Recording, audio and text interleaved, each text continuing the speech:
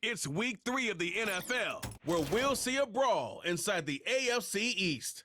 It's the Voyagers and the Dreadnoughts on Thursday night.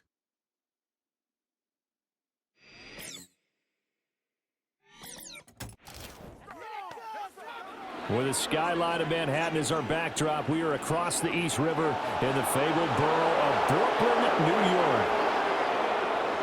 Hi again, everyone. With Charles Davis, I'm Brandon Gaudin. And Charles, we look at this Brooklyn Ball Club.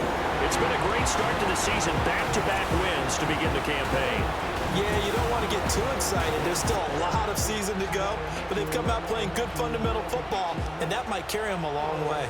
Meanwhile, for visiting Virginia Beach, they come in at an early crossroads here, facing a tough opponent on the road where a loss would make them 0-3. And when you start that way...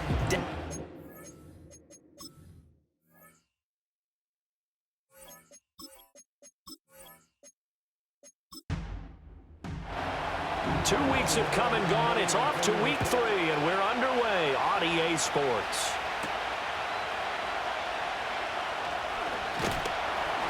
And he's up across the 25 and down at the 28. So out comes this offense to take over for the first time. Under center, it's the 2017 Heisman Trophy winner as you get a look at Baker Mayfield. And it felt like in watching the game tape, he got everyone involved last week. He was a manager. He really was. That's a great way to put it because they ran the ball some, they threw it accurately. 1 touchdown pass, so he didn't, break the bank doing that, but he didn't throw any interceptions. That's the bottom line. That's why a defense loves a quarterback like that. Doesn't put them in bad situations. And that is incomplete. Oh, the coverage a little too good there, and it's second down. Now Mayfield. That's into the hands of Pearsall on the right side. And he gets this up across the 35 before he's out of bounds. 9 yards, not quite enough, and they'll be left now with 3rd and 1. So they just need 1 yard here to pick up the first down. They'll run for it. Here's Chubb. And he's got the first before he's brought down at the 39-yard line. Well, you think about what it's taken to get to this point. The Giants and the Jets, obviously historic franchises, shared the stadium for years, never felt fully right. Well, now you got 2 New York teams with 2 different homes. And this team in Brooklyn, I'll tell you what, walking in, seeing the excitement on the fans' faces, they are ready to embrace a team here in Brooklyn, and this should be a fun experience to watch unfold. Mayfield to throw it. Open man downfield is Ridley. And he's going to get this down to the 35-yard line. A gain there of 21 yards. Football 101 there. You just see the receiver try to run down the defender, meaning he goes right at him and really trying to move him a little bit towards the center of the field so he can put his foot in the ground and break to the out, to the sideline, and make a catch. To throw, Mayfield. Oh, it's intercepted. He's trying to get it to Ridley. Picked off by Joey Porter Jr. And they're going to set up shop at the 27-yard line. So a first interception thrown for him there, and that really not the best decision either. Not at all, and that's something he did not do in their victory last week.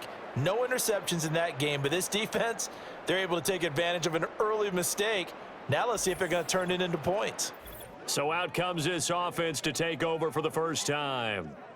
They'll be led out by a first-round pick in the 2020 draft out of Utah State. This is Jordan Love. And frankly, this is the type of game that a great quarterback relishes because 0-2 on the road, everything's against him and his team. No one can expect them to win. Sometimes you band together real tight in that situation, and if he plays really well, they've got a chance to get that done. And he's going to get a solid gain of 9 before being brought down. 2nd and right at a yard. Ball on the 36 now. Here's 2nd and a yard.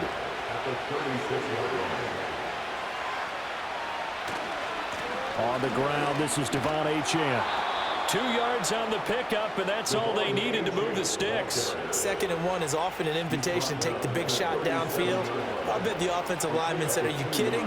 We just get on our backs and let's go get the first down. They love being physical. A quick throw knocked away and incomplete. The quality coverage from Juju Brents, who swatted that away. 2nd and 10. But you look at this defense. And this unit, very tough to throw against. Currently 2nd best in the NFL. Yeah, defending the pass hasn't been an issue for them. It's been stopping the run. And if they don't stop the run, they can't get back to their strength, which is guarding against the air attack. Here's 3rd and 6. In motion, that's Tolbert. Throwing. Love. And this is going to be incomplete. One first down here, and that's all, folks. Good work by this defense to hold things in check and force a punting situation. Here's Tommy Townsend on to punt. And just a single punt for him in the loss last week as he sends this one away. A 40-yard punt, no return. And it will be 1st and 10 as they take over. Back onto the field comes this offense, ready for their 2nd drive. Remember last time out they threw the interception on their first drive. Good news, their defense backed them up, so it's still 0-0 here as they begin their 2nd possession. Yeah, and one great way to judge a defense, how do they handle what we call sudden change? When all of a sudden, you know, it goes against their offense and have to run out in the field and try and put out the fire. Give this one great kudos for getting out there and not letting that interception lead to points. Excellent job by them defensively. It gets it right back to Mayer. And he's going to be out up around the 45-yard line. A first down there on a pickup of 25. And that's how you shake off the interception you threw on the opening drive. Come back and throw another strike and gain nice yardage. And I give credit to 2 people on this one. The man throwing the ball and the person calling the plays. They're not shutting him down early in this game.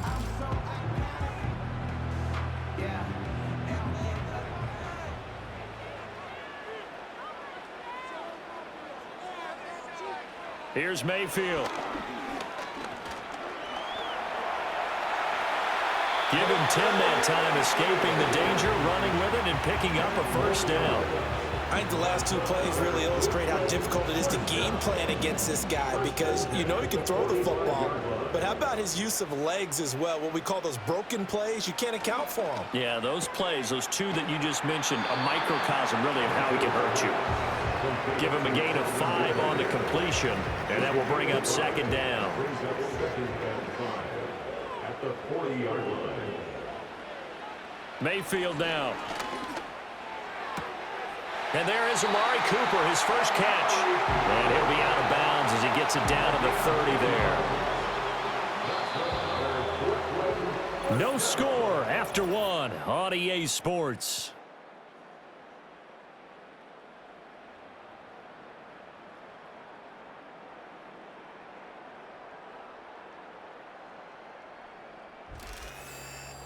Second quarter now, it's Brooklyn in possession. So 1st and 10 now from the 30. As they've got it as we resume action. Mayfield. That's to the veteran tight end, Austin Hooper. It'll go as a gain of 4. And it's 2nd down. 2nd and 6 at the 25-yard line. And again, it's Mayfield. And this one incomplete. Too much contact to hold on to that one, and it's 3rd down. They are in need of 6 yards here if they hope to move the chains. 6 yards to go. Throwing, Mayfield. And that will be incomplete. The coverage keyed in on him since that last completion his way. He earned a little more attention on that route, and that made it a lot tougher to get a clean throw his way. A 42-yard attempt. Myers' kick is good, and it's 3-0 here in the second quarter. So after drive number 3 here, we have a score, and it's 3 points after the field goal. I would say the feeling out process for both these teams, I'd say it's over, partner. Everyone understands what's going on now. You've kind of probed a little bit. Now you want to start throwing the big shots. First 3 points up on the board could be significant. Back onto the field comes this offense, ready for their second drive. Winless to start the year at 0-2, and now they get the Thursday night game here in Week 3. So I don't know, does the fact that they're back out so quickly, Charles, help or hurt their cause? Oh, I say unequivocally help, because you always want a Thursday game earlier in the schedule rather than later, just because the grind of the season hasn't really set in yet. But also, if they can get a win here, they get a mini open week, recharge a little bit, and carry some fresh momentum into the rest of the season. Throwing on second and long. Love. He'll dump this off to Achane. And he'll lose yardage here, back to the 15. So that'll go as a 4-yard loss on the play. And they're going to face an uphill battle here on third and long.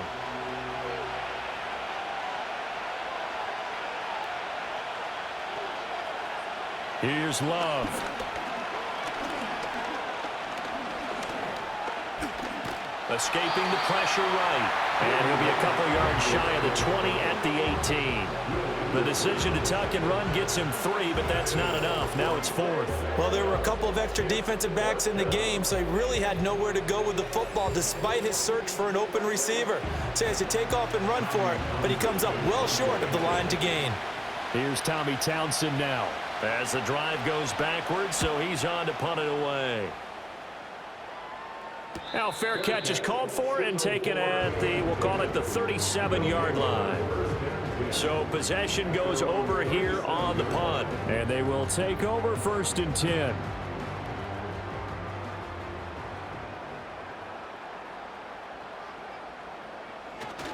They start on the ground with Nick Chubb. And this will be stopped at the 44. That one good for 7 yards. Well, no matter how they phrase it, staying on schedule, staying ahead of the sticks, whatever you want to call it, 7 yards on first down, that fits the bill. Got an open man here, and it's K.J. Hamler. His first catch, good for 9 and a first down.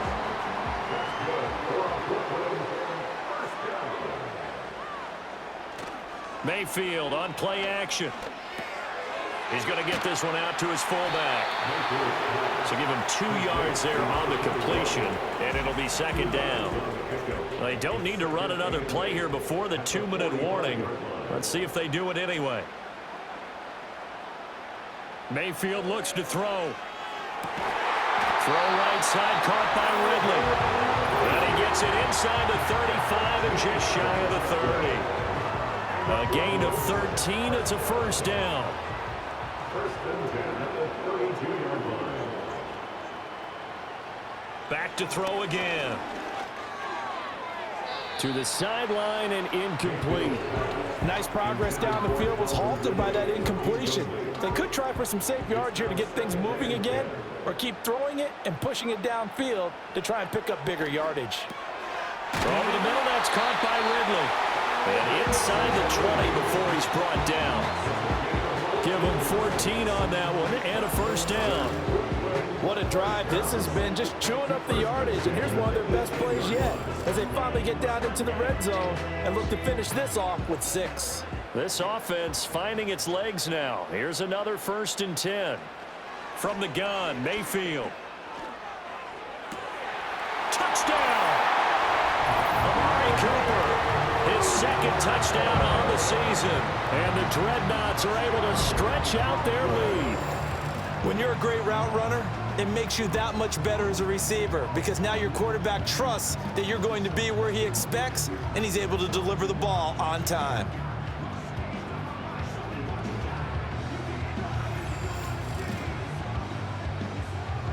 Jason Myers now for the extra point.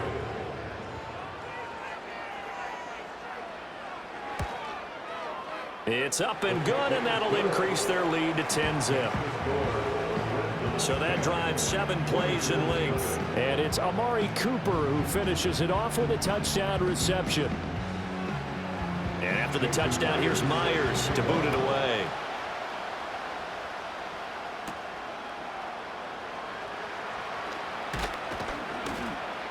And a nice return sets him up pretty good here right at the 30-yard line. And here's the Virginia Beach offense out and ready to go again. And Charles, we'll see what they can do here. Not a ton of time left, but enough certainly to get points out of this drive, and they need them right now because they're trailing. Yeah, this is exactly why you practice a 2-minute drill all through camp. And the ball comes out. Love lost it. Oh, one of the linebackers has got it. And he's going to bring the fumble back for a touchdown. It gives some kudos to the defensive coordinator, I think, here. They bring the blitz, they dial it up, and it turns into 6 points for them. It's so nice to hear you actually give kudos to the defense. It is so nice. You're such an offensive guy like that. I love it. He dialed things up, and boy, a big play resulted for his guys. Well, you like the credit to the defense there, right, my friend? Yeah, do I ever? Now Myers for the extra point.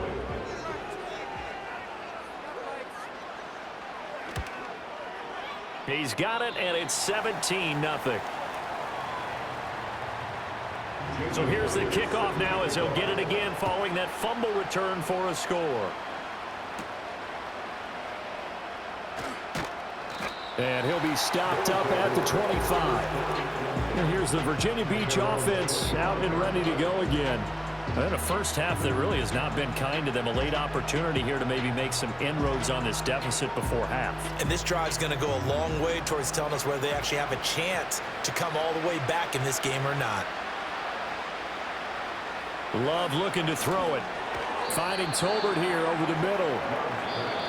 Now the offense going to use the first of their timeouts as they'll stop it with a tick under a minute to go before half.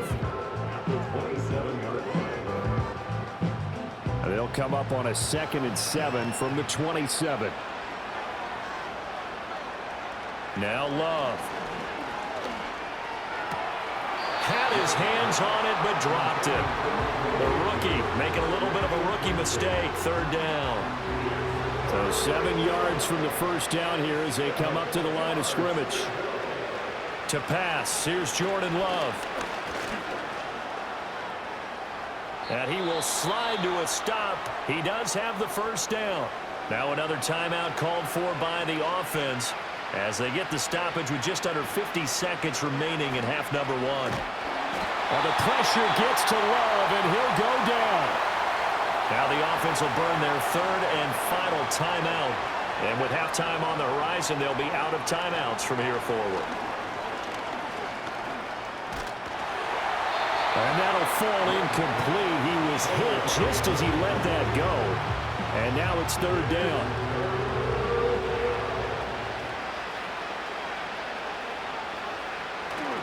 Up the middle, Achane. And they'll indeed stop him on 3rd down.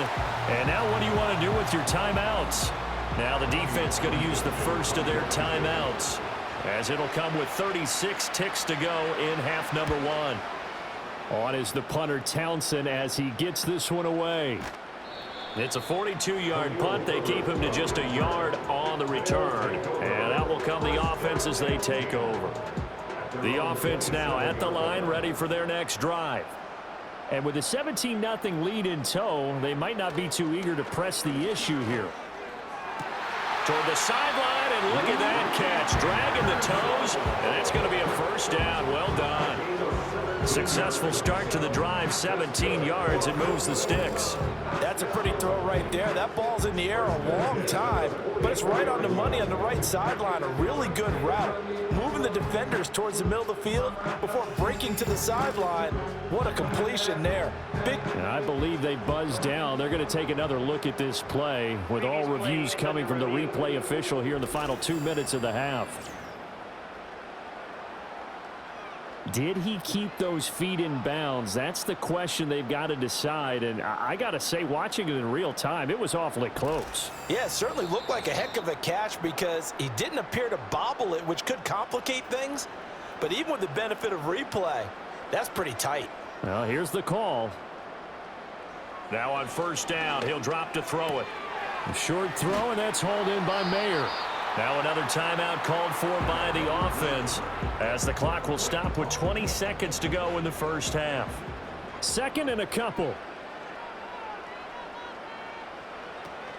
Play fake. Mayfield. Oh, that's into double coverage and intercepted. And his guys have got it back at the closing stages of the first half.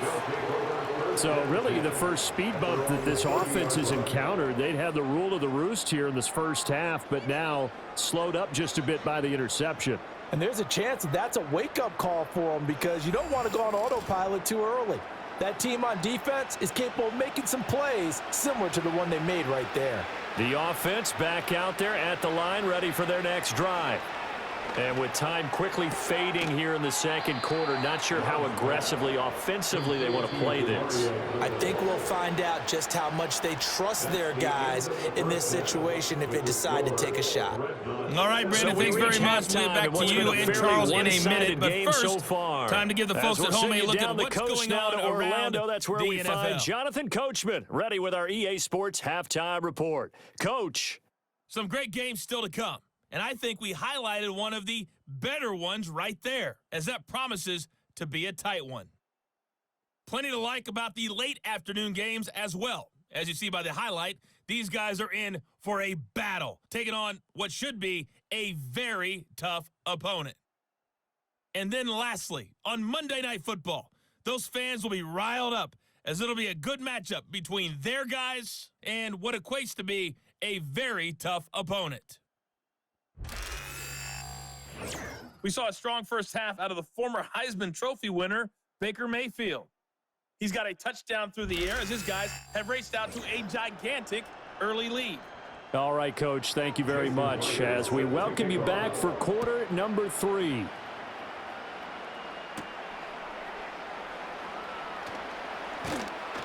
And they'll start this drive just across the 30. Pretty nice work on the return.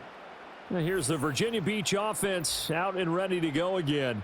And they have had their problems moving the ball through the air as we take you through some of the action from earlier. This secondary has played about as well as you can. Many times they've left this quarterback with nowhere to go with the football. The offense now at the line, ready for their next drive.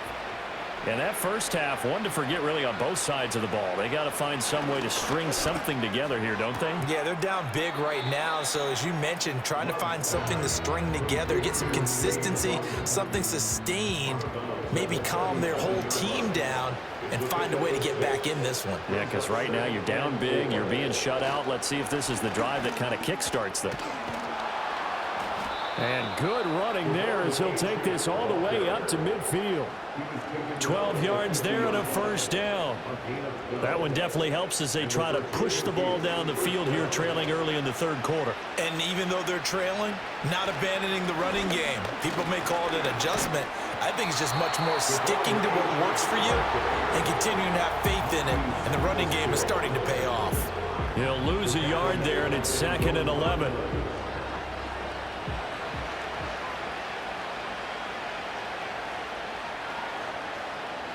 Love.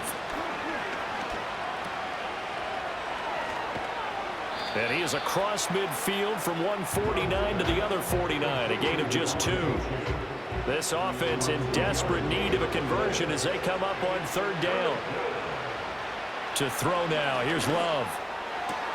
He'll get this into the hands of the wideout from LSU. And they'll get him down as he's inside the 40. He was held without a catch in the first half, but he's got one here, and he also picks up a first down. Well, we talk all the time about playing situational football, and right now I think the scoreboard is dictating what they need to do. Where they are in this game, they've got to push the ball downfield, take their shots, try and get big chunks of yardage in a short amount of time. That was a nice play there. He finds Douglas complete. So the completion good for 6 yards, and it's 2nd down. A 6-yard pickup brings up 2nd and 4 at the 32-yard line. Love now.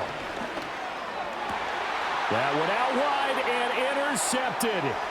Rasul Douglas picks it, and he'll get this back to the 32-yard line. Well, I think everyone who's watching is certainly hoping to see things get a little bit better for them in this half, but it was a downright miserable first half. This carried over with an interception to begin the second half. That's a defeated offense right there, and there's still a lot of game left. I don't think that's the last turnover we're going to see today, partner. Now we take a glance at the offense as they work their way back out for their first possession of the second half. And they had the big halftime lead. Their defense just helped them out further by forcing the turnover, so things are starting to look pretty rosy. They certainly are, but they've got to be careful about getting complacent, though. They still need to go out and run their offense efficiently. They begin this drive with Chubb. And he can only manage to get a couple. 2nd and 8 coming up. In the first half, he was held in check on the ground, but despite that lack of production, they still have the lead. And they've got to feel fortunate about that. If they could actually get production from their lead horse, that would help open up this offense and widen this margin, too. He's just going to dump this one off to his fullback out of the backfield. That's good. The completion there for 7 yards. And now 1 yard to go on 3rd down.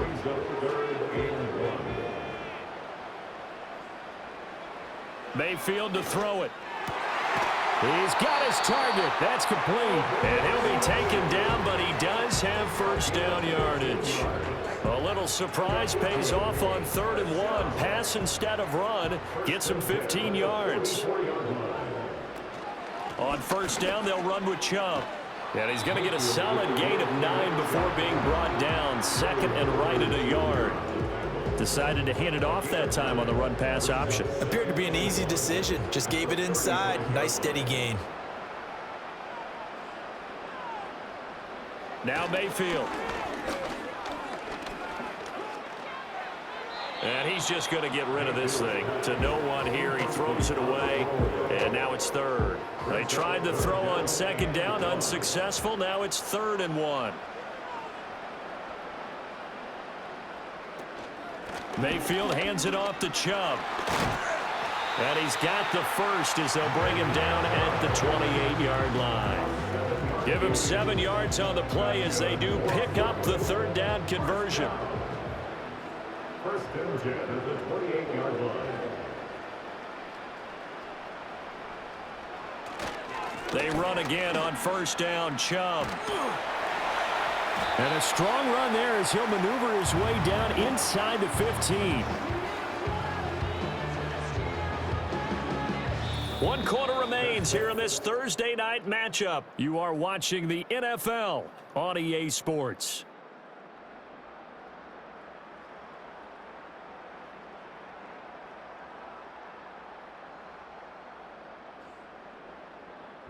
Back now just east of Manhattan in Brooklyn. As we've got the final quarter upon us, we get ready to start the 4th.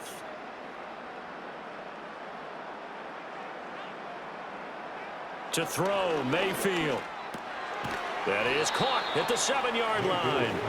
And this will leave him a yard short. Nice pickup of 9 yards on 1st down. From the 5 now, 2nd and a yard. Here's Mayfield. Toward the end zone, but that's going to wind up incomplete. Brandon, some of those windows to throw the football that exist when you're between the 20s, they don't exist when you're this close to the goal line.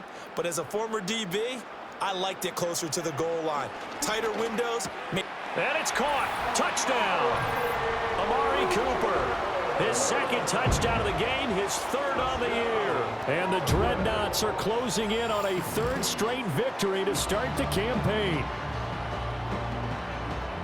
Well, that's just how they drew it up, CD. His first read was there, got it to him quickly, and into the end zone. Absolutely excellent execution by all involved. And the coordinator, got to give him credit, found the perfect play call. Quarterback let it fly as soon as the target came free, and his guy made a nice catch.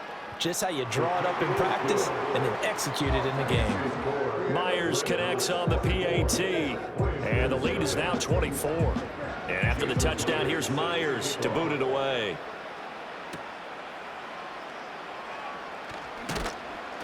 And a good return as he'll be stopped just shy of the 30-yard line. The Voyagers offense and quarterback Jordan Love heading back out onto the field. And it's been a rough night at the office for him. He's been more of a liability than an asset throughout the contest. And this offense is having a hard time overcoming his struggles to this point. The offense back out there at the line, ready for their next drive. And they unfortunately are staring at a mini losing streak developing, trailing here in the 4th quarter. This would be their 3rd straight defeat. And there's a short one taken in by Otten. Yeah, he'll work free from one tackle, but that's about all as he's taken down. 2nd and 5. Throwing. Love. He finds his man, complete. That's Douglas. And able to get this one across the 45 before he's brought down.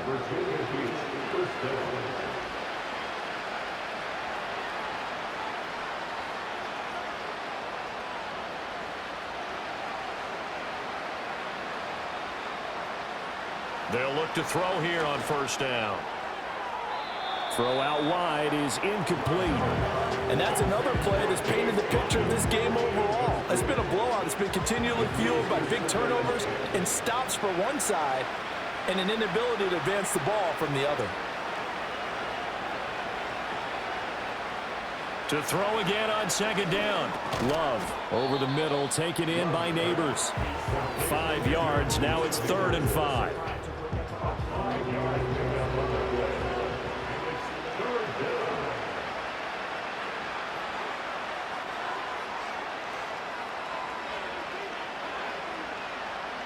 Out of the shotgun, it's Love. Work in the middle of the field, and he's got a man complete. And he will have a 1st down here at about the 40.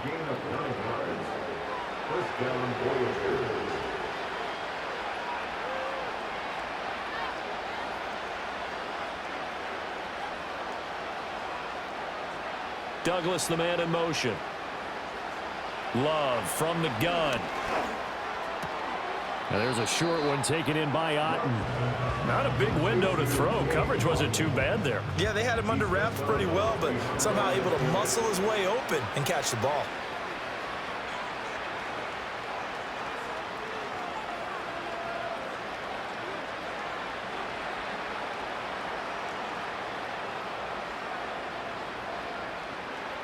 Working out of the gun. Love. Looking right side, and it's intercepted. And they're going to set up shop at the 27-yard line. And here in the 4th quarter, defensively, you know that you're just going to blanket the field with defensive backs and say, okay, take your best shot. And that time, it's intercepted. And we've often seen teams go into the prevent early, way too early, and sometimes they get too soft in their coverages, but not in this case. They understood the situation and played it with the proper aggression. The Dreadnoughts offense and Baker Mayfield set to take over once more. And as we show you some of the highlights from earlier, he has been instrumental in getting his guys the lead as he looks to finish strong and close this one out.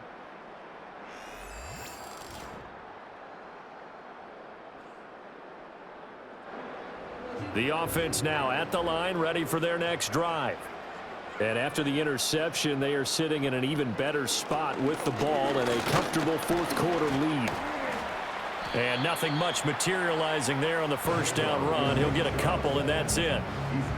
Brandon, I've got to think this offensive line has got some smiles on its faces. And I know it sounds crazy, but they practiced for this back in training camp. They knew they'd be in situations where it'd be extra defenders in the box coming after them, trying to keep them from locking down a game. Right now, they want to show the world they're up to the challenge. 2nd down, here's Chubb again. 49 yards rushing for him now to this point. That's it. That's what you want. Straight ahead positive gain. Just keep that clock ticking. 3rd down and 1.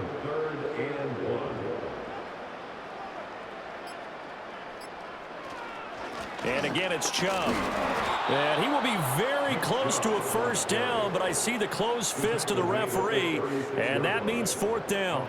Absolutely love the effort there. The ability to flow from his inside spot and stop that one at the line of scrimmage. Nice linebacker play. And here's Ryan Wright now. Always a good sign when your first punt comes in the 4th quarter. They only punted twice in the win last week as he gets this one away. That'll go as a punt of 42, 7 on the return. The Virginia Beach offense set to take over. I hate to say it, but at this point, I don't really know that they're playing to win with this deficit in the 4th quarter. They're just trying to erase that 0 on the scoreboard, Charles, and get some type of momentum to carry into the film section tomorrow. If you get any type of points on the board, it'll count as a moral victory, although no one will talk about that in the post-game press conference. That's not something you mentioned in the NFL. And this loss, it already stings and will for a while, but everyone on that offense knows it'll sting a lot worse if they don't put some points up on the board. Snap will come from the 31 on 2nd and 7.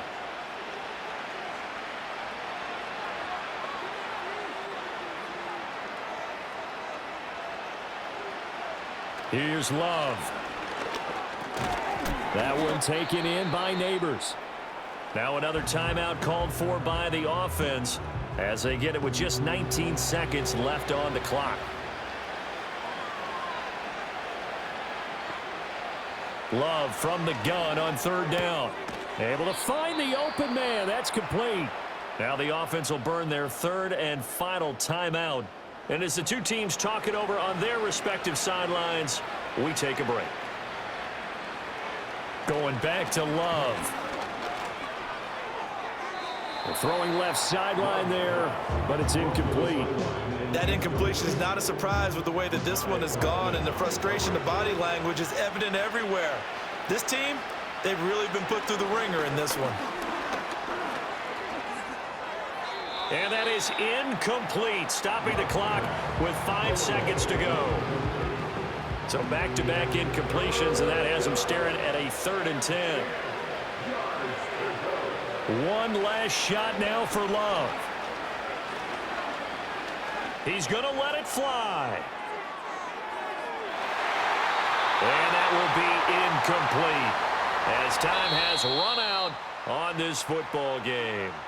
So plenty of smiles for the folks here as they head for the exits. It's a victory for their hometown guys. And this was truly a total team effort, Charles, on both sides of the ball. Well, they absolutely pitched a shutout, so it can't get much better than that, right? The defense led the way, but the offense did their part as well. They moved the ball up and down the field. So you've got to like what you saw. What do they call that? A total team effort? I think when it's time to hand out game balls, guys from both sides will end up getting one. So for Brooklyn, it's an ideal start as they move to 3-0 now on the young season. And they'll get a few extra days to get ready for next week. Meanwhile, for Virginia Beach, the early struggles continue as they'll sink to 0-3. And they will try to get back in the swing of things next week on the road. So for our entire crew, alongside Charles Davis, I'm Brandon Gaudin. Thanks for watching, everybody. We'll see you next time.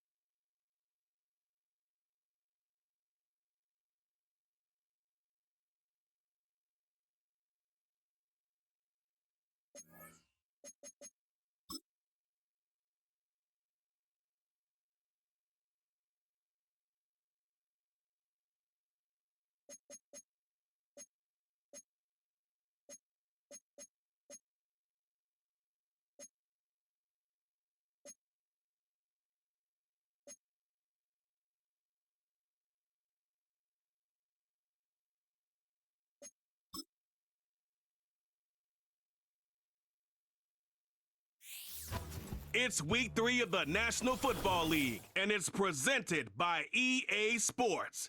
It's the Thunderbirds and the Aviators, and it's coming up next.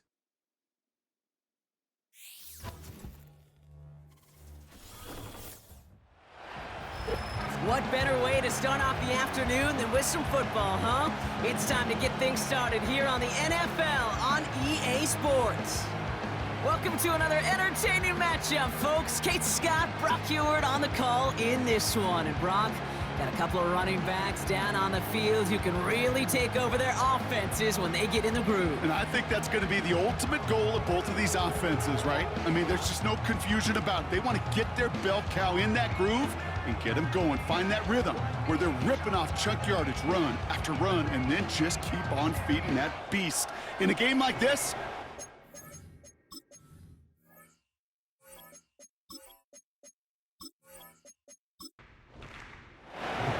to kick off, here's Ryan Stonehouse. And off we go from Buenos Aires. Calvin Austin on the return. This return makes it up to the 25. So here comes their offense for its opening drive. And leading them out is their second-year quarterback from Kentucky. He earned several starts as a rookie. It's Will Levis. and he wonders, he's about to take his first snap today. Yeah, he took care of the football last week, Kate. That was great, no interceptions. But just the one touchdown. Be curious if he cranks up that aggressive knob today.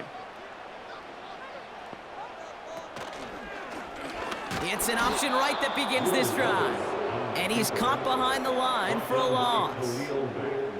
It's easy for me to say up here in the friendly confines of the booth, Kate, but that was not the right read. And you hate seeing him absorb yet another hit at the end of the play. You never want him taking unnecessary shots throughout this game. On target to his back, Joe Mixon. We'll head out of bounds after a small gain.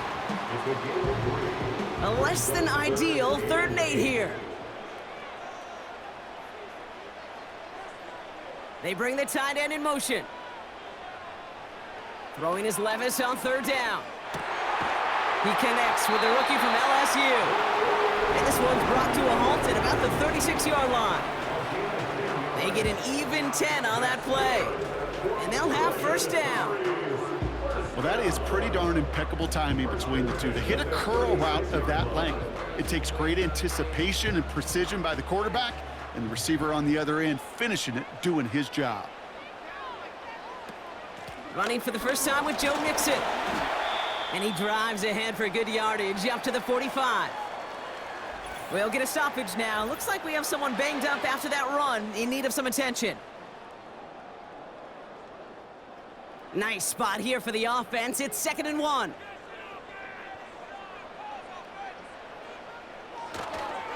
Mixon on the counter. Open space inside the 40. And he'll finally be taken down at the 25. That one hits for 30. And that'll give him a 1st down. Sets him up nice and pretty at the 25 following that big play. Levis now on 1st down. Has him on the quick hitter. And they have this well into the red zone now at the 15. Sometimes you're looking to push the ball down the field. As I've said before, the crumbs lead to a cookie. And you never go broke taking a profit, and those big tight ends will often find you those easy check down yards. And they bring him down at the 7-yard line. Now after the run, we see some trainers headed out for an injured player who was shaken up.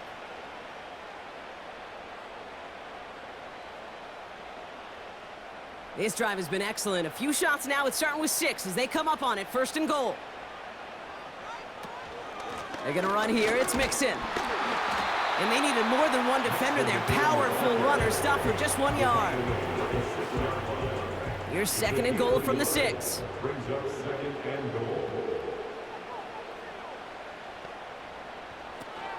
Again, they give to Mixon. And once again, he doesn't manage much before getting brought down. Back-to-back runs, stop short, and now it leaves him with a big 3rd and goal. Shotgun now for Levis. He has the catch, but no, he can't get down in bounds. Oh, Brock, it was nearly a touchdown, but they're going to say it's incomplete. Brings up 4th and goal. Will Lutz on to attempt the field goal. High percentage look for him here from the left hash. 22-yard attempt. Bertolet able to knock it through. And the opening drive of the game ends in 3 points. Well, I know once that drive stalls out, that's where it really pays to have that reliable kicker on the sideline ready to bail you out. And he knocks that one right through to give him the lead. Return coming from the 6. And he's brought down just inside the 25 on the return. So here comes this offense as they get set for their opening drive. And they'll be led out by a player who had a string of wins to end his 2023 season. Now in his 6th year, Mason Rudolph. As a QB in this league, if you're going to finish a game with no touchdowns on that side of the stat sheet, well, you better finish it with no interceptions as well. Even if last week was an uneventful contest for him throwing the football, he did what he needed to do to help them come away with the most important stat, the win. You need to buy your receivers enough time to get open along the route, and your quarterback enough time to find and hit them with the throw. When the line doesn't hold up, incompletions follow. They'll get it to Brandon Ayuk. And a nice game here, but it stopped short of the first. All plays on the table here for 3rd and 3. Throwing now off play action. Hits his running back. All you can do is shake your head sometimes. Sure, the pass play works. They come up just an inch or two short for the first down. Here's someone from a family of punters, Ryan Stonehouse, on to punt on 4th. He was only needed twice in last week's win, and he gets this one away. And some textbook work covering that punt. It is stopped after almost nothing on the return. Hard to do better than that, a 66-yard punt. And they'll be backed up a good bit for this drive. Drive starts out with a 1st and 10. Levis from the shotgun. Defender arrives right as the ball does, and the hit knocks it free. Incomplete. Couldn't connect on 1st. It's 2nd down. From the gun, Levis. Into the hands of Terry McLaurin. First time this game they've looked to him. So now it's going to be 3rd and long.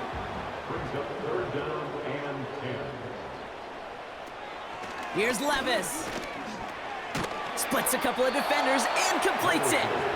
And he's able to get it to the 21 as he goes down.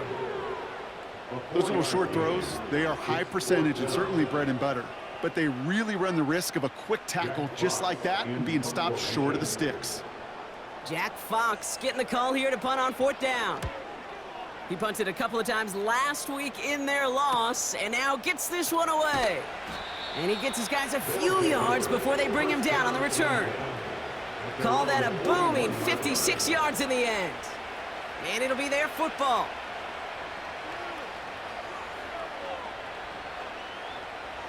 First and 10 from the 41. They put a receiver in motion right. They'll throw to begin this drive. Jones reels it in. And he'll be out of bounds at his own 45. Only a solitary field goal so far as we're through 1 quarter. Just 3-0 is our score. Back with more of the NFL on EA Sports in just a moment.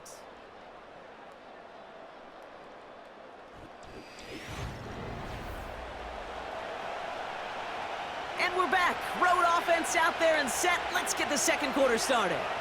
They start with 2nd and 6. Finds his target, Ryman. And they'll get him down after he gets into the 48. Call it 7 yards on the play, and that's enough for the 1st down.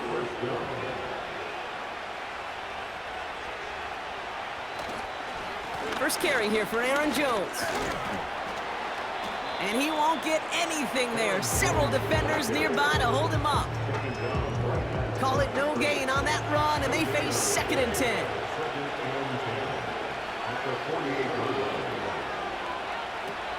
Pass play now.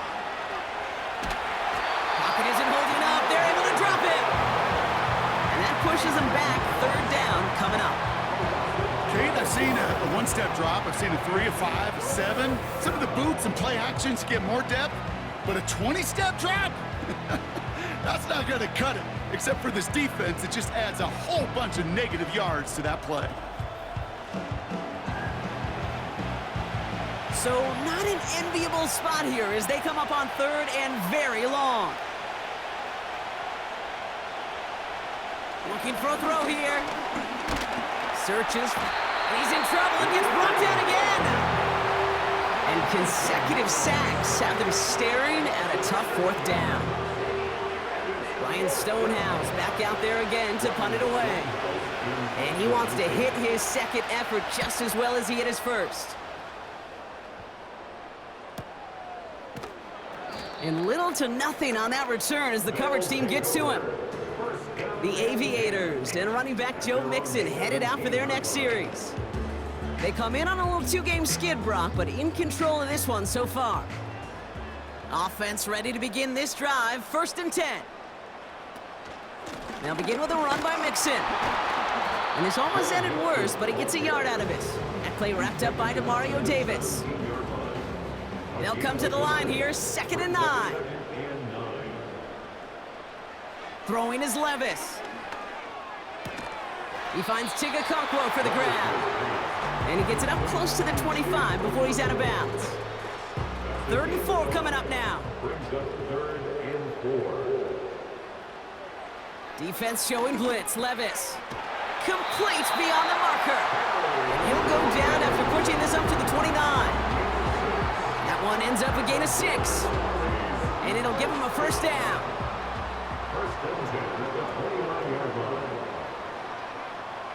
Levis. He's got Thomas on the slant.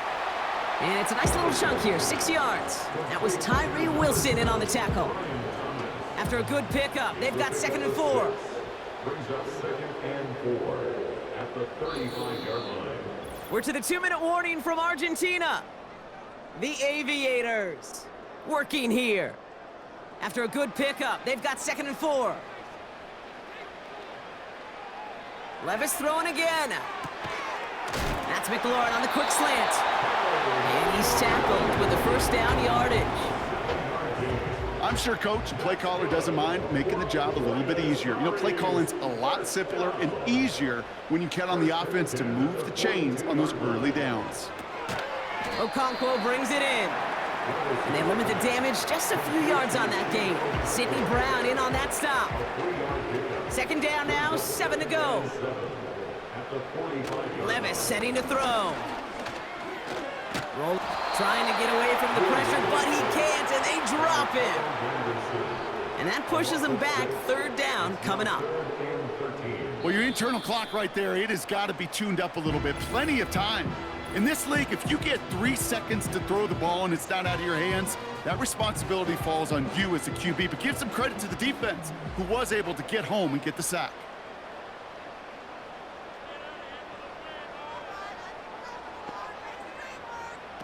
Third and long, here's Levis. Again, he's under pressure, and he goes down.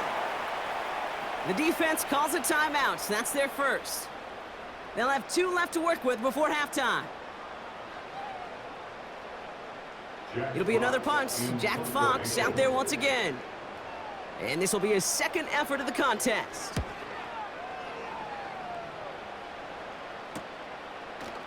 And hey, at least he held onto the football, but they will get nothing on that return.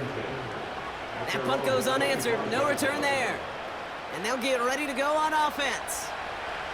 And the drive will start out with a 1st and 10. Out of the gun, they'll look to throw. Short pass brought in. And he'll get it up to the 27. Offense at the line, but they won't snap it. We've got a timeout. 2nd and 8. Shakir with the grab. Into the red zone. And that is a touchdown. The Thunderbirds get some late points and the lead. I love plays like this, Brock. Sometimes you just got to ask your dude, show me what you got, man. Show off those wheels, and he did just that. Yeah, beauty in simplicity, right? Yep. Now, when you run that fly route, you got to win right from the jump. And you got to protect yourself from the sideline, too. Don't get pushed to the boundary. Give your quarterback room to throw it up, and you can find pay dirt. Ryland tacks on the extra point. And the Thunderbirds take a 4-point lead. Stonehouse now to kick this one away. On the return, it's Jalen Reagor. And this drive will start inside the 25. The Aviators returning their offense and this running back to the field. With the time remaining, we'll see if they can get this into field goal range before halftime.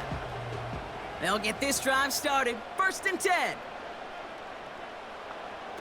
Looking to throw, Levis. Has his man, it's Mixon.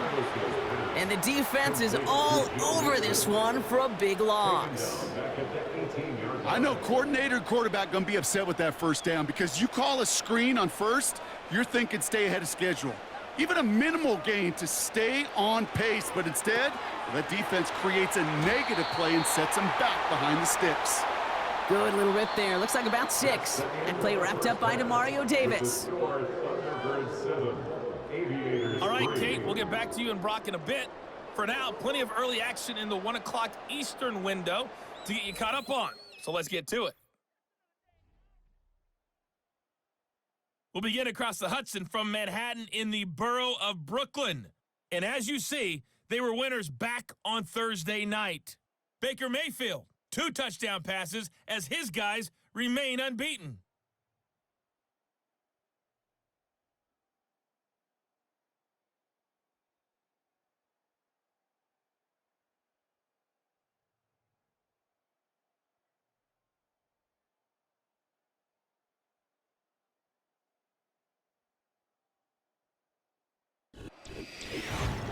With that, the 2 squads are headed out of the tunnel. So let's get you back out to Kay Scott and Brock Eward.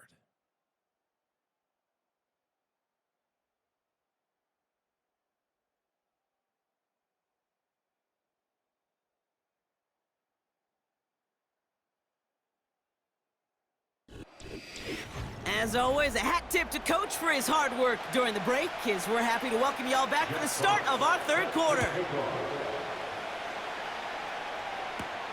Here's Tylan Wallace on the return. He's got a lane up past the 30. This return makes it up to the 37 as he's tackled. So their offense will have it first to begin quarter number 3.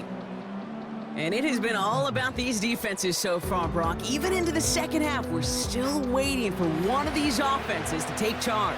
Yeah, what you're feeling, these defenses are making every yard tough, every first down tough, every series tough. And offensively, yeah, it's time to toughen up, and maybe more importantly, sharpen up. He's smartly won't risk something here, just chucks it away. There was almost no resistance offered against the rush that came off the line ready to maul anything in sight. It was all the QB could do to get rid of that before he gets absolutely clobbered. And he'll be brought down a step or 2 shy of midfield. They're going to mark him at the 48. That's an 11-yard pickup, and it gives them the first down.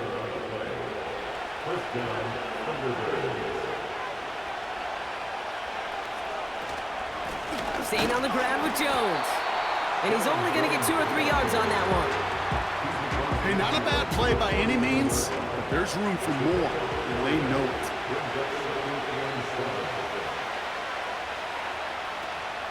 Second down carry for Jones. And he'll have it down to the 44-yard line. Call it a gain of 6, and they need only 2 now on 3rd down.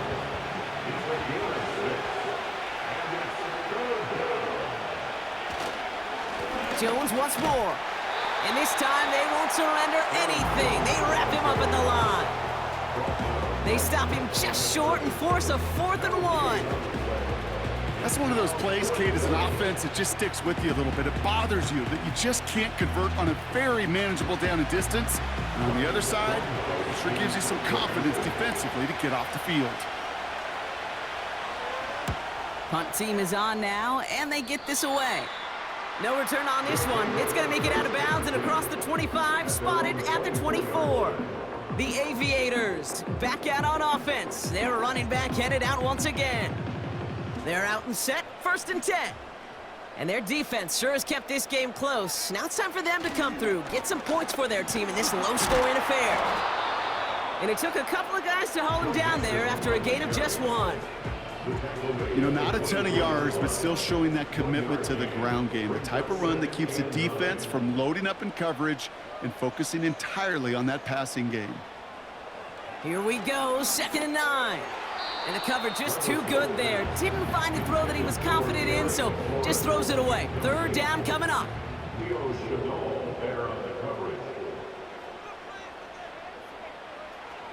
Levis back to throw. Catch made by Austin. Decent gain here, but short of the first. You can earn your money in the NFL in all sorts of different ways, but defensively, in a league where you're just not hitting as much in training camp, you're not tackling as much as they got to in the old days, when you can make a play in the open field, keep them short like that, I promise you some money will follow. And he'll get under this one and make the fair catch at the 19-yard line. So no return on that punt. And they're going to take over possession. This offense ready to get going again now. They're already on a modest little winning streak here, currently in position to stretch it to 3 games as they take the field again. And the defense gets there to force a small loss. Hey, don't get me wrong, Kate. Every defensive guy, they watch tape in their own ways. But linebackers, well, they're a little bit like quarterbacks. They got to develop that sixth sense by watching that tape so they can diagnose and get home in a hurry like he just did. We'll have him gain about a handful there. Edger and Cooper there to make the stop. It's a 5-yard gain, and that brings up 3rd and 7.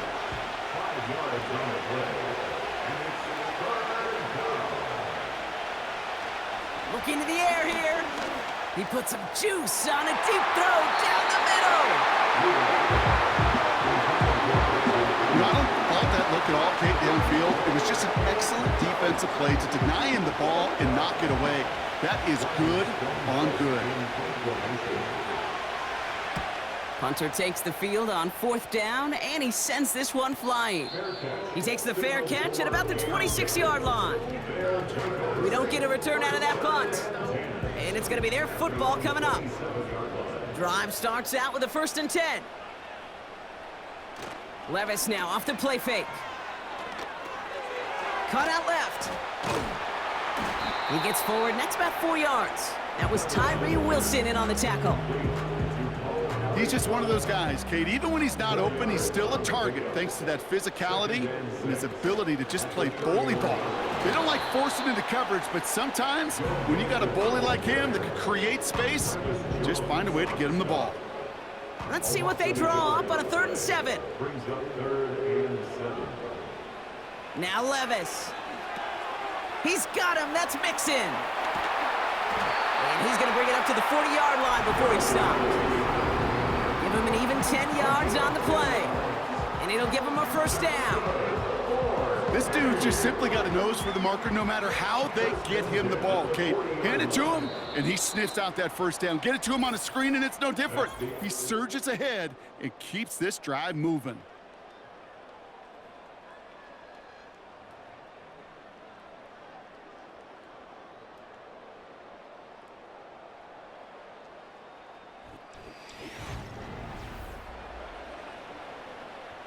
New slate of downs to approach here from the 40.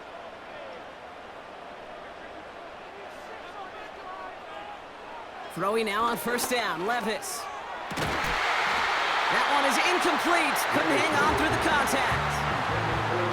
When we look back at this one, Brock, it is going to be defensive highlight after defensive highlight. And there again, the examples, they just keep coming. The physical play has been the trademark, really, from the first snap through this second half. There have not been many just uncontested, clean, efficient plays. Every effort's been answered. That's why that scoreboard's not been lit up. It's 3rd and 8. Need to get a chunk here. Levis from the shotgun. Coverage holds up, and he just had to get rid of it. Everybody wants to play quarterback until a play like that. Almost no resistance off the ball, and the defense ready to maul you. It was all he could do to get rid of it before he gets just clocked. 4th down, and on comes the punt team, and the kick's away. And he calls for the fair catch, and he's got it at the 14-yard line. No return on that punt. And they're going to be backed up deep in their own territory to begin this one.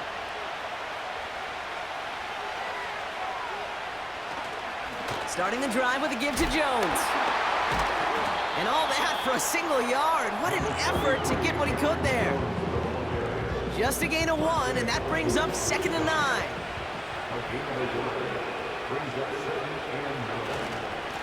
Now a give up the middle to Jones.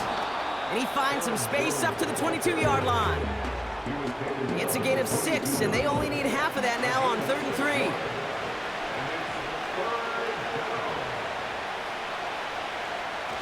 They go play action here. He completes it in traffic.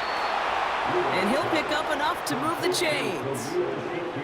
That's what we call situational football. You spend all week working on your nickel passing game package to take advantage of 3rd downs just like that. 1st and 10, here's Jones. And he scampers ahead and gets 2 on the carry. You know, they got some positive yards. That's a good thing. But too many plays like that, it just is too hard to pile together, get 1st downs against the better defenses in this league. That finds Ayuk complete. Give him 11 yards, Brock, and a fresh set of downs. Kid, I can't tell you how good that is. Anticipating the outcut, having the ball on the way before the receiver's head even turns, he puts it on him so that receiver can easily get out of bounds for the nice gain. Brought in by Ayuk. And he's tackled after getting this to the opposing 46. All right, I'll set up now. 1st and 10.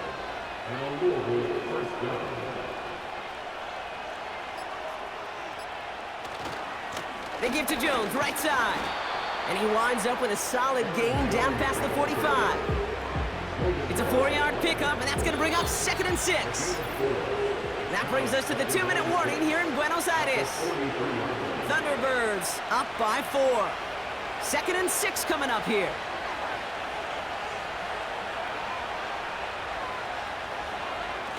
Straight ahead they go with Jones. And he'll push this upfield and earn them a new set of downs.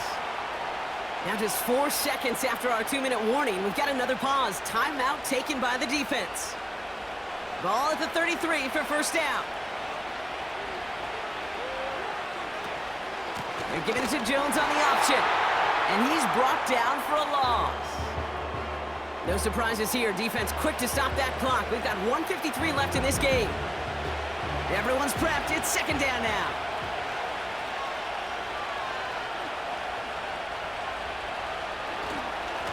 Here's Jones. And again, he can't manage anything. Defense all over him at the line. This drive in jeopardy. Here's a 3rd and 10. Back to throw it. He sends this one to the end zone. And the defender redirects that deep shot. Nicely done. Incomplete. Took his shot at 6 that time. And they're going to be stuck with a 4th and long. This a very important field goal for Chad Ryland. This a 50-yard look from the right hash. Got all of it, and this is good. And they're going to grow their lead late, but still a 1-score ball game. Kate, it's 3 more on the scoreboard, but both sides really know it's all about one possession here in the 4th quarter when it really matters. Rager with the return here. He's brought down at what looks like the 24-yard line. Following the kick return, we've got somebody shaken up, so we're going to get a stoppage here as he's attended to.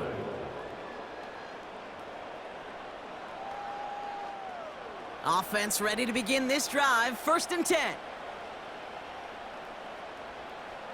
Here he is to throw. Nothing there left side as it ends up incomplete. Those passes get more and more difficult as you try to get aggressive downfield. I love the call. I love pushing the ball down the field. But the windows in the throwing lanes aren't there long, and it only takes a little bit for a throw to be off. Completed over the middle. And he's going to be brought down up at the 28-yard line. Trying to push it deep downfield. And that's going to be knocked away, incomplete.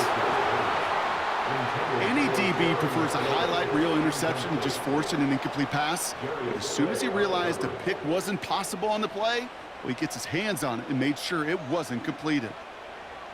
Here he goes. Got to have this on 4th down. Has him on the quick hitter. And he'll get it up near the 38-yard line before going down. They've got to keep moving quick here. That could be it, folks. It's intercepted. Pat Surtain has it.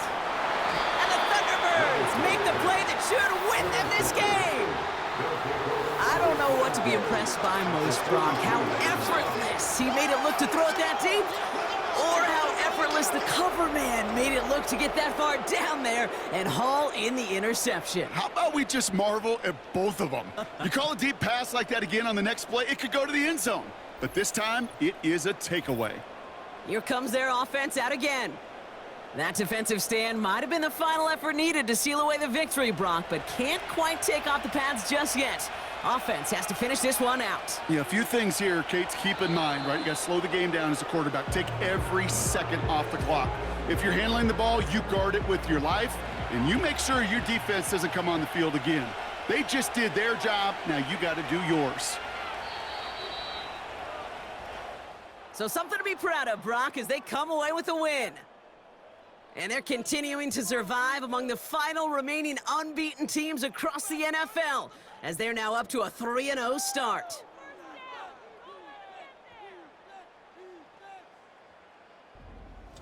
So that puts a bow on this one. For my partner, Brock Heward, and everyone involved on our crew, I'm Kate Scott signing off. This has been another presentation of the NFL on EA Sports. It's a well-earned win for the Thunderbirds, as with that, we sign off from Buenos Aires.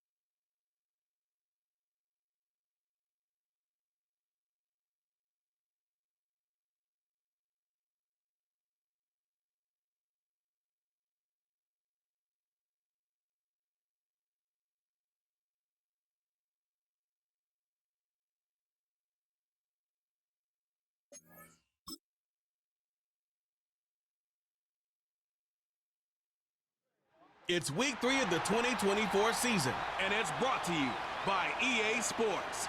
It's the Pioneers and the Bulls coming up next.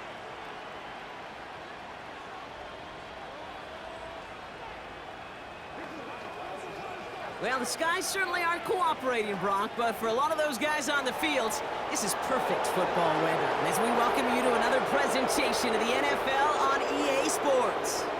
Joined by a former NFL quarterback up in the booth, Mr. Brock Heward. I'm Kate Scott, and Brock, you can brag if you'd like to, because I know you had quite the big arm in your days with the Huskies and the Seahawks in Seattle. Well, we've got a couple of quarterbacks here who also know how to push that football down the field. Yeah, you got a couple QBs who are going to keep these defenses honest today, because the moment they get greedy in coverage or get too aggressive in the pocket, either of these quarterbacks.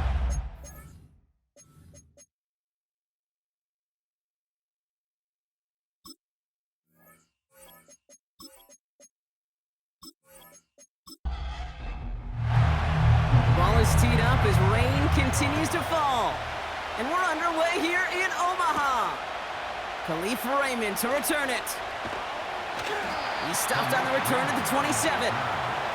So here's their offense, taking over for the first time here. And then brought out by the reigning MVP, the second of his career, the best runner in the game. It's Lamar Jackson.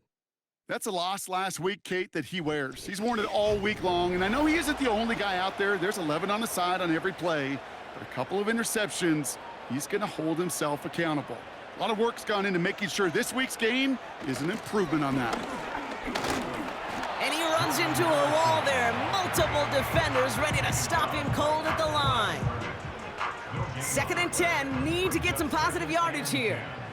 At the 27-yard line. Now it's the first carry for Isaiah Pacheco. And he got it real close, but stopped just about a yard or so shy of that first down. That's a run that you'll take the result in the NFL every time. A nice play, a solid game, but it's also a run that you know, and you may come back to, because if you were that close to breaking off an explosive one, you really break the backs of a defense. His first target doesn't lead to his first catch. And that brings up 4th and short. The Bulls sending out their punt team. And I imagine they were hoping they wouldn't need to bring him out so soon into this game. Only punted once in last week's loss, and he gets this one away. And a nice return out of him. They have it a little further up past their own 30. So out comes their offense for its first possession of the game. And they'll be led out by the 8th pick in the draft. The lefty who led your alma mater, Washington, to the national championship game, Brock, Michael Penix Jr. Even he mentioned it to us. There hasn't been much celebrating for him since last week. While other guys were taking in the win and enjoying some time to relax, he was reviewing what went wrong in that game. An interception, not finding the end zone. That's not the type of impact that usually finds you a win, and he knows he's got to do more for his team. And this is why scouts talk about a player's closing speed, Kate. You know, once he senses the pressure, he's getting rid of that ball. It takes a player who can close quickly to get to him before it's released. And that sure altered the throw. He's forward, gets a couple of yards. That was Martin Emerson with a stop that time. Only 2 yards on the play, and it brings up 3rd and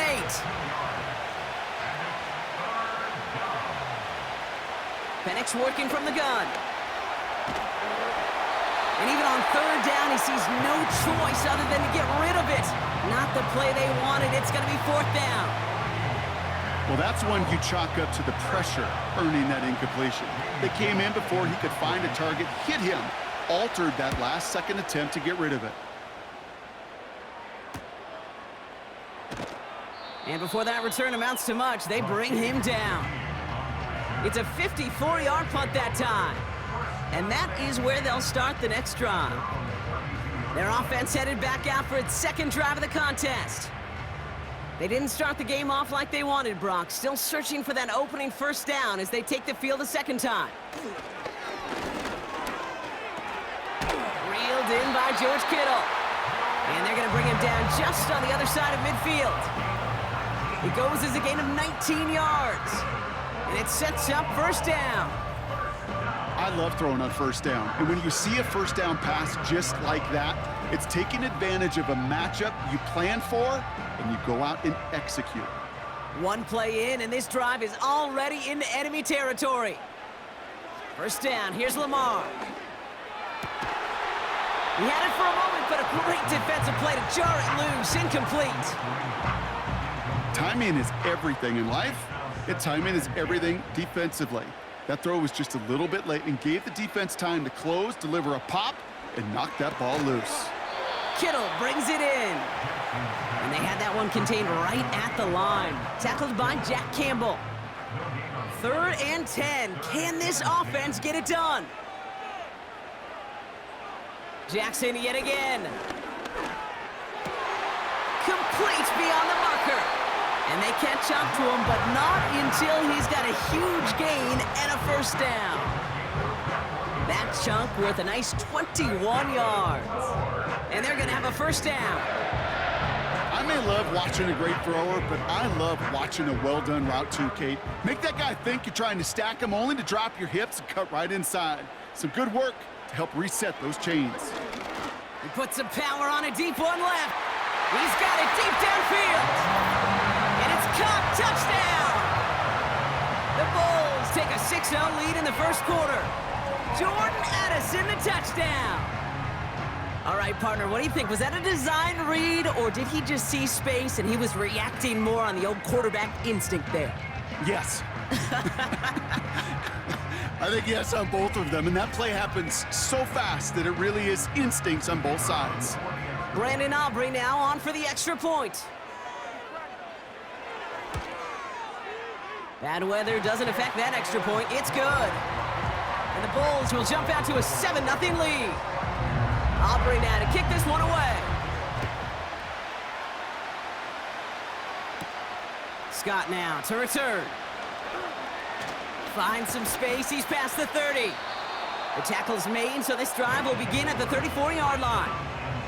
So here comes this offense for its second series of the game. And they haven't gotten very far into their opening script yet, have they? Just a 3-and-out to begin this game. Beginning on the ground here with Dobbins. And he'll be met near the line to limit the gain to a yard. Making the tackle there, Joey Bosa. They'll come to the line here, 2nd and 9.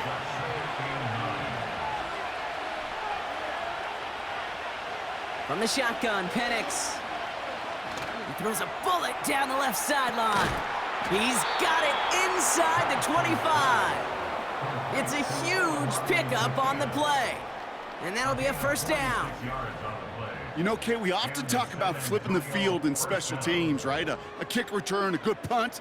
Well, an explosive play like that does the exact same thing. Look at the difference in field position. By hitting on that shot, you've totally flipped the field and the tone of this drive. Thinking touchdown here after that big play. We've got 1st and 10 from the red zone. Dobbins gets it off the option. And he's caught behind the line for a loss. Well, he was supposed to be the one who chipped away a few and got a new set of downs started right in rhythm. Instead, he's now forced to pick himself from behind the line thanks to a great effort defensively. On 2nd down, here's Dobbins. And he's tackled after gaining a handful. It's a 5-yard gain, and that brings up 3rd and 7.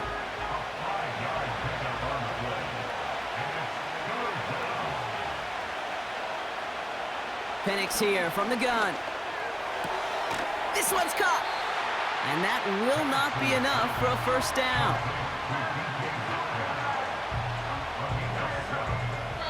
So some time to maybe reconsider what to do on 4th down. That's the end of the first quarter. Neither side separating much so far. More coming up after this quick break.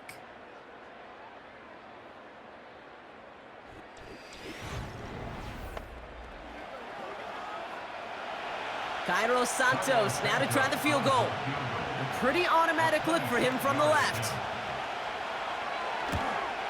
Carney's kick is good. And it's dropped back down now to a 4-point game. In that close, kicks have to be automatic.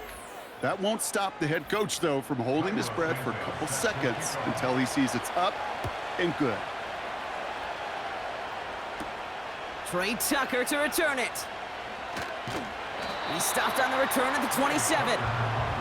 The Bulls and receiver Jordan Addison getting set for this next drive. They really have the passing game clicking on that last touchdown drive, partner. We'll see if they stick with that or if they mix things up a bit on this series.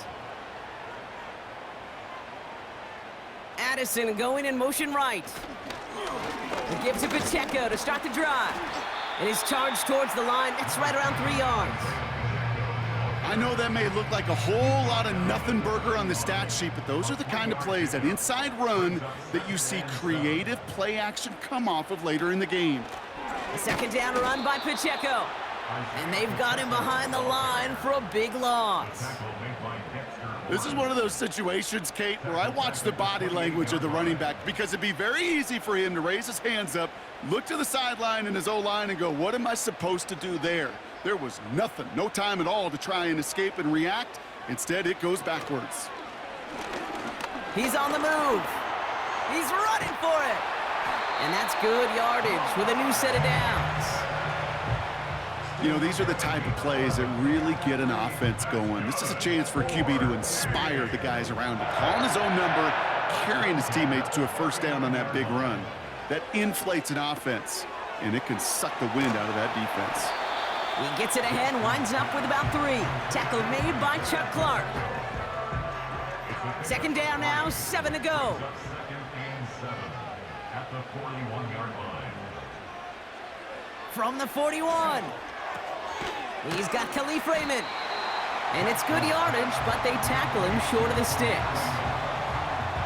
Well, he saw his guys pick up the blitz. Well, he felt them pick it up anyway if he wasn't looking at him. But with their effort on his behalf, I think this QB felt owed to them. And the group up front to find somebody to get a completion, so that effort up front wasn't in vain. And the defense gets there to force a small loss. Good defensive tackles in this league, Kate. They can take up a couple blockers. Great defensive tackles, well, they stuff the stat sheet just like that, knocking that run backwards before it could get started. Michael Dixon on the punt. And he'll try to have his second punt top his first one. Got 46 on his first punt, and this one's pushing a little more distance. And there was nobody down there to get it. Punt hit at the 7, but continues on into the end zone for a touchback. Their offense returning to the field for another possession. And their last drive did end in points. Not as many as they wanted, though. They had to settle for that field goal despite advancing the football pretty well. They'll start on the ground with Dobbins. And he's swallowed up in the middle. No gain on the run. Brought down by Javon Hargrave. 2nd and 10. Need to get some positive yardage here. Penix now. And he just got it away before the hit, but the pass winds up incomplete. It's going to be 3rd down.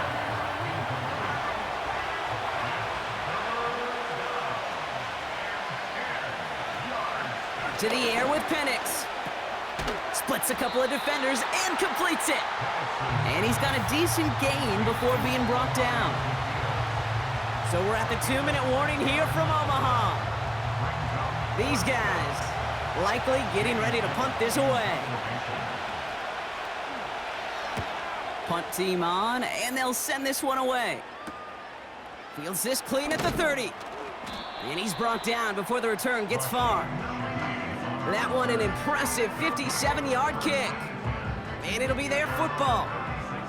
Back out runs their offense. They seem likely to carry the lead into the locker room, but some points here to end the half could make things even more comfortable. First down throw for Jackson. Ooh, he got hit as he was throwing, and unsurprisingly, it falls incomplete. 2nd down coming up. It leads to 2nd and 10.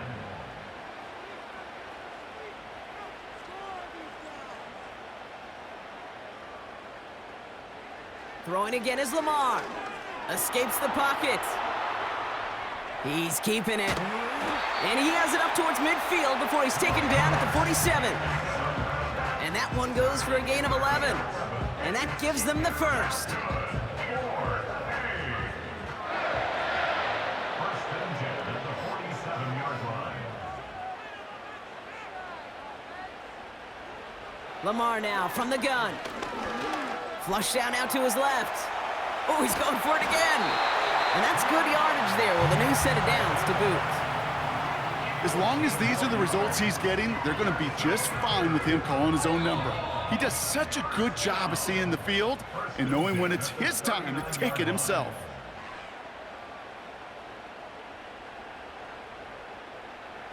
First down now, ball at the 39-yard line.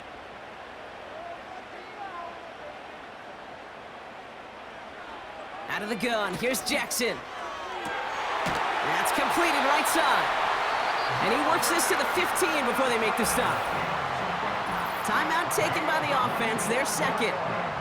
And they still have one in their pocket for what's left of this half. Still on the move, coming to the line for 1st and 10.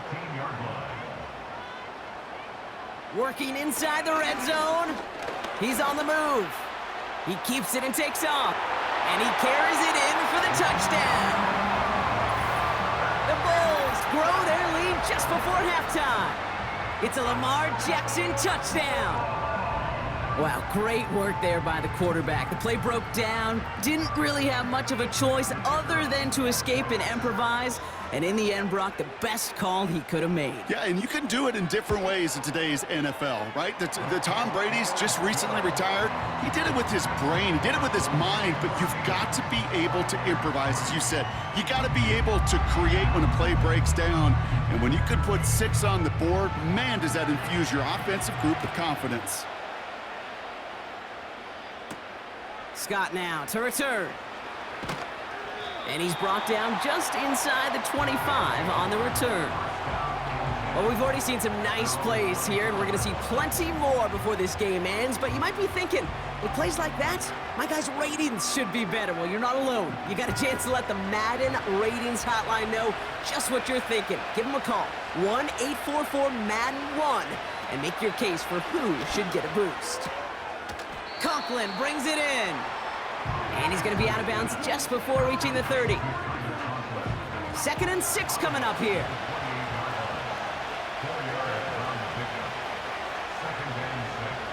From the 28. Dumped off to his running back. This is ahead for about 5. Jordan Poyer up from the secondary to make that stop. 3rd down, 1 yard to go.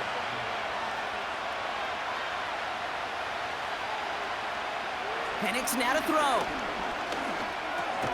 And there's a man there. It's intercepted. Martin Emerson with the pick. Worked through his progression. Nobody available. And by the time he checked it down to the back, ooh, you could almost see it coming. A defender there to intercept it. Because those defenders have clocks, too. I mean, we get so enamored talking about a quarterback's clock, but defenders do as well, and they know when that quarterback's holding the ball, likely a check down is coming. That is just smart defensive play. The offense headed back to the field. They have time to look to the end zone first here before they send the field goal unit out. 1st and 10 now from the 30. Shotgun snap to Jackson. Cut near the goal line. And they finally bring him down, but that is a big gain and a new set of downs.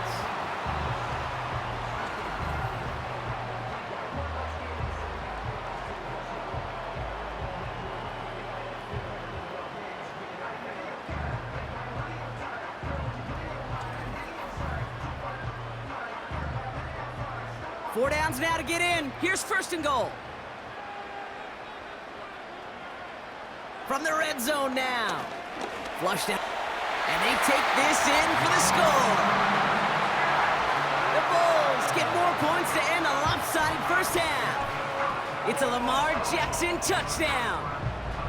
Great play by the QB there, Brock. The play broke down. He didn't have much of a choice other than to escape and improvise. And in the end, turned out to be the best call he could have made. It is such a necessary tool in today's NFL for that QB to put right in his tool belt, Kate. You know, in my day, you could be a blacksmith, right? You just do the job and stay in the pocket. Not anymore. You got to be an artist, and you got to be an artist that can create when things break down, and that's big time to get a touchdown out of it as well. Aubrey now to kick this one away.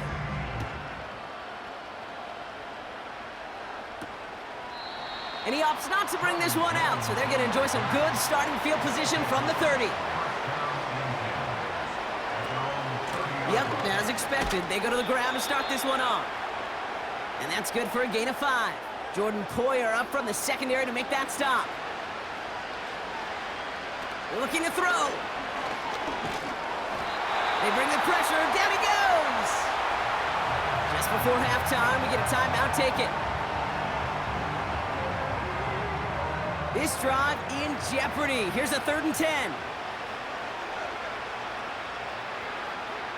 He'll throw it. He's gonna lob one deep down the left sideline. And disaster averted. He knocks away the deep ball, incomplete. That brings us to the midway point with the Bulls leading in Omaha. Now we'll get you down to Orlando, where Jonathan Coachman is waiting to deliver the EA Sports halftime report. All right, Kate, we'll get back to you and Brock in a bit. For now, plenty of early action in the 1 o'clock Eastern window to get you caught up on. So let's get to it. We'll begin across the Hudson from Manhattan in the borough of Brooklyn. And as you see, they were winners back on Thursday night. Baker Mayfield, 2 touchdown passes as his guys remain unbeaten.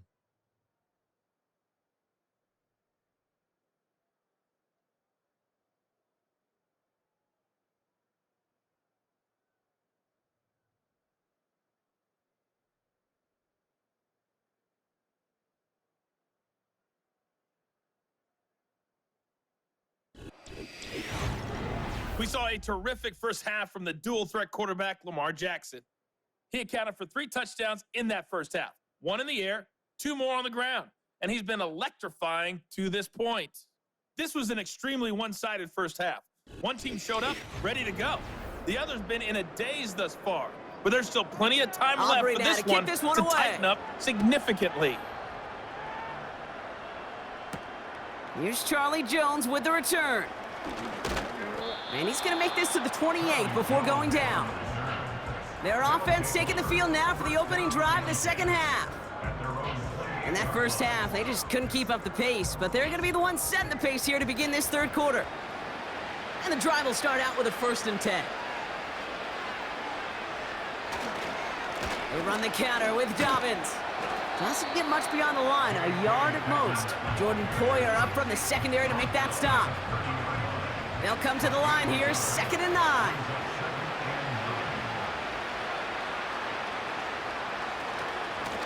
Again, they'll run with Dobbins. He's contained at the line for no gain. Cole Holcomb there on the stop.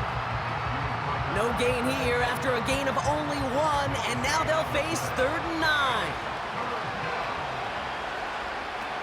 Penix working from the gun. It's caught Metcalf. And he'll get it out to the 34 before he's tracked down. I know on the stat sheet, Kate, that shows up as passing yards, but any defensive coordinator will take it. Understanding down and distance and keeping that offense short of the sticks.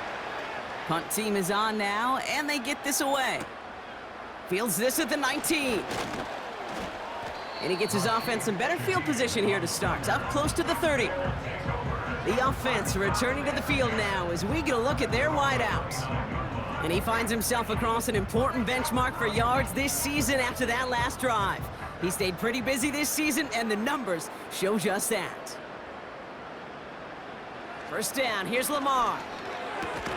Into traffic, complete. And that tackle stops him after a solid gain.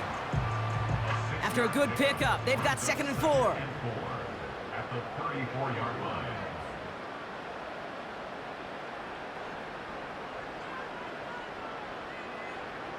From the gun, Jackson has his man. It's Addison. And he's tackled with a 1st down yardage.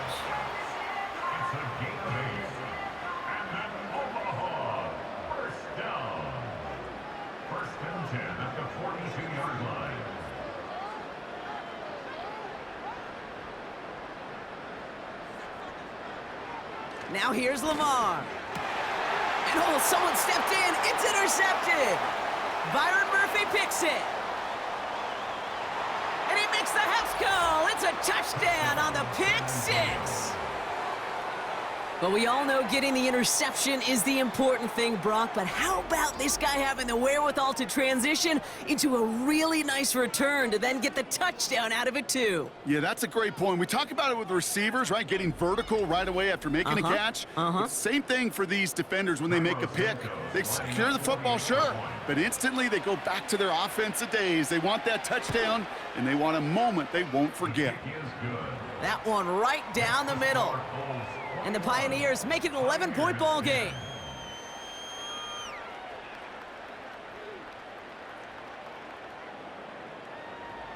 A quick chance at redemption after that pick six as it's sent away. Here's Raymond on the return. And this return gets to the 30 before he's stopped. This offense making its way back out now. And they didn't have much time to recover from that pick six. Need short memories here as they head back out.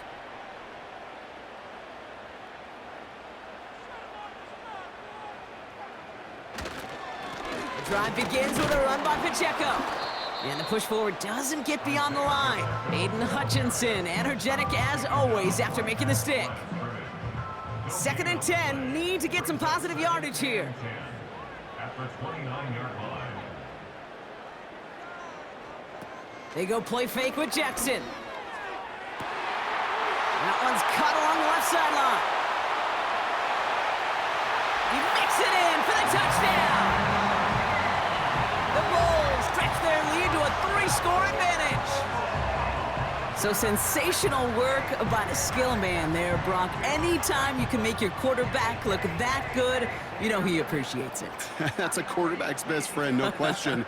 But on the other side, gosh, defensively, you got to get that skill player down. Period, end of story. You can't give up that much yards after catch. Aubrey good on the point after. And the Bulls push their lead to 18.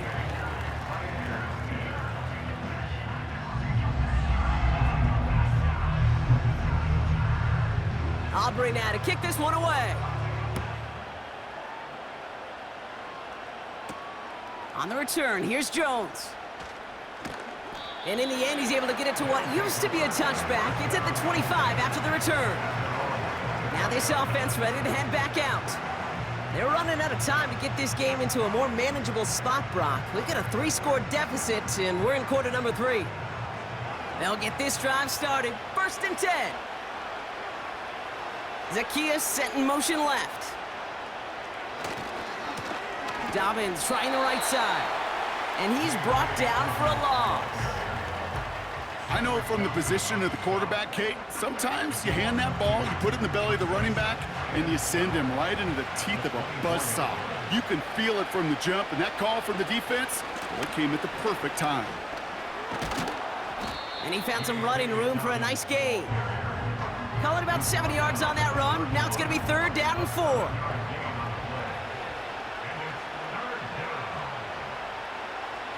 From the shotgun, Penix. And he just gets rid of this one, but unfortunately, that means 4th down coming up. Following that incompletion, we've got an injured player on the field in need of a look from the trainers. The Pioneers readying for the punt. It's going to be Jamie Gillen doing the honors. And he drives this into the pouring rain. Looking to return from the 29. And he gets his guys a few yards before they bring him down on the return. The kicking team got downfield quickly there. He didn't manage much on the return. And they're going to take over possession.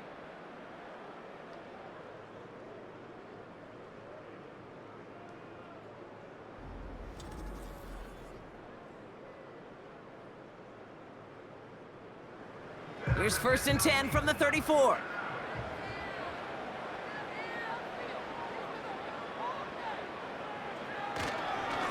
They'll give this up the middle to Pacheco. And he'll get it up to the 44. So much to like about that run, Kate, particularly what he was able to get out of it. The defense, I think, feels a little fortunate they were able to track him down before an even bigger run and crossing that 1st down marker. That throw finds Kittle. And he's going to go down right along the midfield stripe. 6 yards on the play and enough for a first. That's just great instincts. Go air it out on second down rather than just play conservative and run it. They hit a weak point in the coverage and don't need to worry about third down at all. A touchdown aside in that frame as we run out of time in the third quarter. It's not quite over yet, but it'd take a pretty miraculous comeback. We've got a 3-score game as we get set to start the fourth quarter.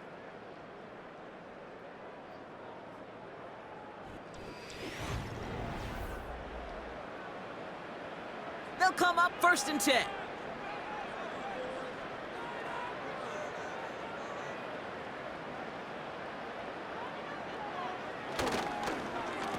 Running up the middle, Pacheco.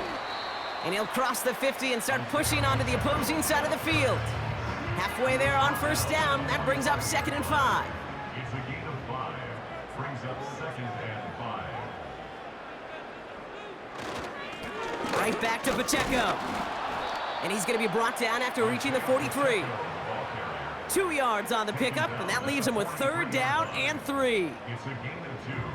Brings up 3rd and 3. It's Pacheco again. And they make the stop. We're going to say at about the 37-yard line. That one gains 7. And they'll have 1st down. Markers reset, ball at the 37. 1st and 10 at the 37-yard line. Going to the ground again on 1st. And he's caught behind the line for a loss. They say about great outfielders in baseball, there's just something to them. They've got a knack, a feel, an instinct to take the right line, the right angle. For safeties, to create tackles for loss in the run game, it's the exact same attribute and skill set. Got to take that right angle and then go finish that runner. And he'll be out of bounds right along the 20. They'll get 18 yards there. And that'll give them a 1st down. They've run this 12-yard out route, Kate, at the combine, well, all the way back to last century when I had to throw it. In this throw, this is a big boy throw. This is a differentiator. Can you make that deep out throw on time, on rhythm, and accurately? Well, that was teaching tape right there. And he's able to push this down to the 12. We'll get a stoppage now. Looks like we have someone banged up after that run in need of some attention. After a good pickup, they're set up with 2nd and short. Lamar off the play fake. That one's incomplete in the end zone. That throw doesn't lead to 6. And now it's 3rd and short.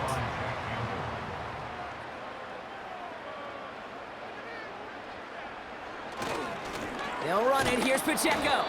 And the defense gets there to force a small loss.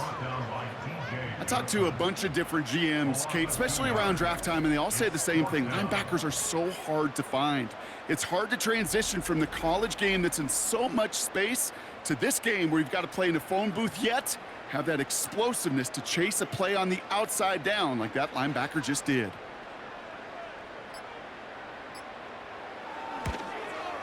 Gay's kick is good. And that stretches the lead to 21. Get another shot across the bow of a ship that's already sinking here, Kate. He could have made that field goal. Heck, he could have turned around and kicked it directly at his coach because it feels like they've got this one in hand. On the return, here's Jones. He stopped on the return at the 27. Now this offense getting set to work here. And all game, they have struggled to attack this deficit. Maybe they can do a little window dressing here. They're out and set, 1st and 10.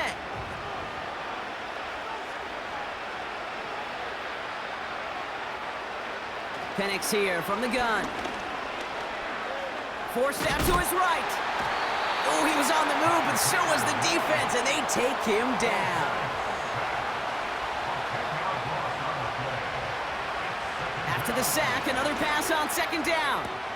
That throw finds Conklin. The smartest pass catchers I've ever been around, they know how to set up an outcut beautifully. They recognize when they have leverage, how to sell the deep route, and then boom, they just break it out as if it's nothing. Looking to throw on 3rd and 1. Complete beyond the marker. And he's going to get this up to the 45 before he's brought down. Now after making that catch, we see he's shaken up. Trainer's heading out to take a look. This will be the last play before our 2-minute warning. Penix on first down. Metcalf's got it, complete. And he drives this across midfield and down into enemy territory. That's the 2-minute warning here from Omaha. Pioneers trying to make it look a little nicer on that scoreboard. Metcalf there to bring it in. And he's brought down right in the neighborhood of that 40-yard line. Prior to first down, they decide to call a timeout. And they still have 2 available for them as we approach the end of this game. First down now, ball at the 39-yard line. And again, it's Penix. And the first down pass sent away by a defender, incomplete. You know, that is so hard to do. That's called body control. Great positioning to swat the ball away, not go through the receiver, no penalty flag. He's got the body control and, more importantly, the timing to knock that ball away. He's got a man left. And he's able to get this to the 32 before going down. Trying to set this up quick. Penix on third down. That's caught for the first. And they finally bring him down, but that is a big gain and a new set of downs. Signals, and looks like we've got a timeout before that first down play. And they can take a moment to try to build more momentum after getting that first. Here's Penix to throw. This throw is caught. And he's short of the first after a mile gain. Halfway to the marker, it's 2nd and 5. The back grabs it. And he's brought down real close to that goal line at the 1. Prior to first down, they decide to call a timeout. And now they're powerless to stop that clock with a timeout at least. This offense in position now. It's 1st and goal. They'll throw it again.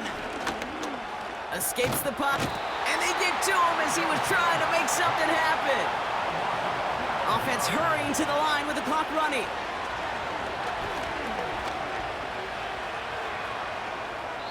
Play didn't break how they wanted it, and he throws this away. That was a situation where he got the time in the pocket he needed. There just wasn't anyone open to throw it to. It got to the point he had 2 choices as that clock is going off in his head. Force to throw and risk a pick, or just get rid of it. Pocket isn't holding up. They're able to drop it. Good pressure from the defense there has them trending in the wrong direction. So hard work rewarded as they take a well-earned win in this one. And we know how rain can wreak havoc at any moment on a football field, but they didn't let that stop them today. They played their game, and as a result, they're leaving here with a victory. So for Brock Heward and all of our crew, I'm Kate Scott, wrapping up another edition of the NFL on EA Sports. The Bulls winners as we say goodbye from Omaha.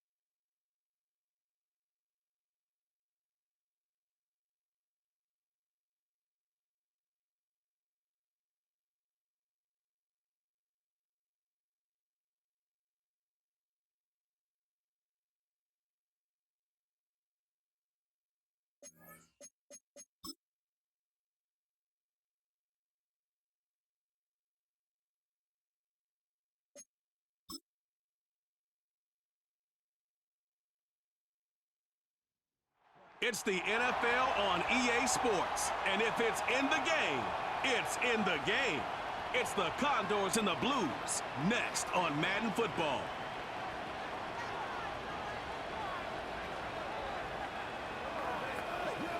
What better way to start off the afternoon than with some football, huh?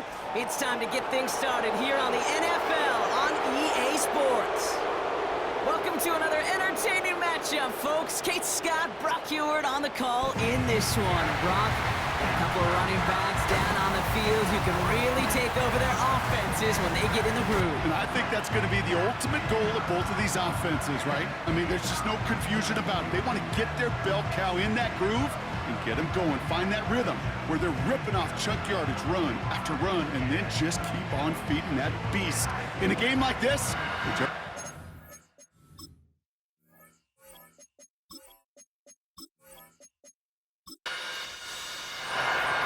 the season's still just getting started. We're off in week 3. Kickoff taken at the 3. And this drive will start inside the 25.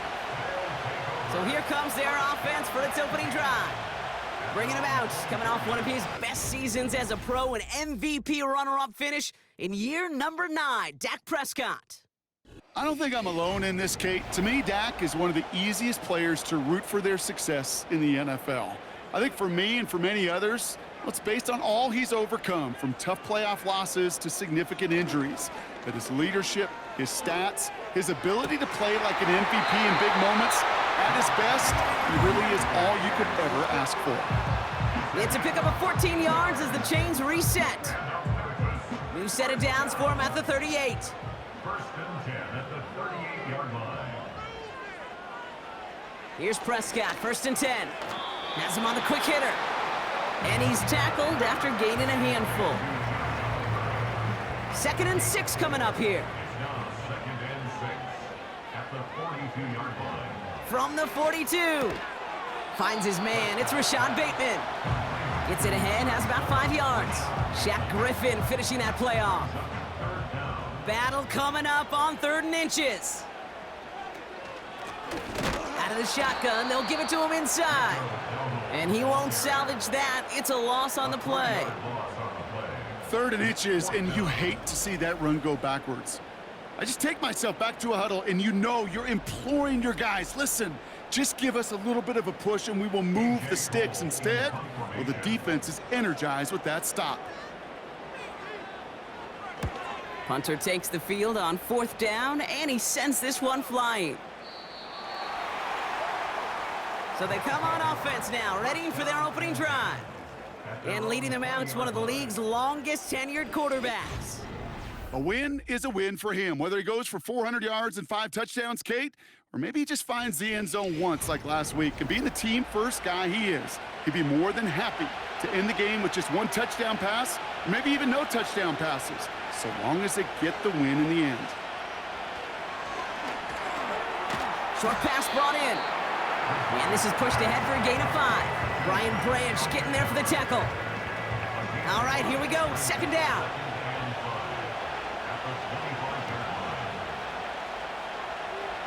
To throw, here's Bridgewater. Gets this to Fant. And he'll go down after fighting his way to the 32. That's good for 7 yards. And it'll give him a 1st down.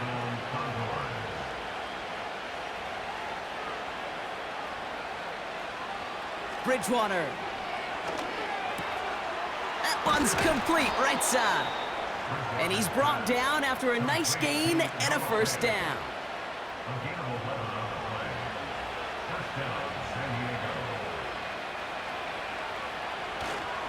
Here's Derrick Henry getting it on the ground.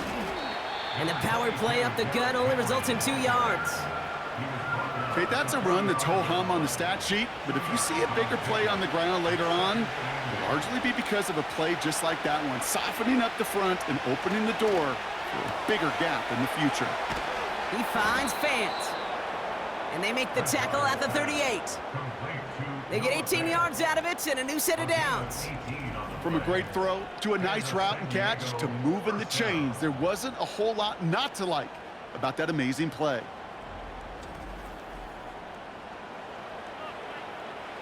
Offense executing early. New set of downs at the 38-yard line.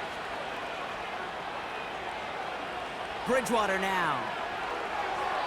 That's incomplete. Trying to set up the screen there. Hey, Kate, I know it's unrealistic to expect a 100% completion rate from anywhere on the field. But in this close, you really shouldn't be missing too many throws. Those need to be borderline automatic. Connects with Fant. And he pushes this down to the 22-yard line.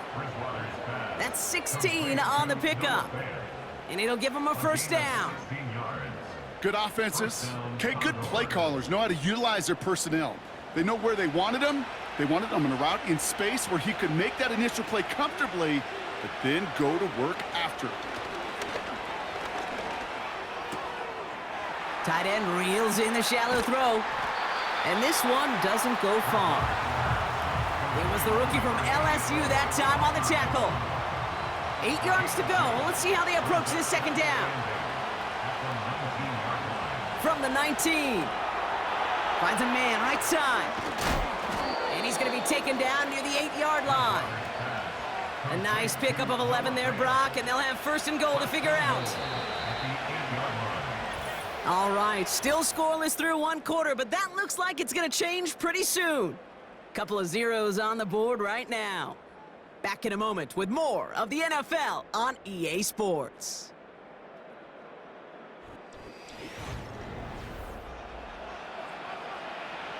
Time to begin the second quarter, and we'll pick up with what's already been a lengthy possession. They've got first and goal to work with. And he rips this one out and over the back of the end zone, incomplete. So after the incomplete pass, here's second and goal. He'll throw it yet again. The throw is caught. And he drives this forward to the 6. Quarterbacks will look for their tight end short in just about any situation. They take away the deeper options. Well, there's their consistent source of positive yardage, the trusty tight end. And the defender comes away with it. Picked up by Marlon Humphrey. I know exactly what the quarterback was envisioning when he let that one go. Touchdown, baby. Not long after, I know exactly what he was thinking. Oh, no! Give me that one back! Because the coverage baited him perfectly into that throw, and even more so, picked it off.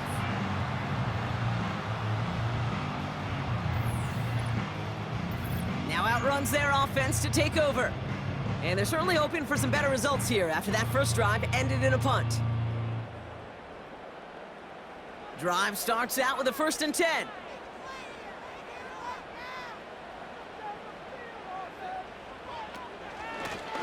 Out of the gun, they'll give it to him inside. And he found some running room for a nice gain. Call it 9 yards. Looked like a first for a moment. It's 2nd and 1. Rice, the motion man right. Handoff on 2nd and short. And he's up to the 35-yard line as they reel him in. Now after the run, we see some trainers headed out for an injured player who was shaken up. They're set up at the 35 now. Motioning one of the tight ends. Blown back, gets the handoff. And he gets a few on the plunge forward. Hey, we know running the ball in the NFL is hard, and that play pretty indicative of it. Here's the key, though. At the end of the game, those type of plays got to be in the minority, and the majority have got to do some damage. A flag's down as he stops. Looks like this one's on the offense.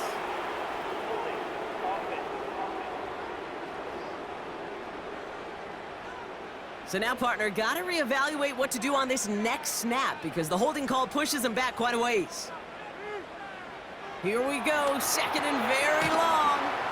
Hauled in by Rice. And he rips off good yardage, but it will not move the chains. All plays on the table here for 3rd and 3.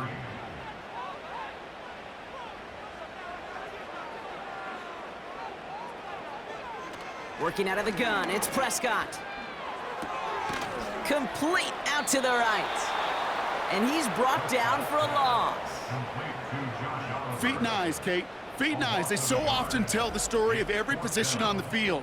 When that quarterback's feet and eyes move to his secondary read, and so often it's a tight end, well, it's incumbent on that defense to fly to the ball. You want to make that tackle, force the fourth down? It took a great defensive effort to do it. Fourth down, and on comes the punt team, and the kick's away. And the punter earning some high fives on that one. They're going to down this kick at the 3. This offense getting all set for this series. And as they take the field, Brock, they got to be thankful that interception didn't cost them. Still scoreless here. I like how you say they. I think the quarterback in particular Yep. right, loves a chance to have in golf a breakfast ball or a mulligan, another opportunity to flush that first drive away. And he'll push this upfield and earn them a new set of downs. Offensive coordinators tell us all the time, big runs only happen with coordinated efforts. Great block in the spring of guys hitting blocks downfield and a back who can show off his wheels. Hauled in left side. And he's up across the 20 before going out of bounds. That is a textbook first down completion. Sets up second and very manageable and creates space to take that shot downfield. Started a little slow, but we've arrived at the 2-minute warning. It's the Condors, who only need a couple on 2nd and 2. From the 21. Complete Derrick Henry. Just a couple of yards here as he heads for the sideline. 3rd and just 2 to go.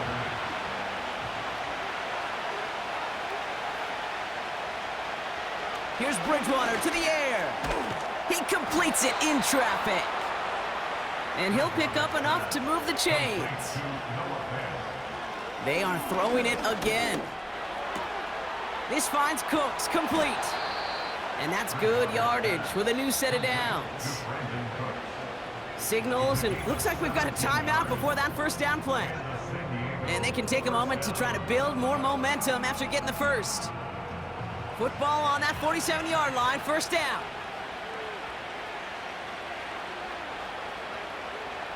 Still sticking with the passing game.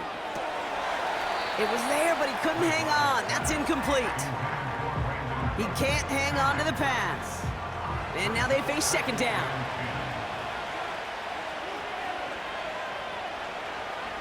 Here's Bridgewater. Makes the grab in bounds, left side. That goes as a gain of 25 yards and picks up the first.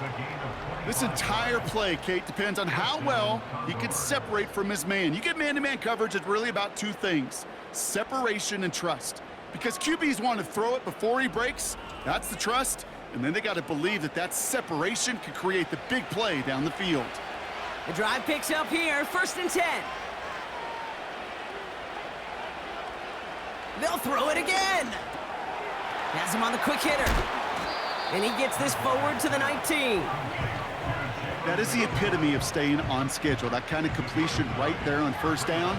Well, it opens up the entirety of the playbook for 2nd down. And the 3rd and short in your back pocket, you can get even more aggressive and take that shot. This time they're going to get there, and they drop him. So before 3rd down whistles, and yep, the timeout comes in. Throwing is Bridgewater. On the move, headed right. He's running for it. And he'll go down here at the 16. Prior to first down, they decide to call a timeout. From the red zone now. Henry on the catch. Well, that's a pretty similar result to a first down run play. Moves it forward, keeps you on schedule, and makes 2nd and 3rd down a whole lot easier to manage. Bridgewater to throw it. And he rips this one out and over the back of the end zone, incomplete. Just something off in the rhythm of their passing game on that one, Kate. Time to recalibrate and keep throwing it to get back on track. And as that one falls incomplete, all eyes shifting to the flag that was thrown. If it's defensive, they've got a first down here. So pass interference on the shot to the end zone, and now they're going to be set up on the goal line with a great chance to get the touchdown anyway. And he has the catch, gets both feet in, that's a touchdown! The Condors take the lead just before halftime. DJ Moore, the touchdown! Right on the edge of the goal line for 1st and goal, and I don't know about you, partner, but that surprised me that they just threw it in. No attempts at running it. Yeah, I think it is so hard for these defenders. You got to be so keyed in, and physically, you know you've got to stop that run first. So a first down pass play can, and certainly was effective. Bates tacks on the extra point. And they add one on to their first touchdown of the contest.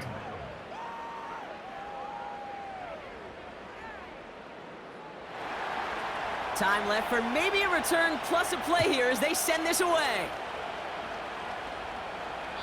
So new kickoff rules. This is going to come out to the 30, not the 25 on the touchback. At their own 30-yard line. He'll throw it. He lays out over the middle to bring that one in. Just before halftime, we get a timeout. Take it.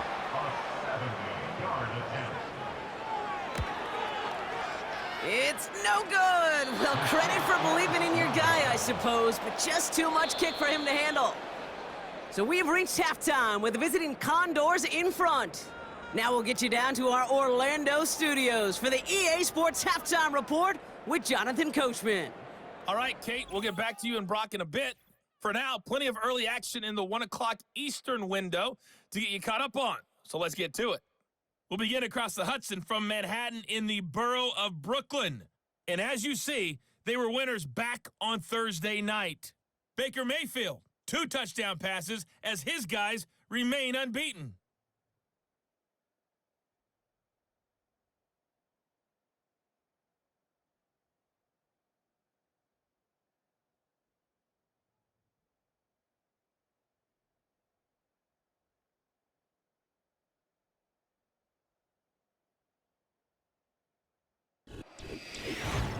This has been a hard-fought battle thus far. Just the 1 touchdown to this point is still anybody's game at 7-0, as both of these defenses have been out there trying to one-up one another. The story is halfway told. Let's see what the back half has in store as we get started in the 3rd quarter.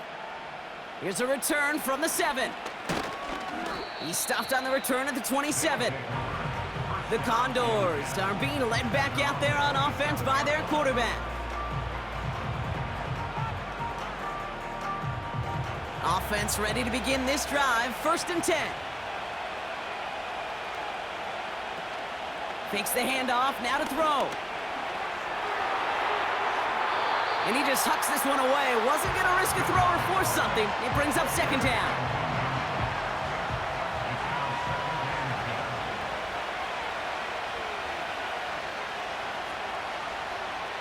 To throw, here's Bridgewater. He finds Fant. And he's touched down after a nice pickup there to get the first. Following that completion, medical staff headed out for an injured player. We'll see what the nature of his injury is. Let's see how they attack this 1st down, Brock, from the 43. Bridgewater. That one's complete over the middle. And he'll cross the 50 and start pushing onto the opposing side of the field. Nice spot here for the offense. It's 2nd and 1.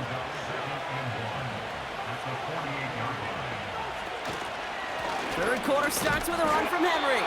And his short gain gets them a new set of downs. Hey, Kate, you want to see a picture in the football dictionary of staying on schedule? That was it.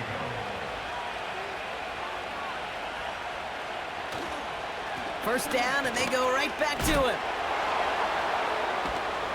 And it's a nice gain off a really good effort there just to stay upright. Solid 4-yard gain there, and now they've got 2nd and 6 coming up.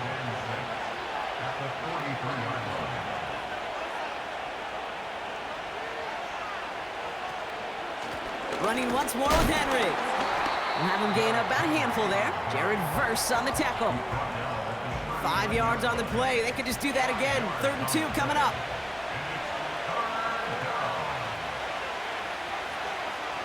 One of the tight ends motioning left.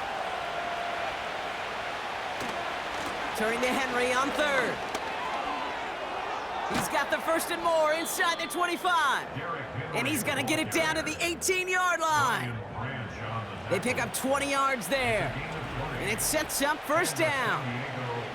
Best run games in this league at balance. Can run it inside, and as they just showed right there, doing damage on the outside.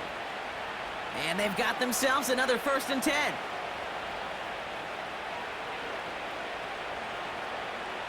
Working inside the red zone. Connects with Fant. And he's caught behind the line for a loss. Offense to the line for second down.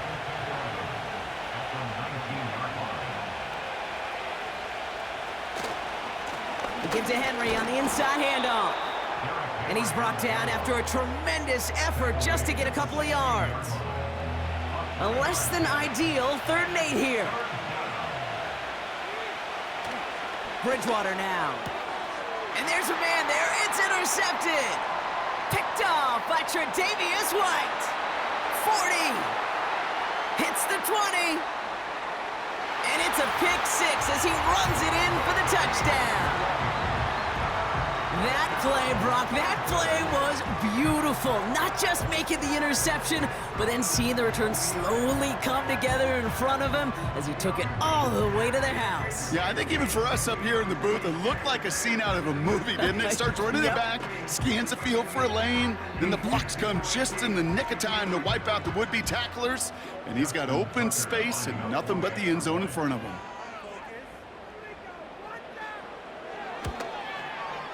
Tucker able to tack on the extra point. And the Blues tie this game 7-7. Well, Brock, hopefully some short memories on offense as they get it right back here on the kickoff after that pick 6. Has this at the 6. And he gets across the 30 before he's brought down. The Condors headed back out on offense. Their quarterback returning to the field now. And as we can see here, it hasn't been the easiest game for him to operate out there, right? Number of rough moments for him. This defense able to pick him off twice to highlight their performance against him. They've got first down from the 31. Bridgewater looking to throw. Pocket isn't holding up. They're able to drop him. And the big play drives them backwards. Second down coming up. Send everybody deep. I know he wants to wait and stretch the field and use his arm. The trouble is you wait too long, you end up on your back. Back to the line they go. It's second down. Trying again following the sack. He'll get this to Henry. And the defense gets there to force a small loss. That pass, it did put him in a position where he had to shake a defender. That's all you want. Give me a one-on-one. And he is capable of doing it, but not against that dude. That defender could not be shook, and he knocked him back across the line. Complete beyond the marker. And he has it up towards midfield before he's taken down at the 47. So 3rd and 16, no problem for him as they get the first.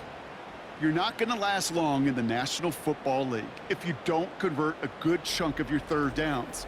Nice find there to continue the series. Football on that 47-yard line, first down. We'll give right side to Henry. And he could only get a lone yard. Took a couple of guys to haul him down near the line. Manages just a yard on first down. Now it's going to be 2nd and 9. After 3 quarters, we're still neck and neck. Neither side has been able to fully separate. We're tied at 7 apiece as we get ready for the 4th.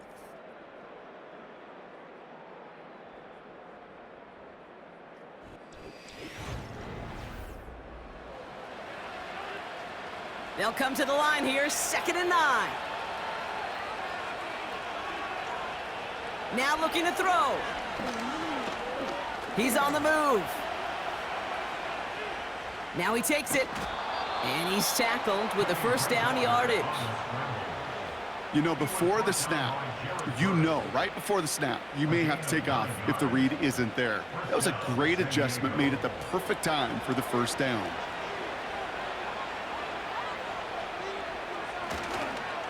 Flying down the middle with Henry. And he's stopped at the 31-yard line. They'll move the chains after that pickup of 12. Ooh, I like that call. I really like it with those sticks. You can keep them on the sidelines, and you get more than enough to get the first down. This time it's a passing play. His quick throw knocked away, incomplete. Read and react, read and react, read and react. Got to read where the quarterback's eyes are going, and you got to react as he begins to throw to get to a spot and knock it away. Hits his running back. That's a defense's goal, right, Kate? Just get us to third down so we can have a chance to get off the field. And that was a good adjustment on that stop in particular, when the back ended up being the target, and they were able to keep him short of the sticks. Oh, no, they get him yet again. Brian Branch has it. And the Blues will take over as he records his first interception of our season. You know, Kate, once you've thrown a couple picks, it's easy to become check down Charlie, right? Just throw it underneath and not take any more risk because you don't want to throw what he just did, his third interception of the game. It's time to protect the football at all costs. And if not, well, that backup better get ready. Another drive coming up for this offense. They left a few on the table their last time out, Brock, settling for a field goal try that missed the mark. They'll run here on first down. And that's good yardage there with a new set of downs to boot. You know, I'm not sure the defense expected that give to the fullback. By the time they shook off the surprise, he was through the line and headed to the second level. On first down, they'll run. And there wasn't much he could do there. A small gain to the 43. Only gets a yard there to make it 2nd and 9.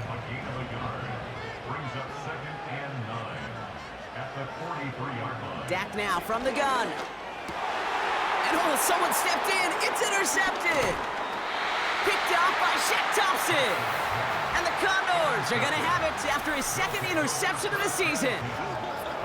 Well, no doubt there was some doom and gloom on the sideline following their interception, right? But a little bit of new life now as their defense picks him up, gets it right back for him. Hey, I am all for a nice little game of one-upmanship between these two defenses. You picked our guy off, fine.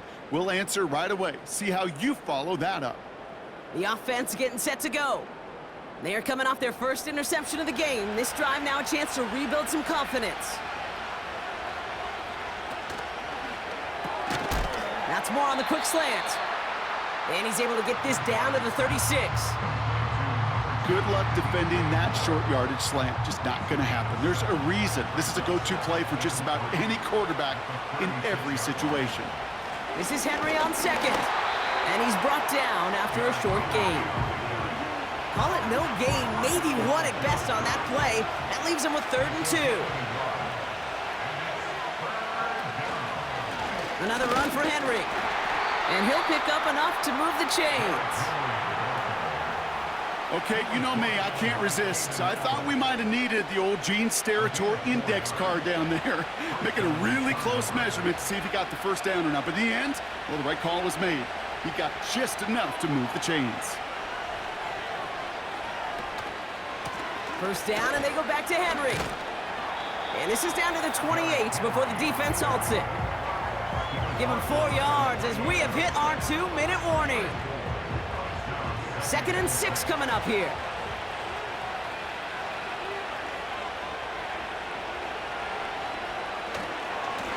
They run it with King Henry. And he's brought down after a nice run and some extra effort. That one gains 7. And they're going to have a first down. That's the type of call that offensively, man, it just builds so much confidence. I don't even think they were looking to get the first down. Just get to a manageable 3rd down, but instead they move the chains, and that is one disheartening look on that defense. It's Henry on the counter, and the defense is all over this one for a big loss. Everyone's prepped. It's 2nd down now.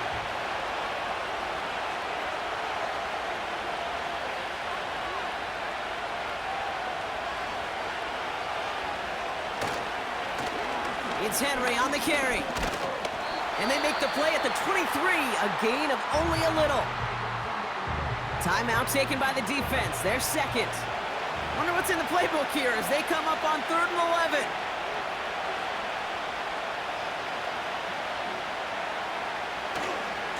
Here's Henry running left.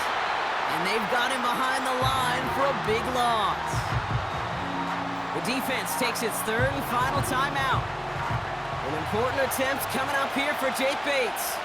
From the left hash, this would be 43 yards.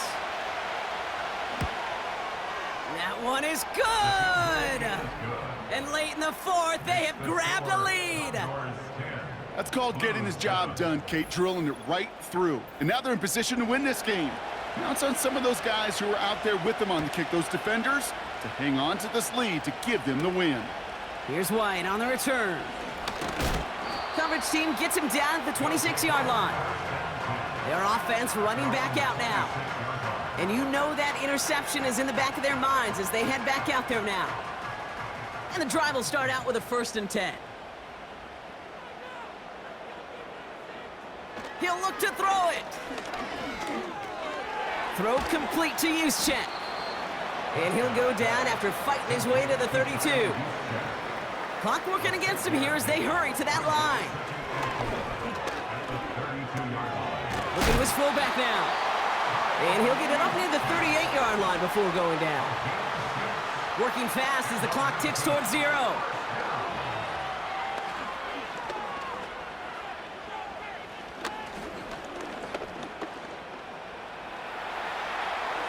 He just throws this one away. You know, Kate, that was one of those situations where you hear a quarterback having a clock, right? You know, and he had enough time in the pocket, but then it was like, okay, time is running out, and I got to do something. He did not force a throw and risk a pick. Instead, he just got rid of it and cut his losses. That could be it, folks. It's intercepted. L'Jarius Sneed with the INT. Well, that's now his 2nd time that he's put his defense in a tough spot. That's a hard thing about playing quarterback, Kate. You know, with these interceptions and now the 2nd on the day, you're asking your defense again to step up to another series, another possession, another challenge. This quarterback's got to start protecting the football. No timeouts remaining here, partner, so they can just run out this clock. With the win in hands, they'll take the knee, let this clock run out. Nothing left to do now, Kate, but celebrate on one side and watch on hopelessly from the other. What a hard-fought effort to get to this spot, and now you can enjoy the victory. So something to be proud of, Brock, as they come away with a win. And it still shows up as a victory for them, Brock, whether they score 50 or they have a rough day putting points on the board. And with Brock Heward and our EA Sports crew, I'm Kate Scott saying so long from this one. It's a win for the Condors, as with that, we sign off from Memphis.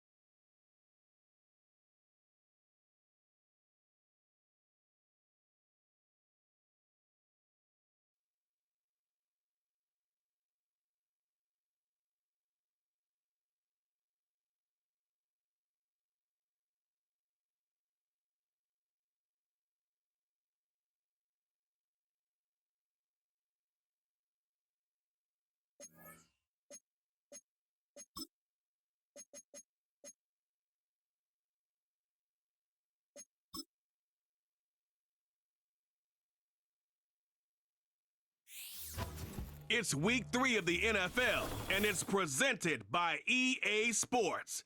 It's the Oilers and the Redwoods, and it comes your way next on Madden NFL 25.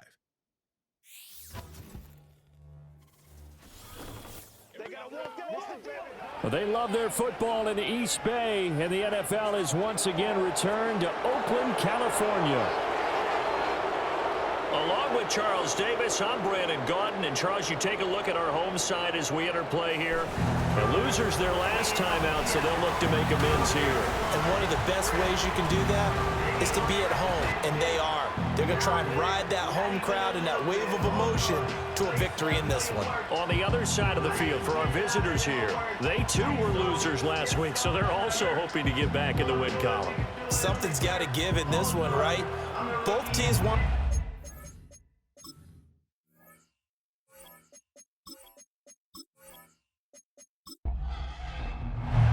2 1-1 teams here, each looking to move over 500, and we're underway here in week 3.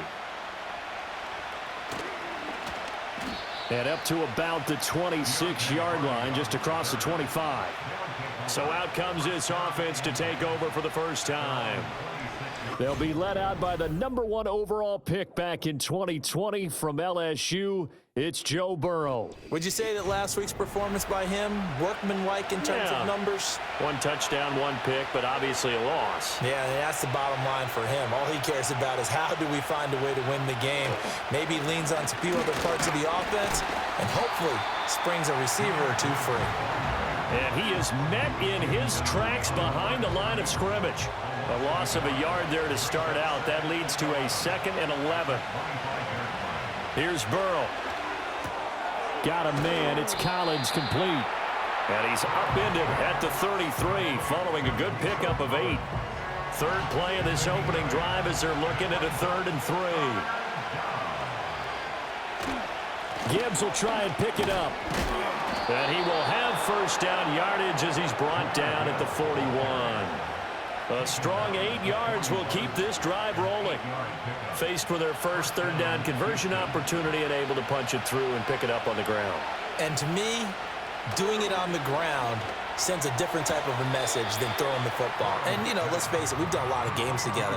How often have we seen 3rd down turn into an automatic passing down no matter what the yardage? Yeah, and last thing you want, that opening drive to go 3 and out. You got everything scripted, lined up. Let's get some points on the board, and they're able to avoid that 3 and out.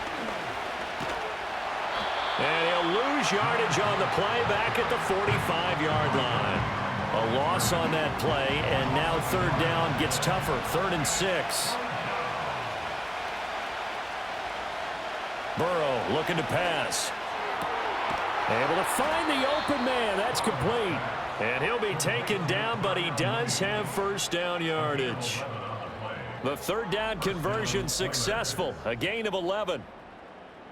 We got to like what you're seeing from this offense here on the first drive. A nice sustained series to begin the game, and it will continue after picking up another first there. Would you say the word methodical comes to mind? I love the execution. I love what they're doing on this drive.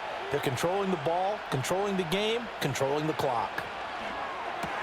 Now right to Bourne. So give him 5 yards there on the pitch and catch, and it'll be 2nd down.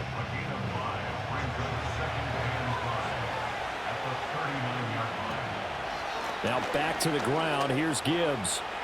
Room here to run. And he's in. Touchdown, Houston. Jahmyr Gibbs, his 3rd rushing touchdown on the year. And the Oilers will jump on top with the game's first score here this afternoon.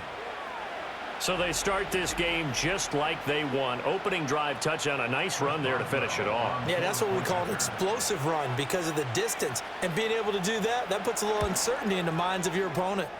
Boswell good with the extra point, and it's now a 7-0 game. So that drive in total 8 plays. And it was all capped off by a touchdown run from Jahmyr Gibbs. Boswell now to kick it away after the touchdown.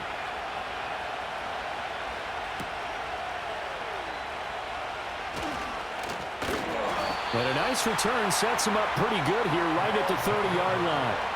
So out comes this offense to take over for the first time. They'll be led out by a first-round pick back in 2021 from Ohio State. It's Justin Fields. He had the numbers of a game last week that if you win, you talk about him being a gritty guy, managing the game, getting it done. But they lost. So obviously 2 interceptions, 1 touchdown pass, that's not going to be good enough. Got to get that changed around. A throw left side taken in by Komet. And they're going to have this across midfield and inside the 45.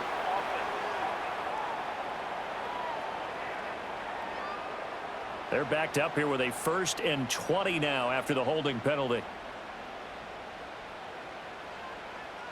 To throw is Fields. They'll set up the screen to McCaffrey. And he'll get this up past the 25 before he's out of bounds. And now it looks like we're going to get a timeout here. We've got a man shaken up. Hopefully, obviously nothing serious here. Medical staff, though, going to take a peek, and we'll take a break. Here's Fields. He'll get that complete to his tight end, Cole Komet. And able to break 1 tackle, but then quickly brought down. But a nice little gain. Here is 3rd and 5. Here's Fields. And that's complete to McCaffrey. And he's brought down short by a yard. It's a 3rd down gain of 4. Yeah, and on 3rd down, you know those pass rushers, they're in the starter's block. They're just waiting for the pistol to fire. You can almost hear the defensive coaches on the sideline pre-snap. Watch the screen, watch the screen. Really good job there of identifying it and making the play to force 4th down. 44-yard punt, return of 9. And it will be 1st and 10 as they take over. So now we get set to see Houston for their 2nd drive of the ball game.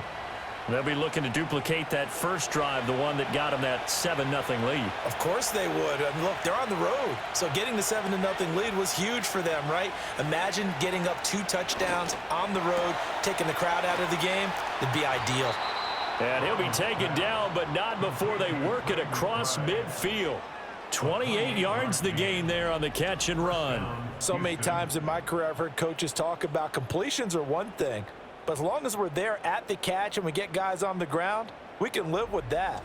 But if you're going to give up 10, 12, 15 yards after the catch, then your defense is going to be in a lot of trouble. On 1st and 10, here's Gibbs. He'll take this to the 46. Lucas Van Ness in there on the tackle. After 1, 7-0 on EA Sports.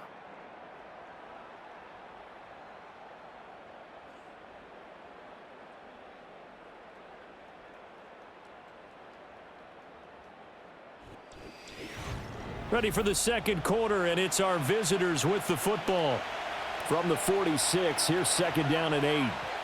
As they've got it as we resume action. And Burrow going to be hit and taken down. They got him. Lucas Van Ness in there to bury him for a loss of 11. Yeah, some real defensive resistance there, saying not so fast to a good drive. They had marched to the end zone the last time out.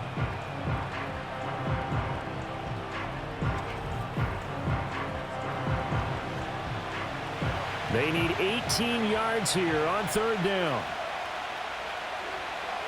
In motion right, that's Collins.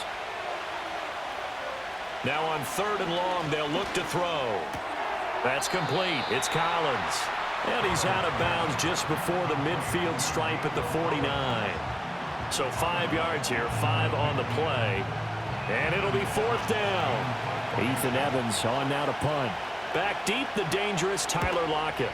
And he gets it away, a directional kick going toward the sideline. And this is a beauty as that ball's going to angle out at the 6-yard line. Back onto the field comes this offense, ready for their 2nd drive. Well, they're going to have to go at least 50, 60 yards here if they want to ensure that they don't have to punt the ball like they did last time. Yeah, so what you're saying is we're not playing to just get out of the shadow of your own goal line, right? You're playing to make sure the punter doesn't see the field again. So it's not picking up a couple of first downs. You want to pick up 5 or 6 first downs and make sure you move the ball into their territory. Back to throw. Fields. Pass caught. It's Romeo Doubs. His first catch, good for 9 and a first down.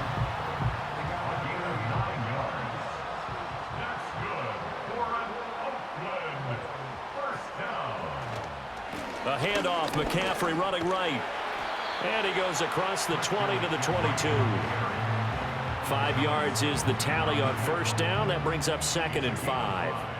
Brings up 2nd and 5 at the 22-yard line. Now Fields. And the catch is made here by Tyler Lockett. And he gets this up just shy of the 30 to the 29 before he's out of bounds.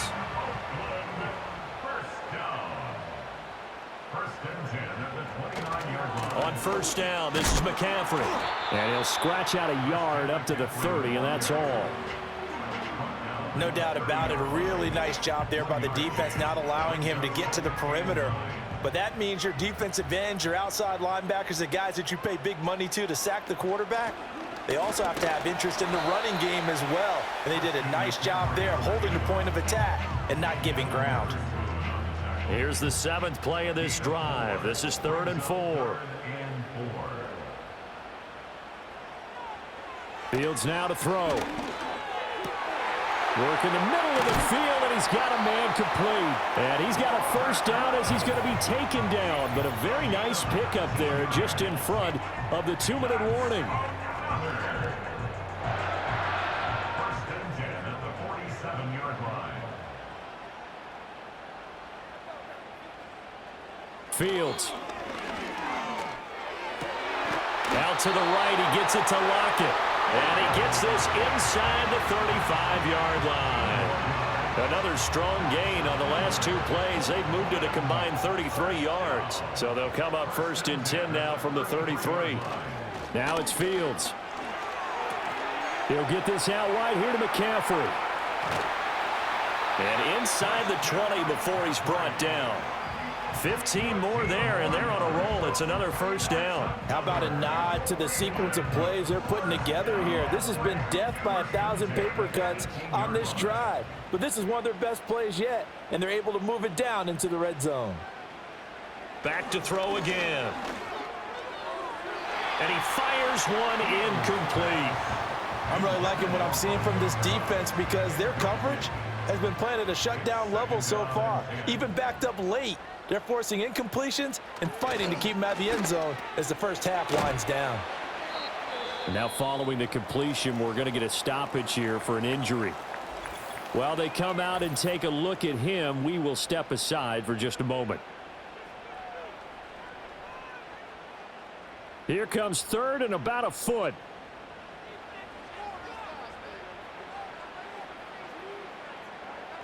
They'll look to throw again. He's got his running back out of the backfield. Now another timeout called for by the offense as the clock will stop with 35 seconds to go in quarter number 2. A chance now to get even before the break as they come up 1st and goal. They'll stick with the passing game as he looks to throw to the goal line, but it's incomplete. This team is not going to make it easy for you. They're a physical group, and we just saw it there on that play. They came in, made the contact, just as he's trying to haul it in. McCaffrey is into the end zone. Touchdown. Well, we talk a lot about Christian McCaffrey and what he can do in the open field, and it's easy to gloss over how tough he can be to stop near the goal line. And he shows you just how tough he is on that carry as he takes it into the end zone.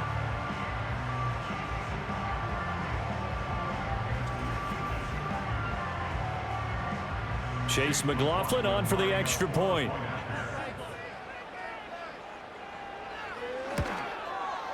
It's up and good, and we're tied at 7 here in quarter number 2. That one was an extended drive, 14 plays all told. And the last play on the drive, the touchdown run from Christian McCaffrey. So all even at 7 now as they kick it away.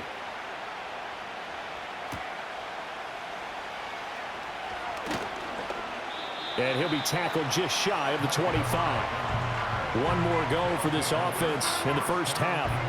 And with time quickly fading here in the second quarter, not sure how aggressively, offensively they want to play this. I think we'll find out just how much they trust their guys in this situation if they decide to take a shot. He'll complete this one to Collins. Now the offense going to use the first of their timeouts as the clock will stop with 21 seconds to go here in the first half. They're passing here. Joe Burrow. He's got McBride here over the middle. Now another timeout called for by the offense. So that means they're down to 1 remaining here as we head toward halftime. 2 yards to go, second down. From the shotgun, it's Burrow.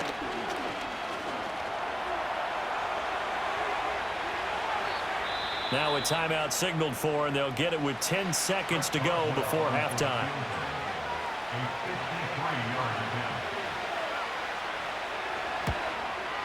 Boswell's kick is good, and they take the lead here now at 10-7.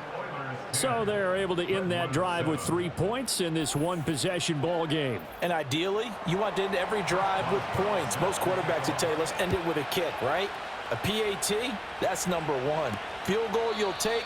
Punts, you really don't want to do that. In this case, they'll take the field goal and get prepared for the rest of the game. The offense back out there at the line, ready for their next drive. And with only 4 seconds on the clock, time likely for just 1 snap of the football.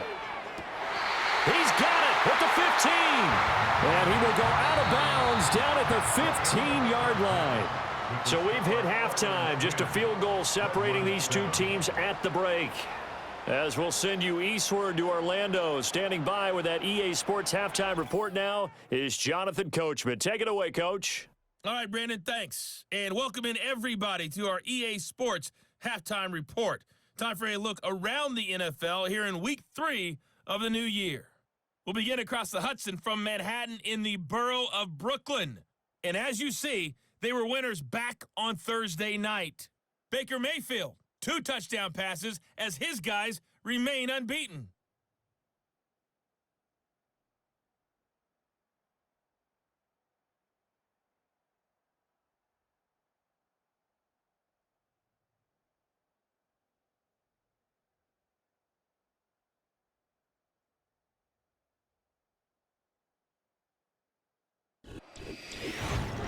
In the first half, it was the Alabama man, Jahmyr Gibbs, who had it cooking. He wound up finding the end zone on a touchdown run to help give his guys the advantage here at the break. This one's been as good as advertised. Just a field goal separating these 2 teams.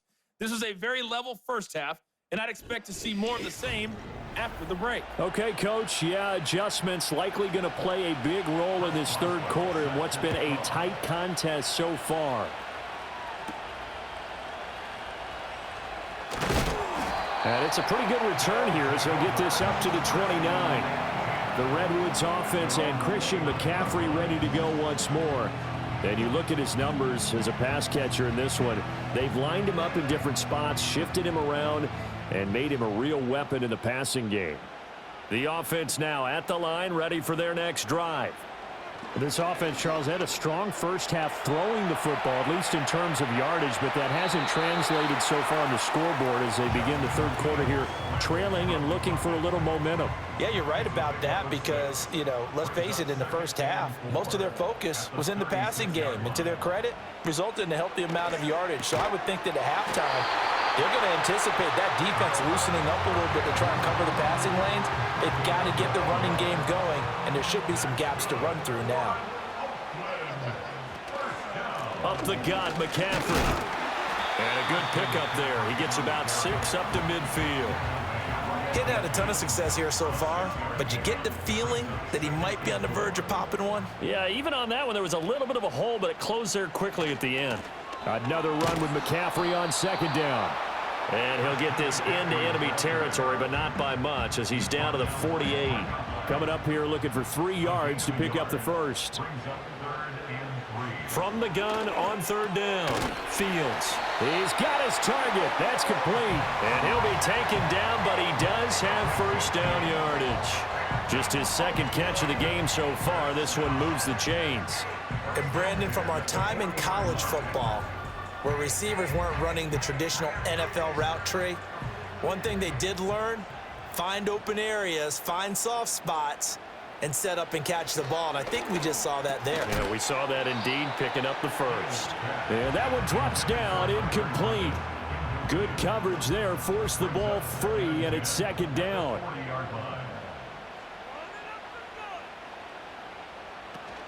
Back to the ground attack here. It's McCaffrey. And he's going to be met at the line of scrimmage and taken down. Call it no gain on the run there, and now they'll be looking at a third down. Here comes the 8th play of the drive, and they need a full 10 yards on third down. Looking to throw. Fields eluding the pressure right. And he's taken down inside the 30. Fields, we know he has the good mobility. He flashes it there as he scrambles for the first down. No surprise to see his sideline fired up by that big play. Heck, we're fired up, and we're supposed to be neutral.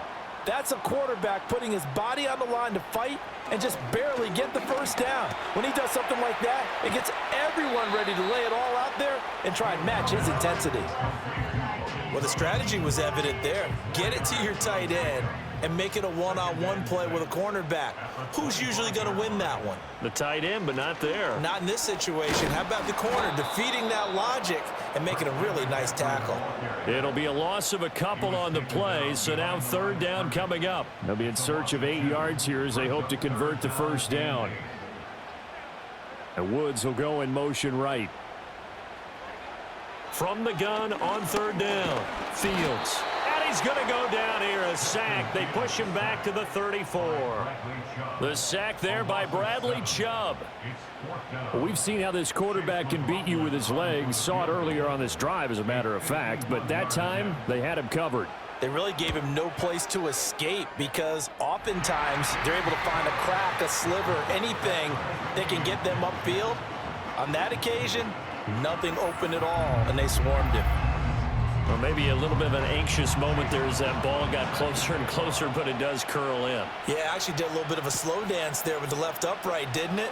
But had just enough space, as you said, for it to curl in. And they'll start this drive just across the 30. Pretty nice work on the return. Now we take a glance at the offense as they work their way back out for their first possession of the second half.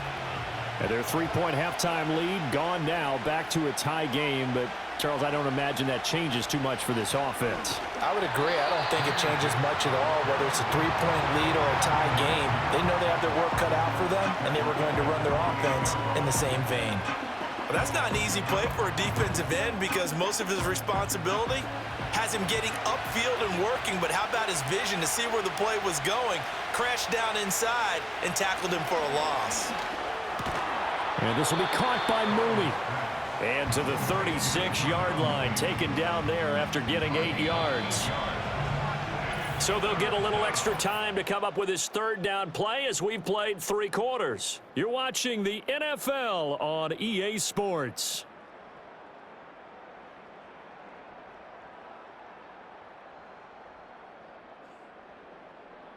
Back now here on EA Sports.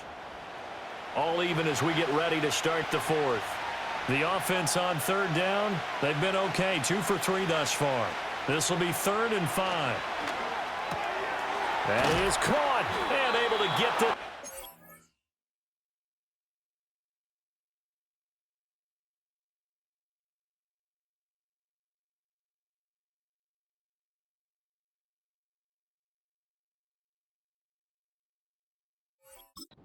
the 45 before he's brought down.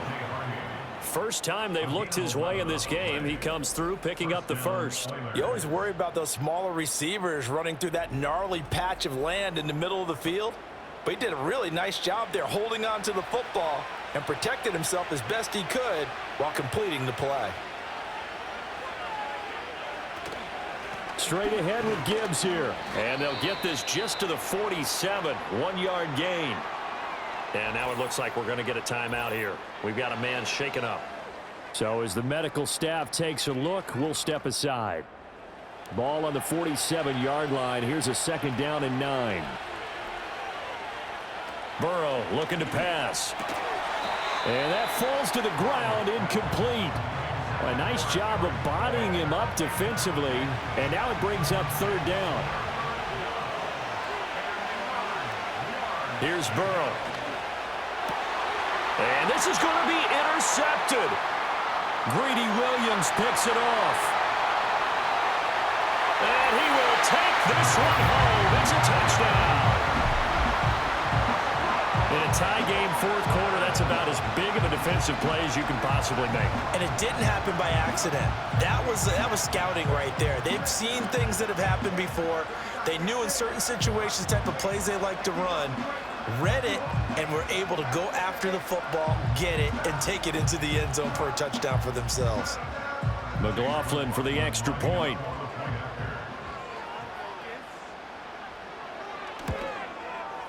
He's got it as they go up by a total of 17-10.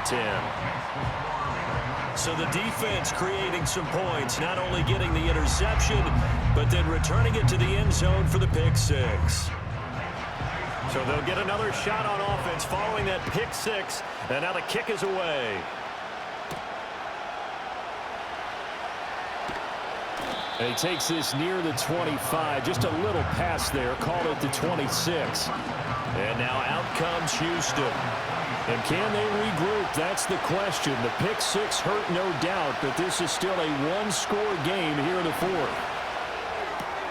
Open man is born. And he gets this up just shy of the 30 to the 29 before he's out of bounds. From the 29, here's second down and 7.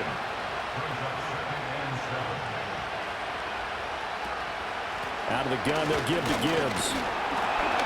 And he works his way forward for a couple up past the 30.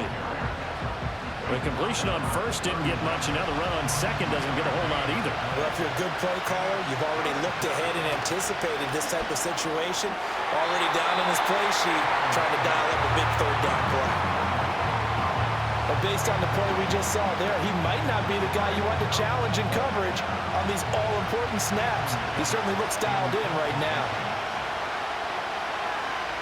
His first punt, 45 yards. This looks good as well. It's a 46-yard punt, 2 on the return. And out will come the offense as they take over. Now this offense back out and set to go for their next drive. Their defense got the stop, forced the punt, and now you really start to monitor the clock as they nurse this slim lead. To throw is Fields. They'll lock it with a grab over the middle. And up to the 35 before they're able to knock him down. Ball up to the 35 now as they come up on 1st and 10. They'll try and burn some clock now with McCaffrey. And hard running's going to get him over the 40 to the 42. It's a 7-yard carry to set them up with a 2nd and 3. Here's Fields. Nowhere to go here. He lost the football. Oh, one of the linebackers has got it. And his guys are going to get the football at the 23-yard line. Well, partner, here's where team football gets tested a little bit, because I know the defensive guys were over there chilling on the sidelines, and all of a sudden they heard the sudden change call because that fumble puts them right back on the field, and they've got to go out and finish the game now themselves. Absolutely. Nursing that slim lead here in the fourth, a costly turnover.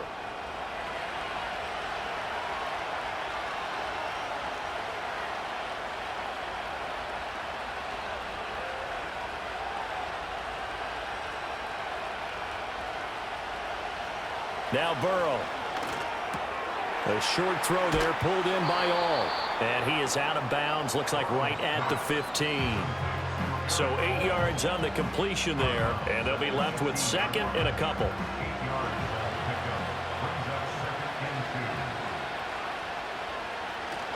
Burrow now, off the bootleg. And he's not able to get away, sacked back at the 22. Dropped for a loss of 7 by multiple defenders. And nowhere to hide on that play.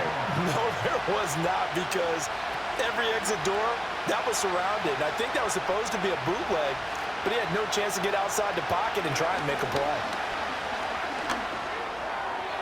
A throw left sideline falls incomplete. They've got to give out a little applause on that play. It has to go to the defense. More good work by them. They've taken away the passing lanes all game long, and you can see the frustration that it's causing, because he just about threw that one into the first row. Oh, that's going to be a costly one. It's intercepted. Daxton Hill picks it off. And a big turnover there as his guys will get the football back. I'm not sure I'm absolutely crazy about that play call there. I mean, it's only a one-score game, so is it really time to go bombs away and try and make a big play? I think you can take some underneath stuff and still move it downfield.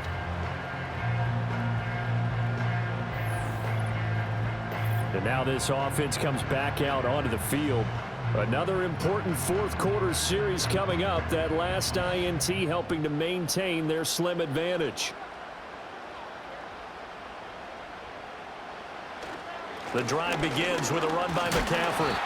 Showed some flash on the run, but he will be brought down shy of his 10. And hold on here, because on that last run, it looks like we have a player who was shaken up. The medical staff will attend to him, and we will step aside. Now 2nd and 5. Again, they run. Again, it's McCaffrey. It'll be a minimum pickup, and it will take us to the 2-minute warning. Fourth quarter, down to the final 2 minutes, and we've got a one-score game. Now, this is a big third down, and you'd have to think we'd see a timeout right away if they can't stop him here. Here's Fields. Able to find the open man. That's complete. And he'll have this past the 30 prior to going out of bounds. Well, probably the only thing he did wrong there was go out of bounds, nursing this fourth quarter lead. You want to stay in, eat the clock. Yeah, you got to love the effort, the catch, the extra yardage, but you got to know the situation. Stay in bounds, young man. And not totally home free yet, but it's looking good as they come up 1st and 10. McCaffrey running up the middle. And he's tackled a yard short of the marker. Good gain of 9 on 1st down. And now we're going to get a timeout defensively. So another stop, 1:50 left in the football game. Another yard would probably put this thing in the books. It's 2nd and 1. He's going to get it again. Just looking to get forward and protect the ball. And he is going to have a 1st down here. And that should be the one that seals a victory.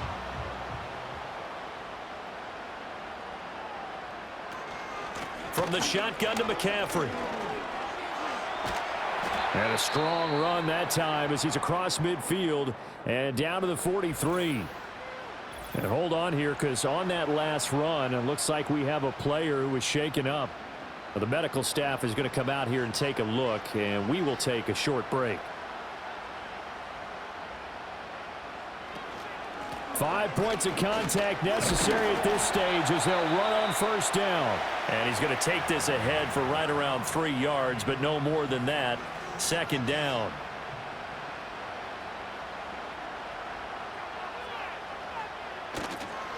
They'll give it up to McCaffrey. I like the call there because that was one to take time off the clock and get them closer to getting out of here with a W. In the mind of the play caller, all you want to hear is tick, tick, tick.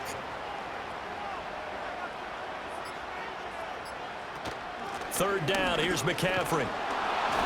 And he'll be taken down, but he does have 1st down yardage. It's a gain of 6, and that ought to just about do it. I like that run right there, partner. Not the flashiest run, not the one that's going to break for big yardage, but he understands the situation, and taking care of the football, paramount, and he got it done. Nursing that slim lead, you're exactly right. Hold on to that ball.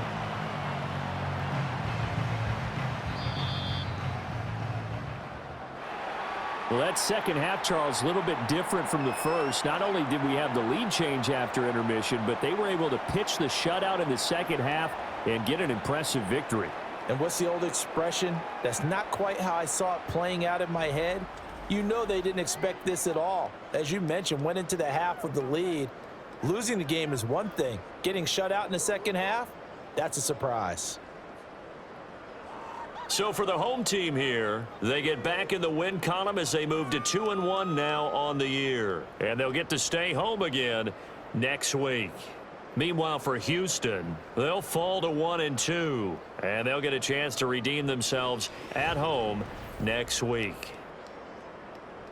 That'll do it for us. I'm Brandon Gaudin alongside Charles Davis. Thanks to our entire crew as well. We'll talk to you next time. So long, everybody.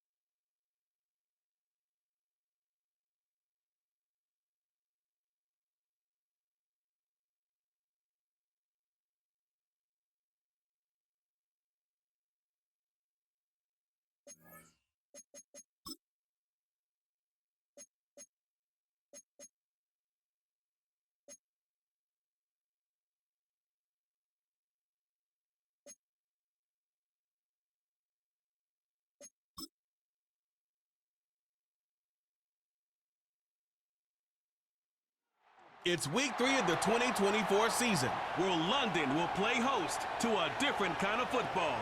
It's the Snowhawks and the Black Knights, and it's kicking off next on Madden NFL 25. Welcome in, everyone, to this presentation of the National Football League on EA Sports. So good to have you on board with us. Mike Tirico, Greg Olson here in the booth. Greg, in this league, you know it, you lived it. Undergoing a changing of the guard quarterback position sometimes can be traumatic, but a lot of times it leads to hope. We've got a couple of teams here with young signal callers looking towards the future. And you know the old saying, Mike, in the NFL, it is truer than ever. If you have a quarterback, you have a chance. And here we have two teams that feel like they have that quarterback position of the future settled.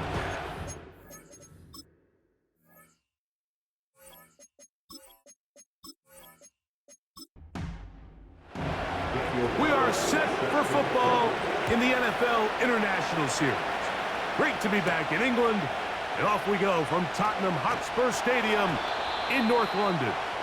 He's across the 20, taken down just shy of the 25.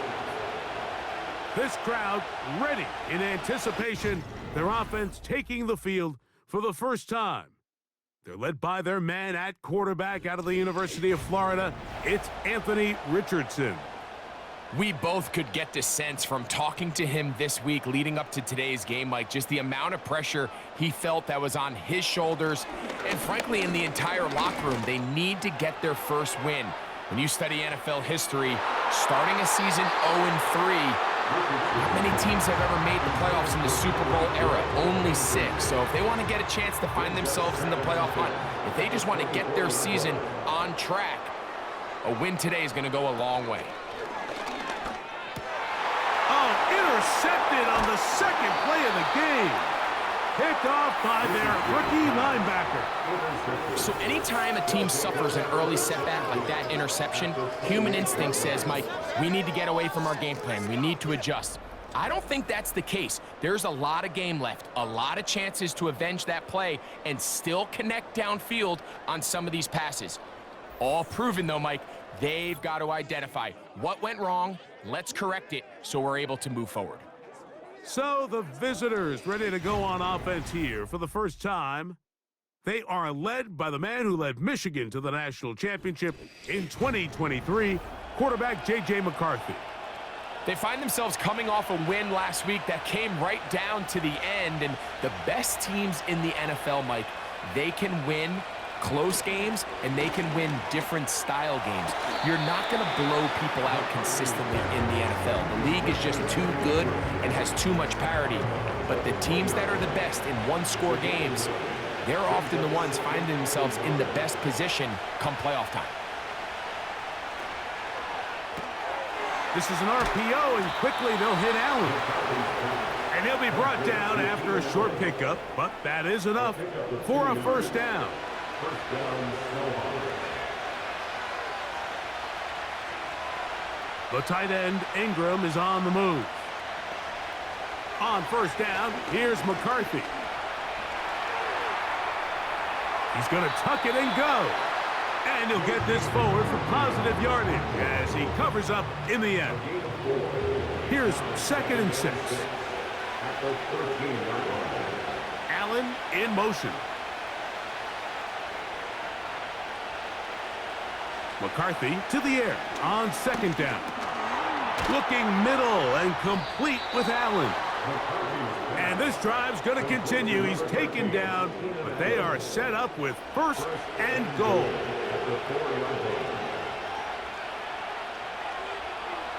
They'll send a tight end in motion. They'll run. It's Williams. And this one's blown up. It's back at the 5-yard line now.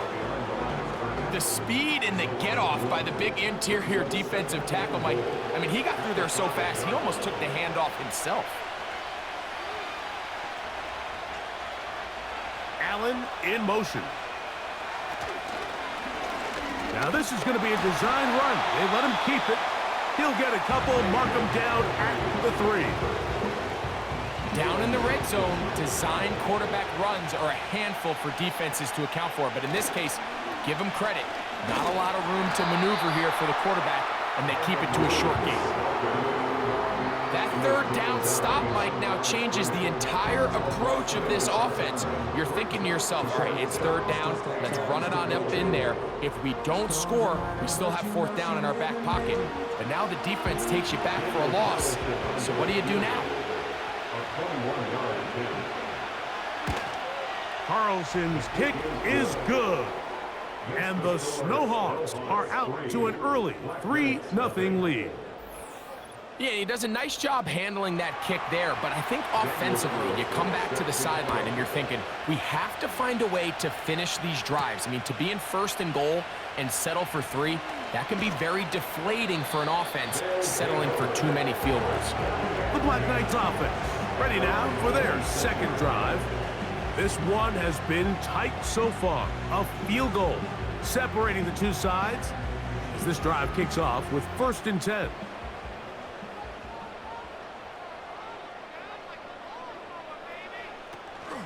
They'll run with the rookie from Texas, Jonathan Brooks. And he'll move this ahead for about 4 yards. Micah Parsons on the tackle. Here's a 2nd and 6. 2nd and 6. On play action, Richardson. The 2nd down throw is incomplete. He decides to go with the safe throw and throws it well short of the sticks. And at this level, Mike, you just can't miss layups like that. From the gun, Richardson. And this ball incomplete on 3rd down. Now whistles and a timeout. So on 4th down, here's Bryce Berringer to punt.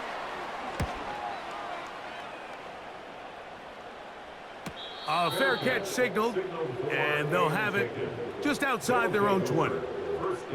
The Snowhawks offense ready for their second possession. They were able to turn that opening drive into points. 3-0 our score as they start again with a 1st down.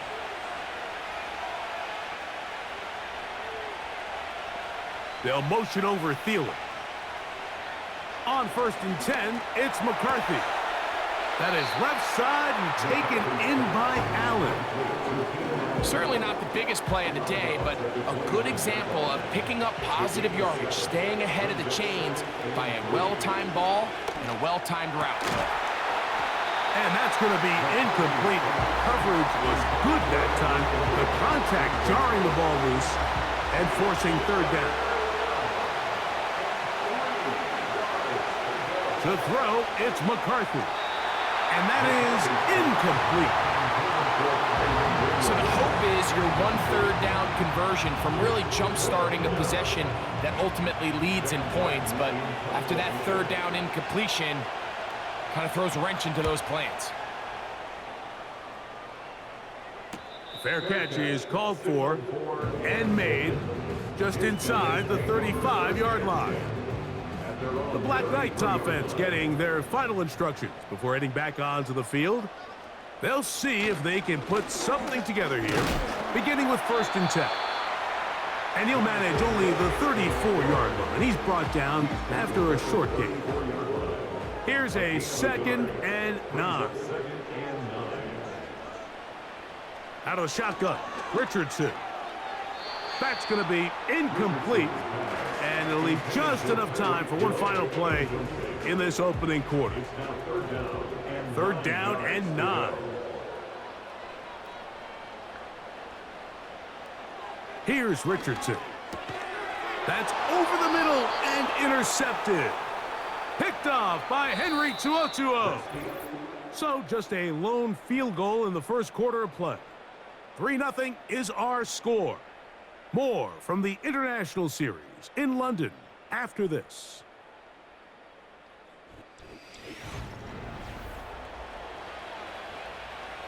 First and 10.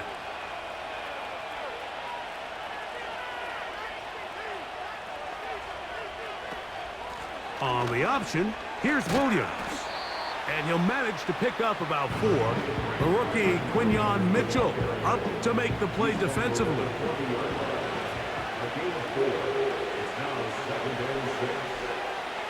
They'll motion over Samuel. On second down, here's McCarthy. Throw to the sideline. Well done. Good job with the feet. Stays inbounds. It looks like, and yes, they do, have the first down. They'll fake the give, and now, oh, no chance to get rid of that one. Under a heavy rush, he goes down. With the right personnel, the safety position is like the ultimate chess piece, right? You can put him in center field to play pass. You can bring him up and make him a pseudo linebacker, but you also can bring him on pressure, Mike, and that's what this guy does so well. The timing and the speed, he got there in a hurry. Anytime you run a draw, you're hoping the linebacker reads pass and starts dropping into his pass coverage. That's what creates space for your running back to get going. Well, not this time. The linebacker saw it from the jump. He's able to penetrate in the backfield and take the... And that one just kept getting worse and worse until finally they bring him down. That big boy was moving, Mike. That was impressive. I mean, it's not easy to bring down this quarterback in any situation, but to hawk him down from his interior defensive line spot, nearly out by the sideline, that's beyond impressive. Here's Sam Martin now. The punt for the second time, looking to pin the opponent back deep. And no chance of a run back here. This one's going to sail out of bounds. The Black Knights offense and Anthony Richardson getting ready for their next drive. They'll try to establish some tempo as they start this one with 1st and 10.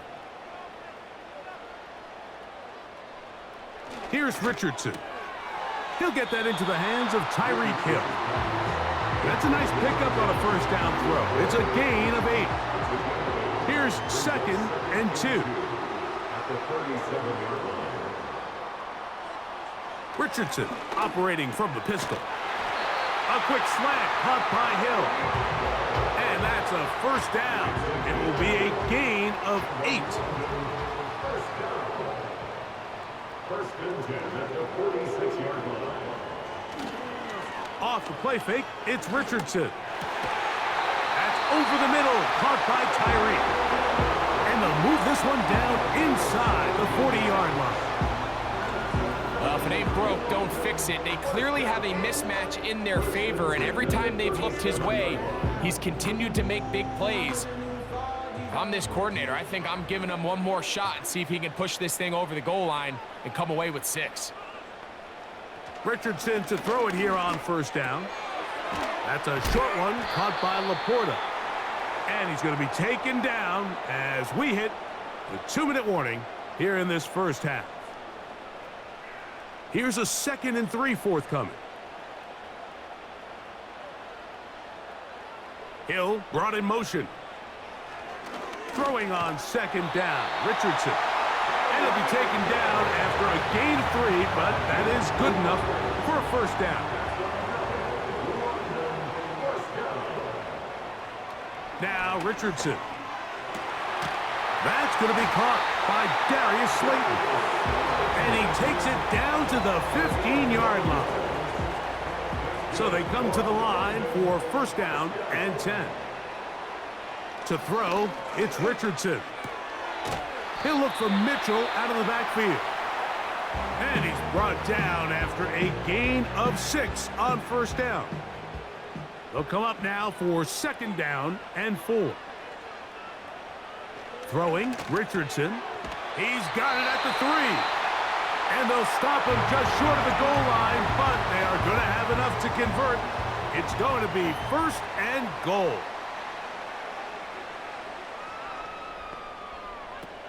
Looking to throw, Richardson. Under pressure, and now he's going to go down back at the 8-yard line. I really like the play call. Sometimes you can catch the defense thinking run, and you can change it up on 1st down and go pass. The issue is, if you're the quarterback, you've got to get this ball out of your hand. It's either touchdown or out the back of the... He bought all the time he could, but he's going to be taken down as he couldn't get a throwaway. A 33-yard attempt. McPherson's kick is good. And the Black Knights will tie this game up here late in the first half. With the score, all time. Okay, Mike, thanks very much. More from you and Greg in a moment.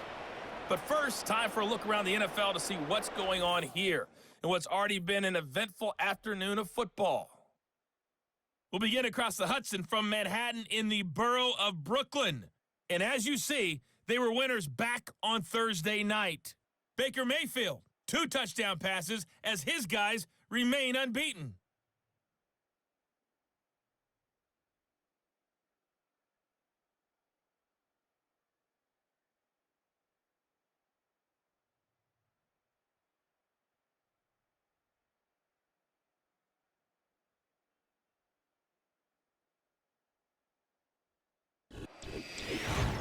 Not too much to show you scoring-wise in that first half. Just a couple of field goals make up all the scoring.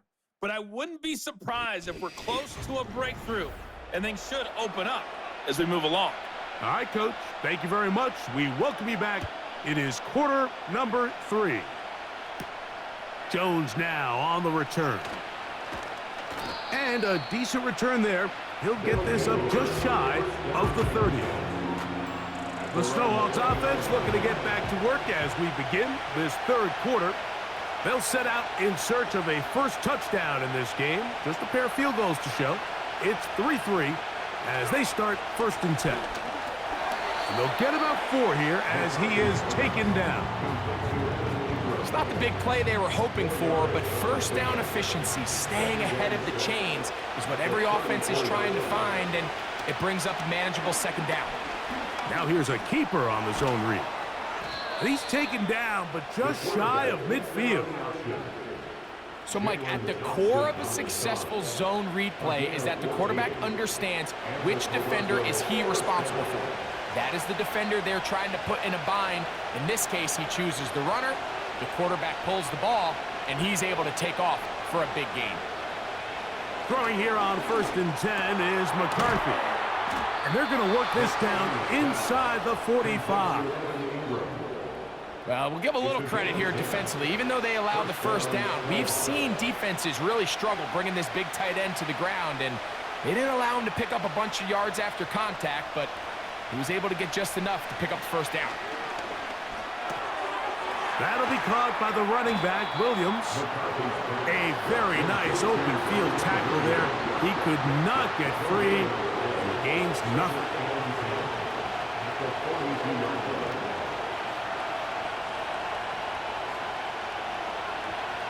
Throwing on 2nd down is McCarthy. He gets it to Samuel, left side. They'll come up to 3rd and 3.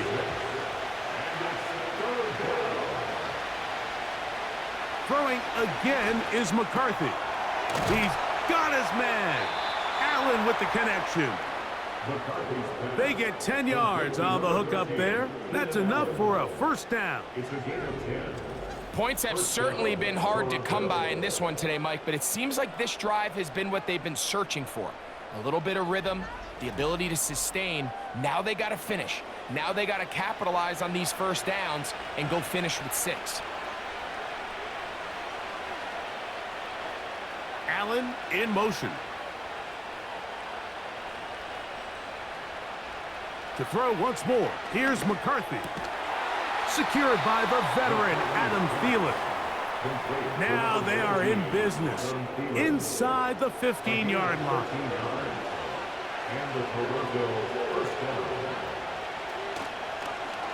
We'll try the zone read on 1st and 10. And he'll be taken down. Man, when it works well, the zone read is a thing of beauty. It just adds another dimension to this offense, and if the defense doesn't get a better plan, they're going to continue to do it all day. He slams it in there, and he is in. Kyren Williams. Touchdown, Snowhawks. That his first touchdown of the new year. That just feels like a big drive, doesn't it, Mike? Here in the second half, you got a tie ball game. Now you're able to get out in front. Let's see how this other team responds, having to play from behind. We got a ton of time, Greg, but a little momentum feel come out of the locker room, take the lead. Now it's up to the other team to climb uphill. So great way, perfect way to get this second half started.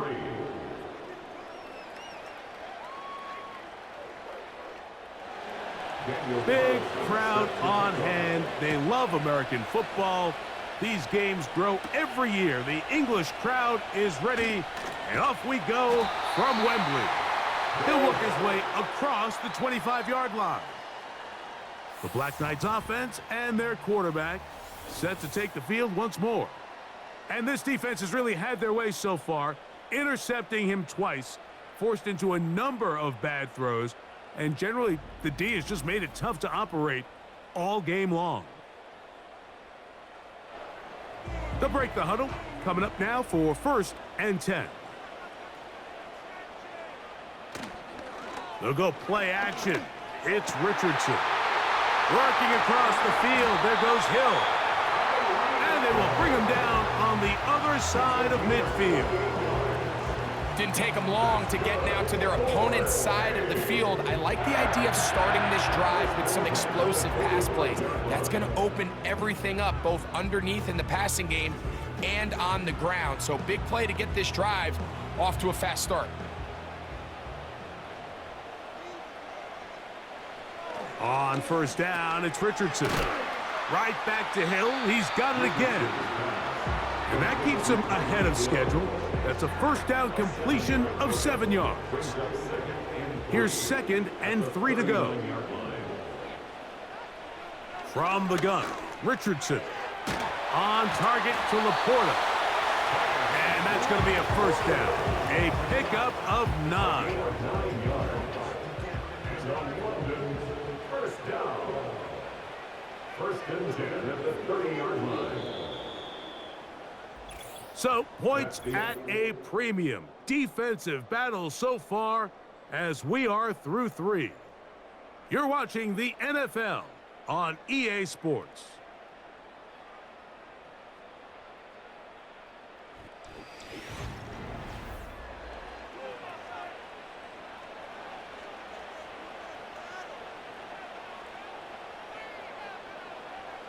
On 1st and 10, here's Richardson. Toward the middle of the field that time, but incomplete. For the most part, he's been very accurate with the ball. I mean, he's completing over 60% of his passes, but because they haven't been able to get any big explosive plays, continue to push the ball downfield, hasn't really translated on the scoreboard just yet.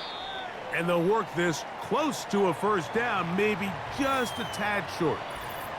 Get a pause here. We have an injury. And it is the tight end, Sam Laporta, a player they cannot afford to lose. They'll try to run for it with Mitchell. Oh, the defense meets him in the backfield. They stopped him dead in his tracks and set up 4th down. If you send your field goal unit on the field, Mike, it gives you a chance to chip away at this deficit. But I think I'm keeping my offense on the field. I'm going to one of my critical plays on my call sheet. Keep this drive alive. The hope is to come away with 6. Trailing late, they've got to go here. It's 4th down. And that's going to be incomplete. They had to take that chance, trailing here in the 4th, but they will turn it over on down. The Snowhawks offense ready to get back to work. They lead by a touchdown as this drive begins with 1st and 10.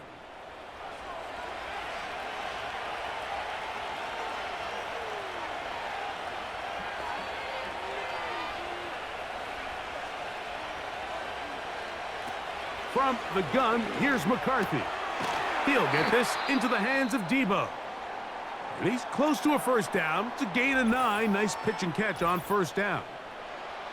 Following the completion, we'll get a stoppage here for an injured player. A good spot here, 2nd and a yard. That ball caught. It's Zay Jones. And they'll whistle him down, but not before he picks up a 1st down after a gain of 7.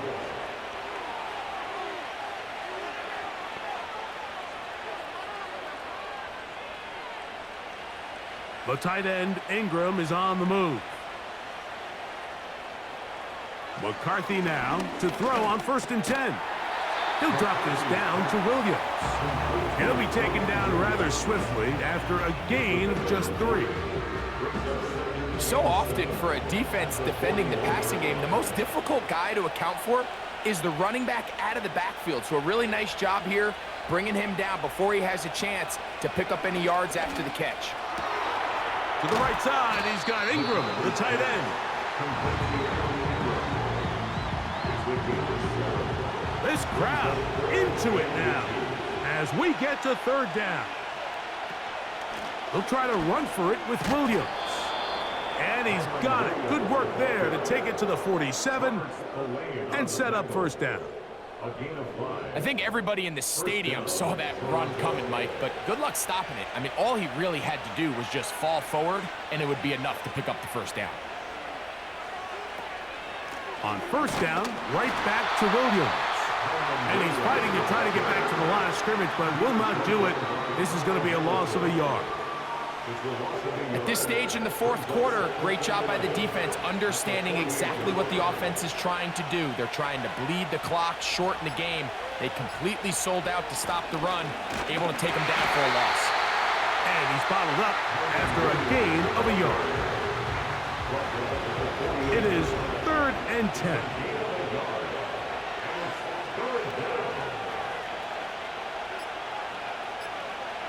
Working out of the shotgun, it is oh, they got the turnover they needed. It's intercepted. Picked off by Darius Williams. I think you chalk this one up, Mike, to just a rookie mistake. And anytime you have a young signal caller behind center, you're going to have to deal with some of these ups and downs. Every once in a while, they're just not going to see the coverage. They're going to get baited into making a bad throw.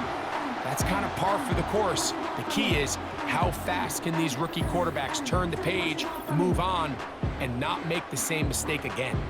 The home team's offense makes their way back out to the field for their next possession. They trail here by a touchdown as this drive will start with a 1st down. Out of the shotgun, Richardson. He finds De'Ami Brown. And he's going to be taken down, and that will take us to the 2-minute warning.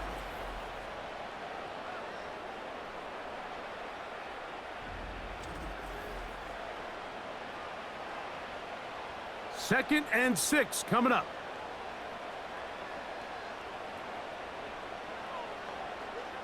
They'll drop to throw. He'll get it into the hands of Slayton. They'll get maybe 3 out of that one, and it's going to set up 3rd down. Richardson going to look to throw, and that one is complete along the boundary. Good job of getting those feet in bounds. This is why the timing of these routes is so critical. If that ball is thrown a little bit later, he's unable to keep his feet in bounds, but instead the quarterback is on time and accurate, and the receiver does a nice job not only securing the catch, but ensuring that both feet remain in bounds. Now this offense going to use the first of their timeouts. And they'll get a chance to talk things over after picking up that 1st down. And that could be the dagger. It's intercepted. Picked off by Diamador Lenore. And he is going to score a pick 6 for the touchdown. Late in the game, a big turnover goes back the other way, a back-breaking score. Yeah, and at this point in the game, Mike, you're just trying to make something happen. You find yourself trailing, less than 2 minutes remain. You're just taking some chances. In this case, the chances backfire, and the other team's able to capitalize and take it all the way back for 6. Now Carlson to add the extra point.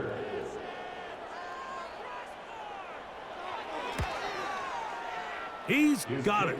And the Snowhawks move out in front by the score of 17-3.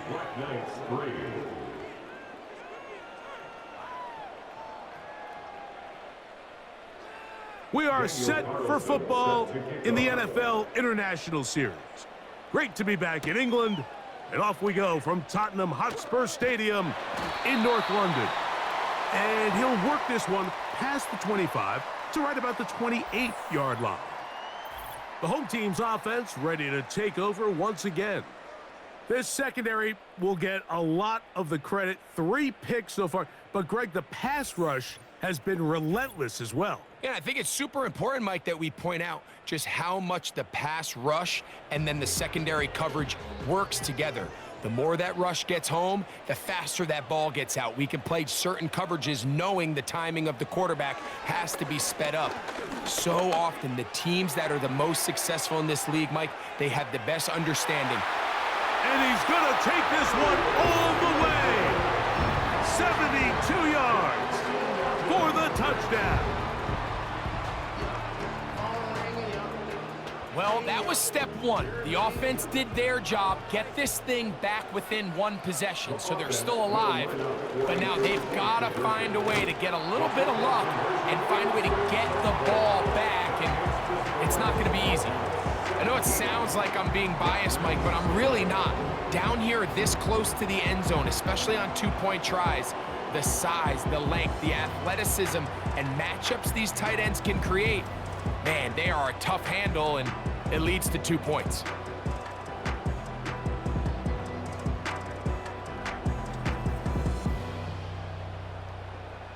They've got just the 2 timeouts remaining, so they'll line up and take their chances right here with an onside kick. He's to midfield. With the rule changes on kickoff, Mike, it's just so hard to really expect to recover an onside kick nowadays. There's a lot of people pushing for kind of a radical change to this. Hey, can we make it 4th and 15? Offense gets the go. If they convert it, they keep the ball. I'm not sure that ever happens, but we can see here an onside kick, not much of a chance. The visitors' offense getting things in order as they trot out for this next possession.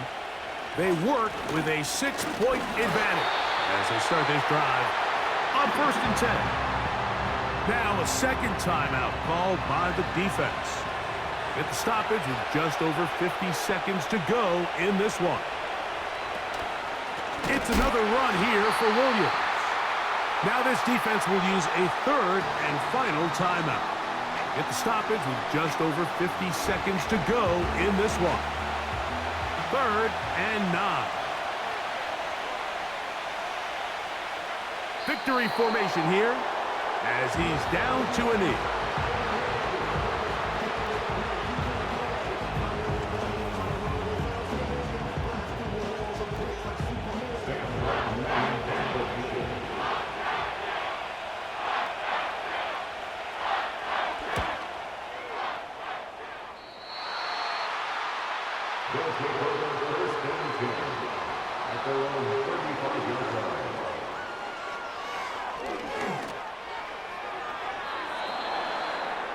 This is one of those situations that plays directly into the hands of the defense because think, Mike, they know this offense has to be one-dimensional. This has to be a pass. So what do?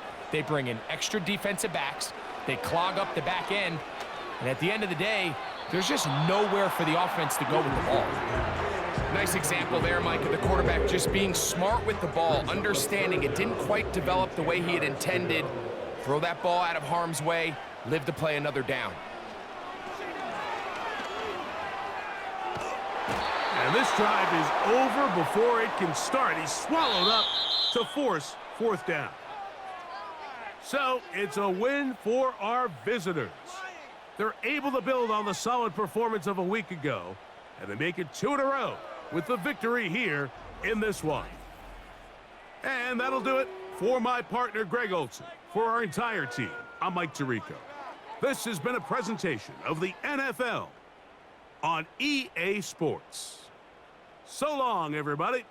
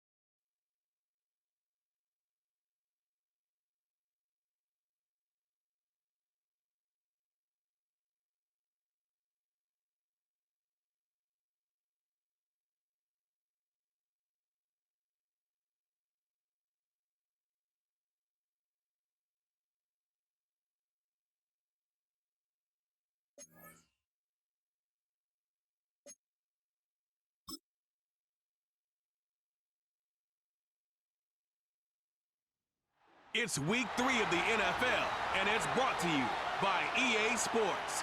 It's the Huskies and the Desperados, and it's all up next.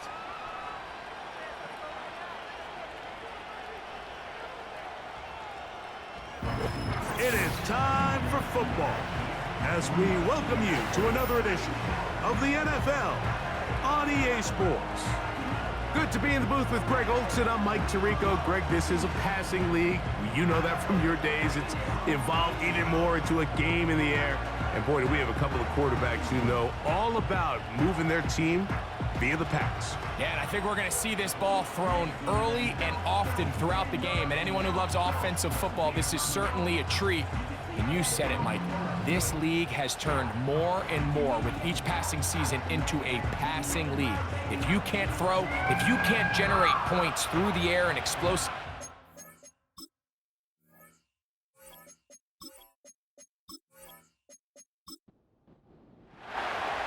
Stage is set. Ball is on the tee. And off we go on EA Sports. This is fielded inside the 5. And he'll be brought down just beyond the 25-yard line. This crowd ready in anticipation. Their offense taking the field for the first time. They're led out by the last pick in the draft in 2022. Iowa State's Brock Purdy at quarterback. Coming off a loss last time out, I think the #1 goal today, Mike, is he needs to make a bigger impact on the outcome of today's game. Last week, he was not bad by any stretch of the imagination, but it was really just a modest performance. He was okay. Well, okay at the quarterback position is not a winning formula week in and week out in the NFL. They need him to be a difference maker. They need him to be a dynamic playmaker.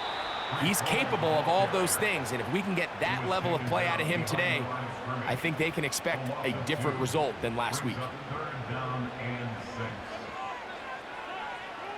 Third down. Purdy.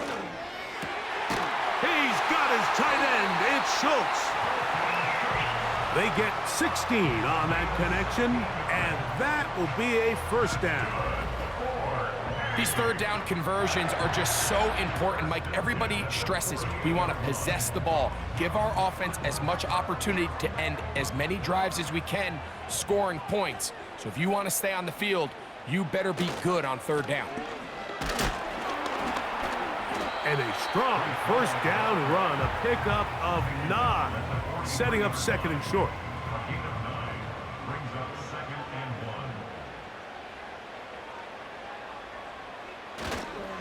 Another run here with Hall. And he will work this down inside the 40. That's going to be good enough to move the chains. First down.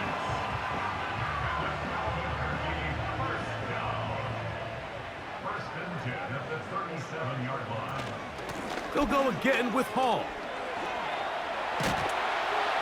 A gain of 17 yards. That's enough for a first down. Let's give some love to the big guys up front here, Mike. The offensive line is looking good here early to start the game. Couple nice big explosive runs. Expect them to continue to lean on the big guys up front as the rest of this game unfolds. Here's the quarterback doing everything in his power to extend this play, and none of his guys could get open. You got to see someone separate, work with your quarterback, go into scramble second reaction mode, and let's also give some credit to the back end doing a nice job plastering with their assignment, and he had no choice but to throw it away. 9th play of this opening drive, trying to keep it going here on third down. From the shotgun, it's Purdy. A short throw pulled in by Schultz. And he will not quite get to the marker. Good job there defensively, and now decision time. What are you going to do on fourth down? Now 4th down and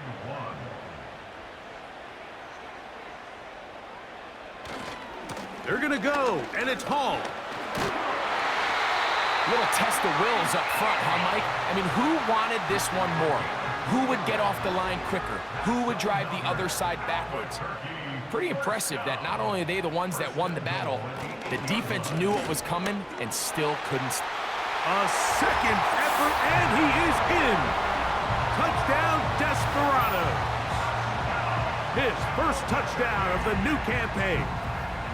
A terrific way to start this one. Not only a touchdown, but a nice long march down the field. Makes it a long walk back to the bench for the defense. Mike, that's about as good as you can imagine starting a game offensively. To be able to sustain that many plays and be able to cap it off with a touchdown, that is a dream start for this offense.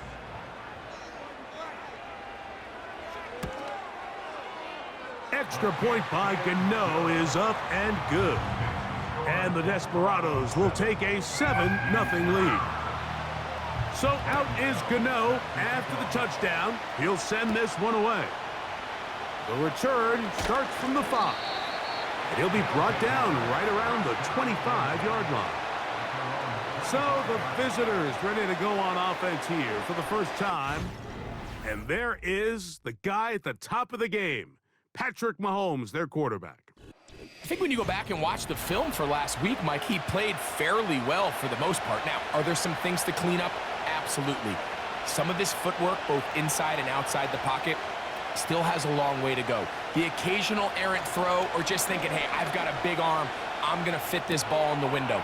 Some of that stuff needs to get cleaned up, but overall, not bad. But what matters the most in wins and losses, and he just wasn't the difference maker his team needed when they needed him the most. They'll work now on 2nd and 4. Mahomes back to the left side. It is caught by Myers. And they'll whistle him down, but not before he picks up a first down after a gain of 7.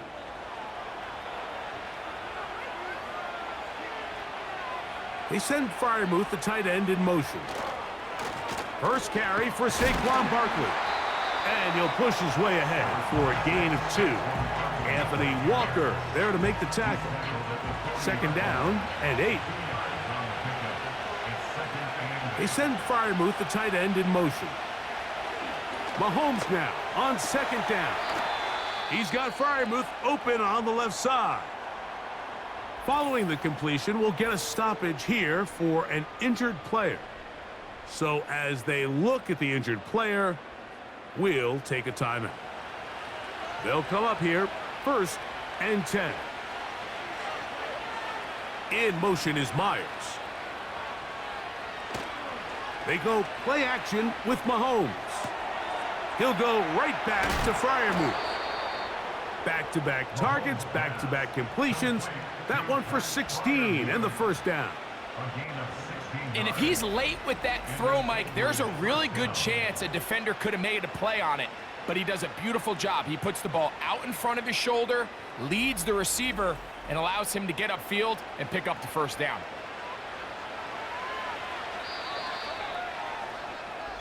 So after 1, it's a close game early on.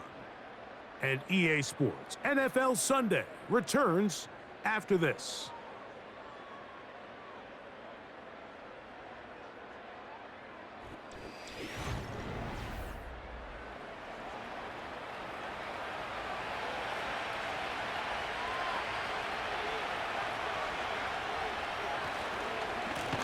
On the ground, this is Barkley. And he is crushed in the backfield. Defenders firing through. Shut it down right away for a loss of yardage. So after the loss on 1st, here's 2nd and 14. Out of the gun, here's Mahomes. To the outside, complete. It's Wilson. It's pretty evident, Mike, when a quarterback and his wide receiver are operating on the exact same page. The anticipation, the timing, the accuracy of both the route and the ball. And when they're working together like this, that's the definition of teach tape. And it looks like he's going to have the first down. The defense was right there, but a gain of 2. Good enough for the first down. One of the easiest ways to negate these really good pass rushes in the NFL, Mike, is just to simply get the ball out of the quarterback's hand as fast as possible. And sometimes it's by design, sometimes it's based on need. But really nice job there by the quarterback, getting into the hands of his receiver and then see what he can do after the catch. We'll try again here, 2nd and 10. To the air once more, it's Mahomes. He'll be hit as he throws this time, and it's going to fall incomplete. He might be fortunate just to avoid the sack, and it'll set up a third down. Off the play fake, Mahomes. That is intercepted. Picked off by the former Florida State Seminole. And the Desperados are going to get the football at their own 23. When you find yourself in this situation, you're on defense, you're defending your own goal line, you got to take some chances. You got to try to force a turnover and make a play and get off the field. That's exactly what this defender did. Takes a chance, bets on himself, and comes away with a pick to save them some points. The Desperados offense going to take over now for the second time. They lead 7-0 thanks to the touchdown on the opening drive. So try to double up here as they begin this drive, 1st and 10. He'll get that to his tight end. That's Jelani Woods. First catch for him on the afternoon, and it results in a first down. This is a tale as old as time, Mike. It seems that anytime a team forces a takeaway, fumble, or interception, the ensuing drive starts with a shot, a deep play in the air to try to seize on some of that momentum. We just saw a great example of it here. And that keeps him ahead of schedule. That's a first down completion of 7 yards. 2nd down and 3. Now Purdy. They'll be forced to just throw that one away. It's incomplete. So defensively, there's always the initial pass coverage plan, and then when that breaks down and the quarterback goes into scramble mode, how fast can you then move on to the second phase and what they call plaster, meaning find the nearest receiver and almost play him man-to-man, and that's exactly what they did here, and there was nowhere for the ball to go, and he's forced to just throw it away. That's his first reception of the ballgame, and it really comes at a good time as they get the conversion on 3rd down. Here's 1st and 10. To throw once more, it's Purdy. They go back to Leggett. He's got another one. And he's close to another first down as he's brought down just shy of the marker. They'll come to the line now on 2nd and 2. They'll run it out of the gun, and it's Hall. And this takes him into the red zone. He's brought down inside the 20-yard line. And a nice pickup there by the back with an explosive run play. And it's important to point out, Mike, this offensive play caller, he's still working off that opening script. It doesn't necessarily have to just be the first possession. Using formations, using run game and pass. Unmask the defense and understand where to take the play calling as the game unfolds. He'll find Hall out of the backfield. Give him a dozen yards on that one and give them 1st and goal.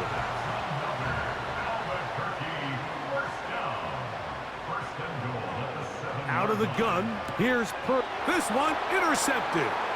Picked off by Frankie Luvu. Past midfield. Inside the 30. And he's going to bring this one back the distance. Touchdown, Huskies. The pick 6 for the score. Greg, that is the one thing this offense did not want to see, and it really is demoralizing to see that happen in that spot. Absolutely, Mike, and that's one of those cases where you just would like to see the quarterback say, all right, I'm going to live to play another day. Don't force that throw. Don't try to make a play that's not there, because not only do you turn the ball over, you give them an easy 6. And on the other side, the defense, what a moment. Uplifting for them. Big momentum build. Yeah, and that's the way games are shaped in this league, Mike. I mean, you find yourself able to capitalize on a mistake by an offense. You get yourself an easy touchdown. All of a sudden, your sideline finds themselves completely rejuvenated. So back to level after the touchdown. In time for the kickoff. Now return coming from the 7. And it'll be brought down past the 25. Decent field position to start this drive. The Desperados offense and Breece Hall getting set for this next drive. We'll try to break out of this deadlock. We are all even at 7 as they start this drive, 1st and 10. They'll set up the screen to Hall. And no chance to turn and go. That one good for just a couple. Look him up on a 2nd down and 8. At the 28-yard line. Shotgun snap to Purdy. He runs with it. He will get this to the 35, a little short of the 1st down. Now this offense going to use the first of their timeouts. On 3rd and 1, here's Purdy. And that screen slow to develop, and they rally to the ball and stop him. That will be no gain on the screen. On 4th down, here's Blake Gillikin to punt.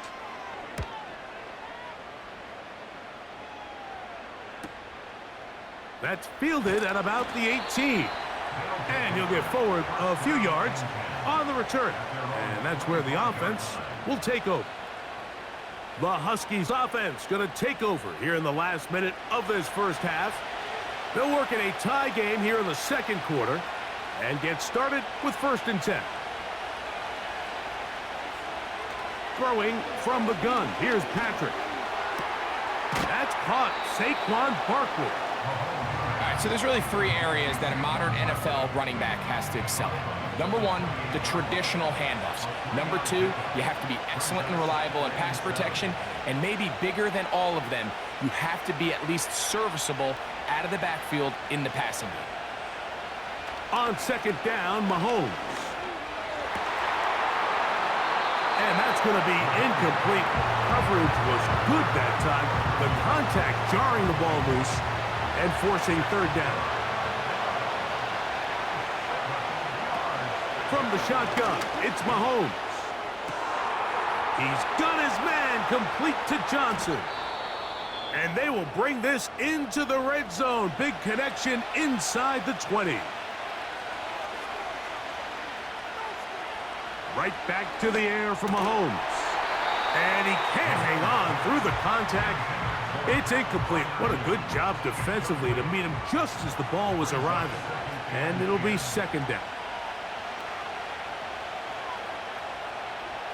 Throwing again, it's Mahomes. A pass caught by Saquon. And they'll work this close to a 1st down, maybe just a tad short. On 3rd and 1, here's Mahomes. And he gets to the outside and takes it in. Deontay Johnson. Touchdown, Huskies. You know, we spent so much time talking about the heroics of a game-winning drive to end in the 4th quarter in 2-minute mode. But let's talk about a 2-minute mode, Mike, at the end of the 1st half. It might not be in walk-off fashion, but I'll tell you what, executing that here going into halftime changes this entire game. Extra point by McManus, up and good. And the Huskies will move out to a 14-7 lead.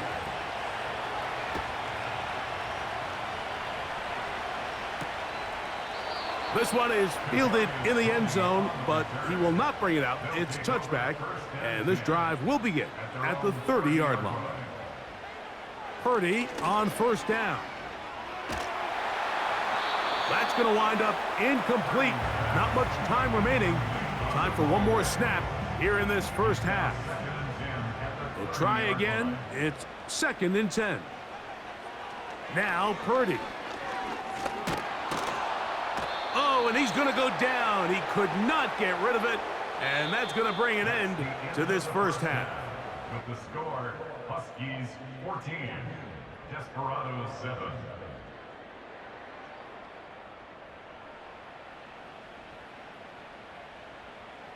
Okay, Mike, thanks very much. More from you and Greg in a moment. But first, time for a look around the NFL to see what's going on here and what's already been an eventful afternoon of football. We'll begin across the Hudson from Manhattan in the borough of Brooklyn. And as you see, they were winners back on Thursday night. Baker Mayfield, 2 touchdown passes as his guys remain unbeaten.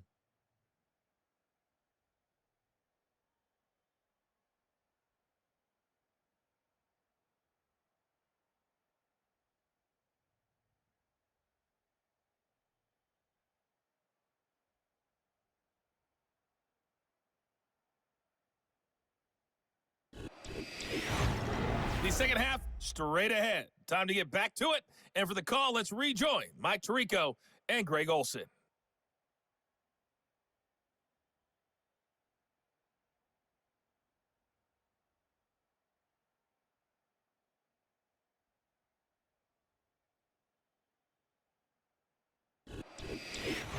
Coach, thanks. This one's still anyone's game.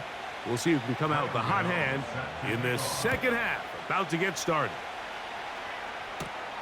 Johnson now to return.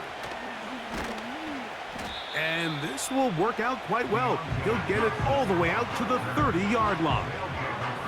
The Huskies offense ready to get going again. They'll have it first in this third quarter. They'll do so with 1st and 10. They'll start on the ground with Barkley. And that'll be a pickup of 3. 2nd and 7. They send Freiermuth, the tight end, in motion. Once again, it's Barkley. And nothing on that one. Back to the line of scrimmage, and that is it. Now, following the run, one of the offensive linemen leading the way is a bit shaken up. Here comes 3rd and 6.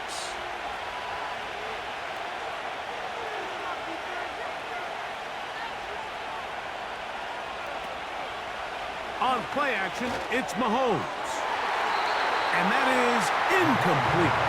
He was looking for Garrett Wilson there. And now it's 4th down. The Huskies readying to punt. Deep to return, Kadarius Toney.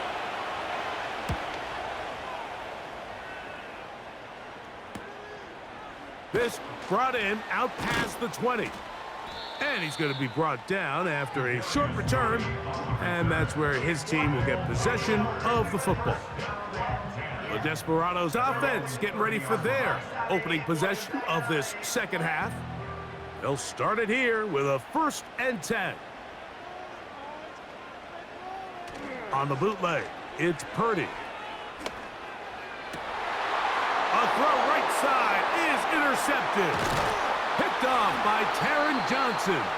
And his offense is going to be all set up with a short field and a chance to extend their lead. I think anytime you find yourself trailing in the second half, Mike, all offensive play callers fight the urge to chase those points. They tend to get a little bit overeager. They tend to push the envelope sometimes a little too far. Those turnovers, they only make the deficit grow, not shrink. Now, there's a lot of football left, Mike. They can still get back into this. They just have to be a little bit smarter about which risks you're willing to take. Here's Patrick. He'll throw it on 1st down. And they will take him down at the 20-yard line. Not a whole lot complicated about this play, Mike. That was understanding where the holes of the defense were. Remember, in this zone coverage, you got to find green grass. Get past the 1st down marker, be friendly to the quarterback, and then the ball has to be out on time before those zone defenders can react to the receiver. It's exactly how it played out here. You can drop all the fancy plays you want, but when the quarterback and the receiver see it through the same set of eyes, it's virtually impossible to stop.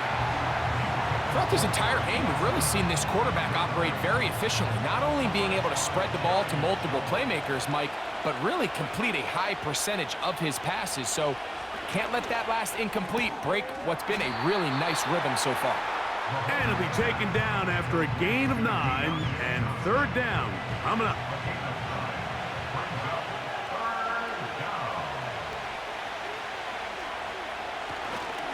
They'll try to run here with Barkley.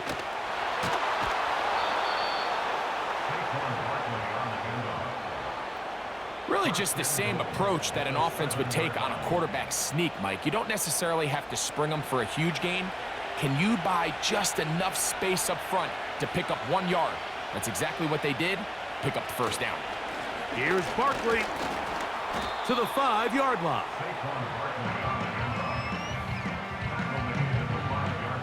Second and goal.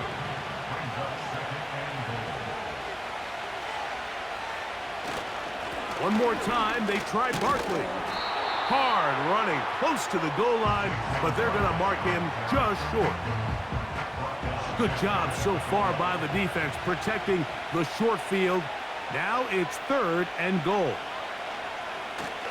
They'll run with Barkley. And he will not get in. The defense standing their ground, pushing him back, and it sets up 4th and goal.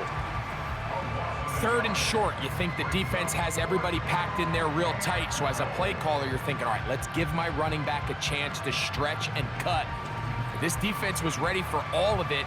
They string him out wide, nowhere to cut, take him down for a loss.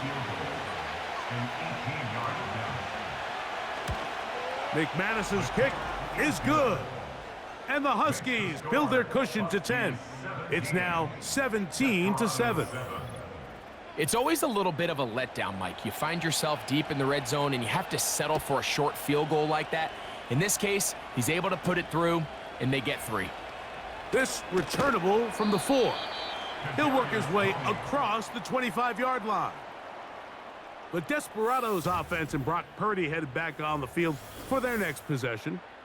And as we take you back through the highlights, there aren't many of them from a quarterbacking perspective.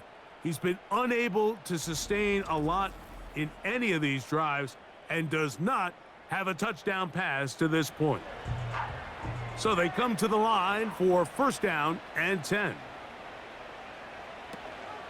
We're going to start this drive on the ground. It's Hall. And good blocking up front, paving the way for a gain of 8 on the ground. Here's 2nd and 2. At the 34-yard line. Here's Purdy. And that's going to be incomplete. Coverage was good that time. The contact jarring the ball loose and forcing 3rd down. They'll try to run for it with Hall. It's a gain of 10 yards, and that will be a 1st down. You can see the trust they have in this running back and the offensive line. You're facing a 3-and-out. You're trying to extend this drive, turn around, hand it to the guy behind you, and let him do the rest.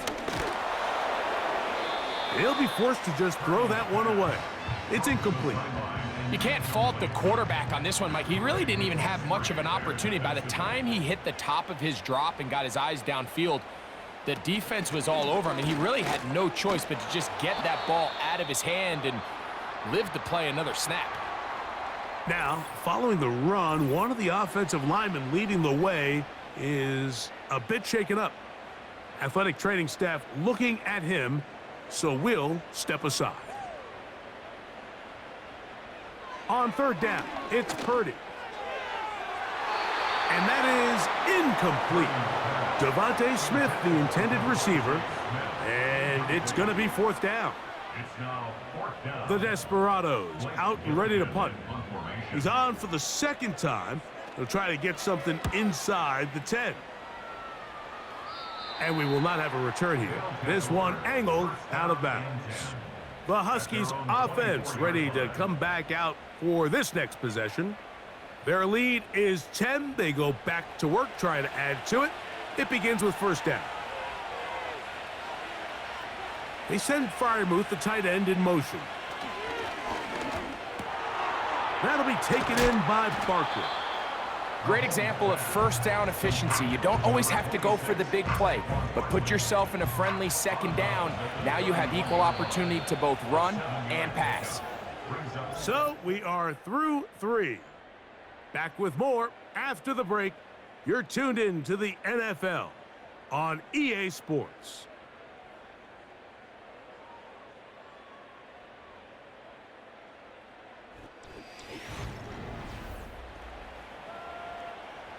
Here's a 2nd and 3 forthcoming.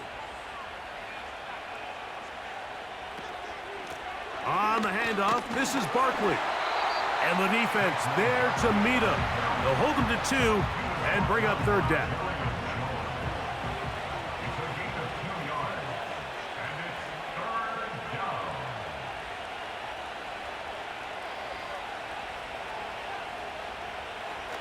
Now, Mahomes. He's got his tight end. That's Hurst.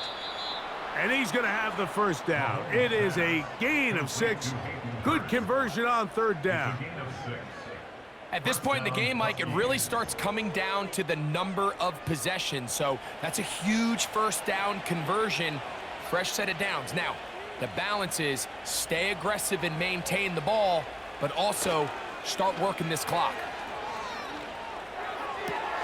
Got a man downfield. It's Wilson. And he'll be taken down, but they are in business inside the 30-yard line.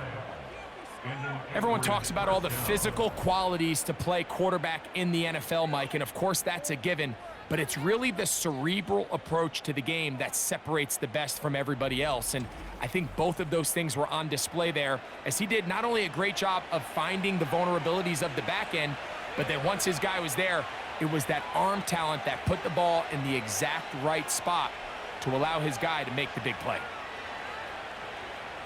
On first down, it's Mahomes. That one complete to Johnson. Seemed like the receiver, Mike, ran through like 5 different open zones, but once he found the one that he liked where the quarterback was expecting him, you see him do a nice job throttling down, secures the catch, and he's able to pick up a nice gain. There's a short one caught by Freiermuth.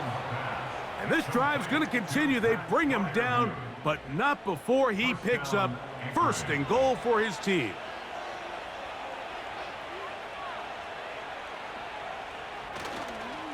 Here's a run. And he's in. Saquon Barkley. Touchdown Huskies.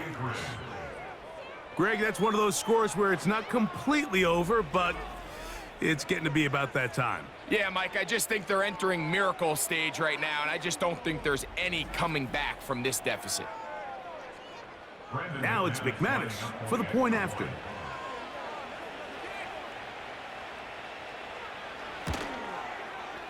The kick is good. And the Huskies up their lead. It's now 24-7. Both teams ready to go once more as the kick's away. He fields it at the 8. And their drive will begin at the 30-yard line. The home team's offense ready to see what they can do. The deficit is 17, so they got to start cutting into it soon. See if it starts here. 1st and 10. Throwing from the gun is Purdy. That's to the left side and taken in by Smith.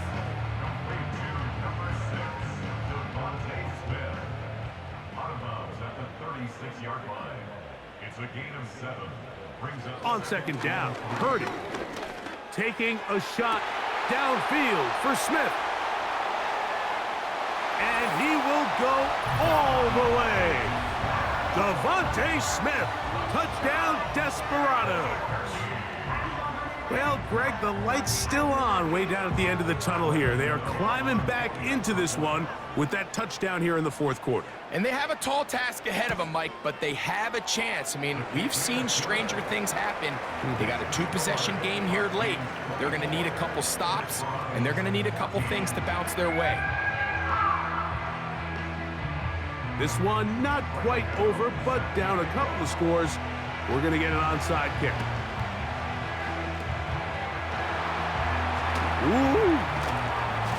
Late in the game, this is where you see teams really start taking some chances. And boy, this was a big one, but it's not going to work out.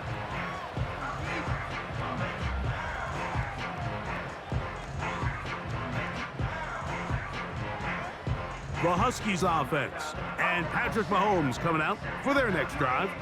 And he has been masterful so far leading this offense, keeping the mistakes to a minimum, on point with his passes, generally one step ahead of the defense all game long. On 1st and 10, it's Barkley. A gain of 4 as he's taken down. Here's 2nd and 6.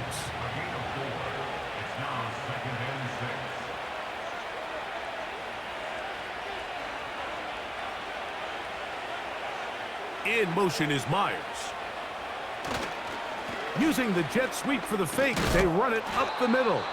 And he'll be taken down as the clock ticks towards 2 minutes to play. Set to go now on 1st and 10.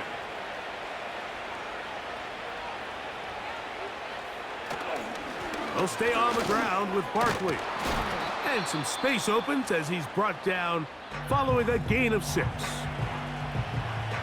They'll come up now for 2nd down and 4.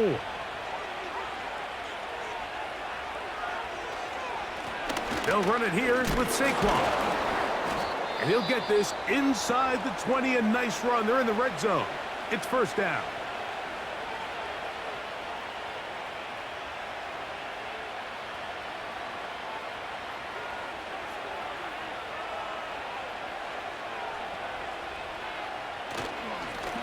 They'll run straight ahead with Barkley. And this time they are ready for him. Thrown for a loss. And it's 2nd down.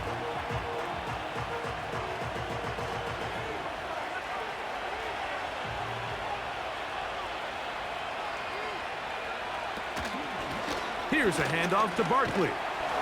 Maybe a couple there. It's 3rd down.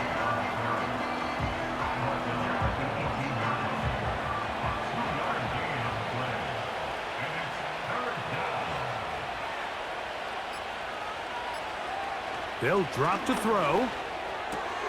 This is caught at the 2. And he'll take it on in. Hayden Hurst. Touchdown Huskies.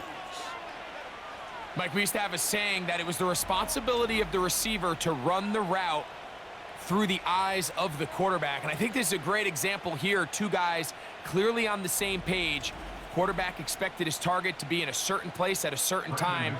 He's there, ball's delivered accurately. He's able to pick up the rest with his legs, and that's a big-time connection for the touchdown. Extra point by McManus, up and good. And the Huskies will open it up even further here in this 4th quarter. The kickoff team is out on the field, and we're back to it as the kick's away. This taken in at the 8-yard line. And this will work out quite well. He'll get it all the way out to the 30-yard line. The home team's offense ready to take over possession of the football. They'll start out 1st down and 10.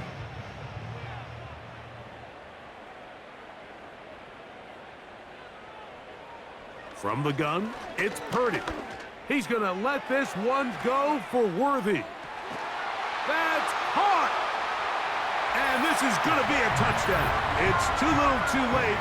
We do get a bit closer as they score here in the final minute of play.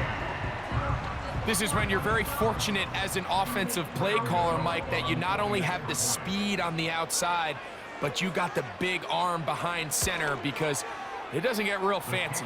If you can hold up in the protection, you're saying run as fast and as far as you can. I'm going to throw it as far as I can, and when you connect, it is a thing of beauty, and in this case, it results in a touchdown. The kickoff unit is out there, and they'll send this one away. Well, we knew, Mike, this was going to take a miracle. All they needed to do was recover this, score, recover another one, score again. Unfortunately, that's not going to happen, and this game's all but over.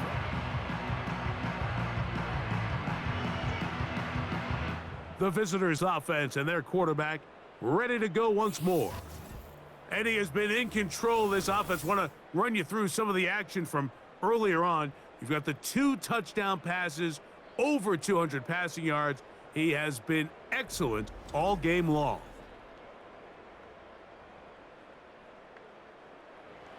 A fresh set of downs to work with. It is 1st down and 10. Victory very much in sight now as they'll take a knee.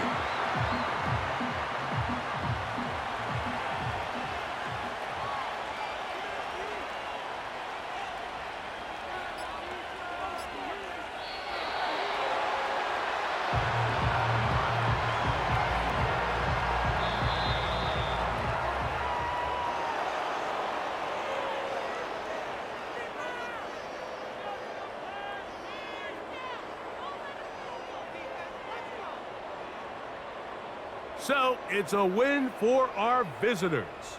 This was a game where both offenses were up and down the field, marching the ball at will, matching each other point for point. But in the end, they got a few more defensive stops than their opponents did, and that was the difference in this one. So that'll just about do it for Greg Olson and our entire team. I'm Mike Tirico. You've been watching the NFL on EA Sports. For more, log on to easports.com. With that, we say so long, everyone.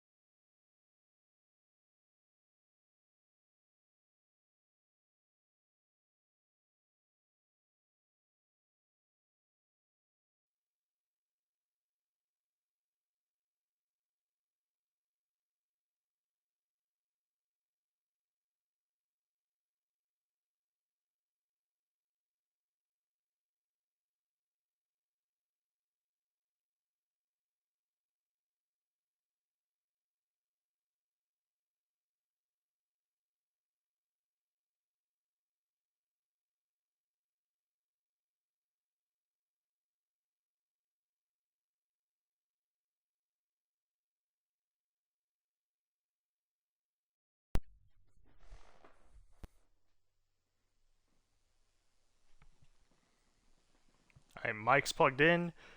We're ready to go with the final game of the day. Nothing but fucking pick sixes today. Every game had a pick six. I'm not even kidding. So what were the games? Okay, Brooklyn, Virginia Beach. Don't want to fucking talk about that again. Like, Virginia Beach are so bad. They're so bad. Might be the worst team in the league. Actually, probably bona fide the worst team in the league. Then you got the Aviators still in their fucking slump. Thunderbirds, even though they have Mason Rudolph in, their backup QB With Sam Darnold out, they still get the win. Omaha Bulls look like the Bulls we thought they were going to be. And San Antonio still has not gotten an offensive touchdown. They got a defensive one, back to the pick sixes. But they have not yet gotten an offensive touchdown. So how legitimate was this Bulls win? We don't know. Only time will tell. Memphis. Is it Memphis? Yeah. Memphis get their first loss to San Diego. A little bit shocking, but it seems the Teddy Bridgewater effect. This team does very good. They are now 2 in a row with Teddy Bridgewater as their starting QB. The Houston Oilers barely losing again to the Redwoods, going up 2-1, and now Houston have a 1-2 record. And then the London Black Knights lose to the Toronto Snowhawks. Very devastating indeed. Very devastating. But one thing they can take away from it is that Anthony Richardson can sling that fucking rock. That's for sure. And then obviously the game we just saw, Anchorage and Albuquerque. Anchorage put on a clinic. Defense, not really too great. But Desperados, I'd say they've improved from last year, but not by much. Not by much. They're probably going to be in the same slump they were last year. But now, we're on to this game. The Salt Lake City Elks versus the Austin Armadillos. Both are 1-1. Let me change the uniforms. Should we go all red or red and gold?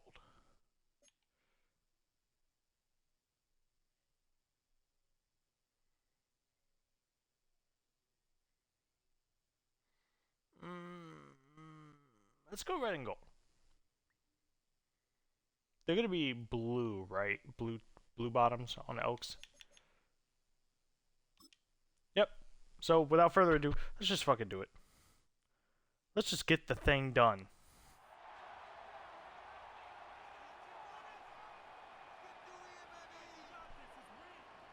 Phone is dead, doesn't matter.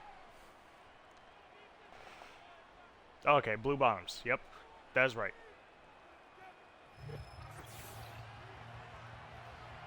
So the Elks lost last game to the Caps. Incredible. That's another team to look out for. The Columbus Caps thought they were going to be pretty bad this year. But I guess it doesn't matter in the end.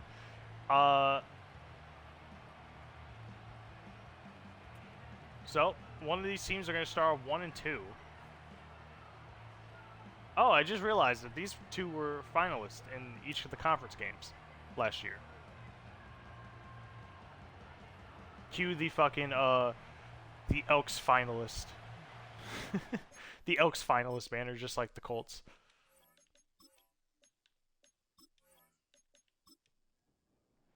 Alright.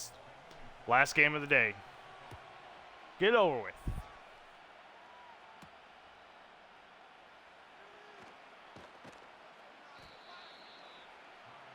Elks with not a good return, according to the game, because every time they go past the 30, it's a great return. Jameis Winston, not bad stats. Not terrible stats. I mean, he only has 2 touchdowns, but it's beside the point. They're not terrible stats. Salt Lake don't look as bad as I thought they would. Not a great start to the game, though. No positive yards. Cam Akers, no positive yards.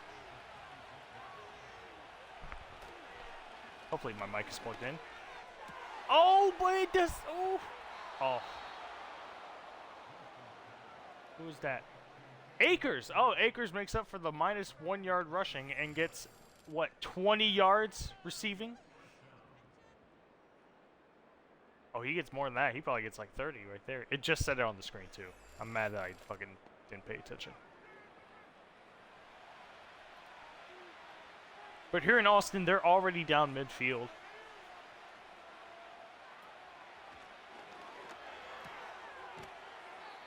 That is Amon-Ra St. Brown with his first reception. Had a pretty decent game last game, as you can see. 6 receptions, 74 yards, and a touchdown.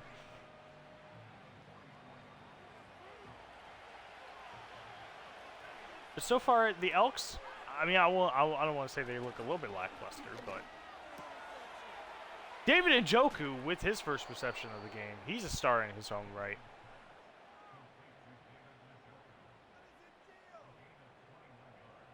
Both stars of this team receiving-wise, staying on this team this year.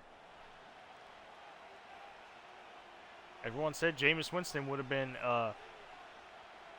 dumbed down or an unimprovement or whatever the fuck it is. So far, not the case. Not the case indeed.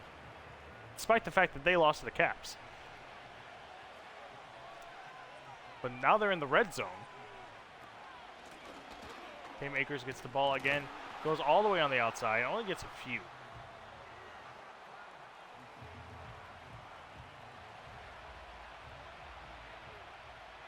All right, 3rd and 4. Then he gets the first down. Throws it. Oh, no! He gets the forward progress, but it's only 4th and inches. I'd call bull. Oh, but they're big dicking it. They're going for it. Just run the ball. Oh, I guess he's not going to run the ball. But gets a safe. Oh, no! He doesn't get forward progress again. And he's out with an injury. Oh, Njoku, no. That was all kinds of wrong. They went for it. They were right to go for it. He was past the line, but yet they didn't count it. Jalen Warren. Now on offense. 67 yards. They've seemed to invest a lot in this running game with him, as he's the lead rusher so far this season.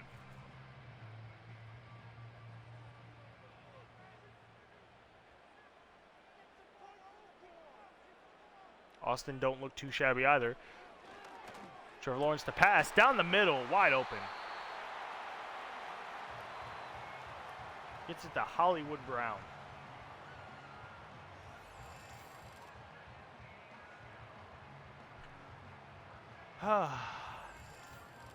So disappointing. You were so close to greatness, Elks. You were so close to greatness.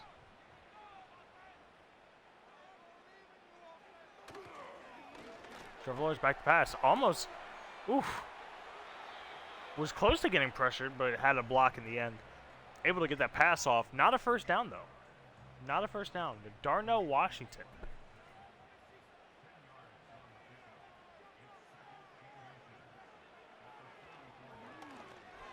Oh, gets tipped out. Oh, whoo.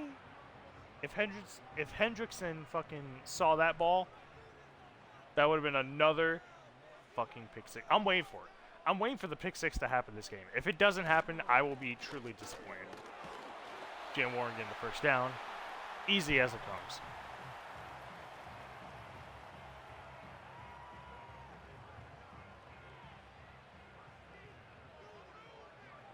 All right, unless this is an incomplete pass, this will be the final play of the first quarter.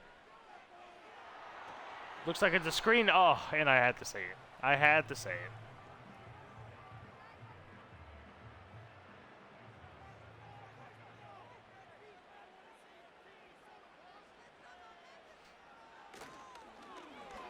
Commentator curse. Gets the pass complete, though, right there. And that will be the end of the first quarter. 3rd and 8. Score is 0-0. Elks were driving down the field.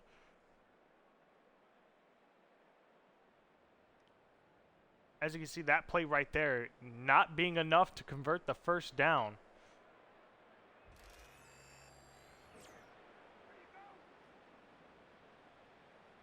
Or convert the 4th down. And Austin are still not even in the other team's territory.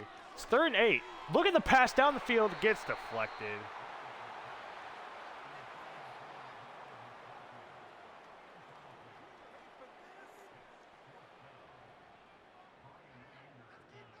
Easy deflection there, and that is a 4th and 8.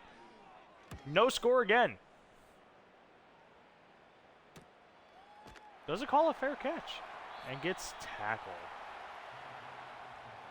13-yard line. Jameis Winston leading the pack.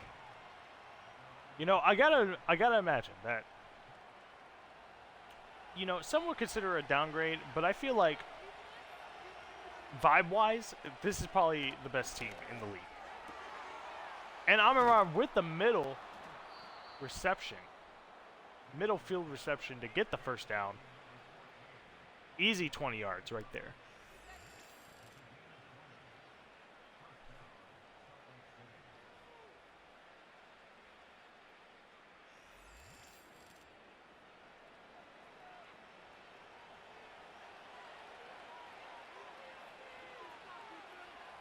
They're on the 33-yard line. Cam Akers with the ball again. Oh my God! I don't know how the physics worked on that, but brutalized. Brutalized.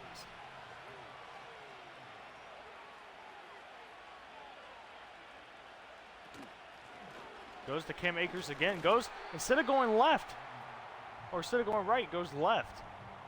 It doesn't get much. So now it's 3rd and 8.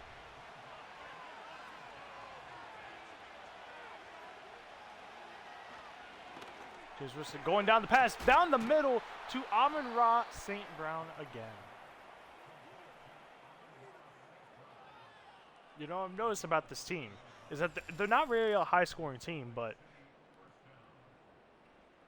fundamentally, it feels like the Elks are still very sound. You know, they're able to get the first downs when we don't expect them to.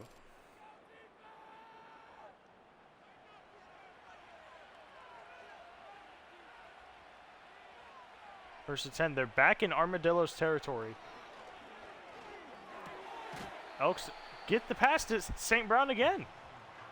He's got to have, what, is that his 4th or 5th reception?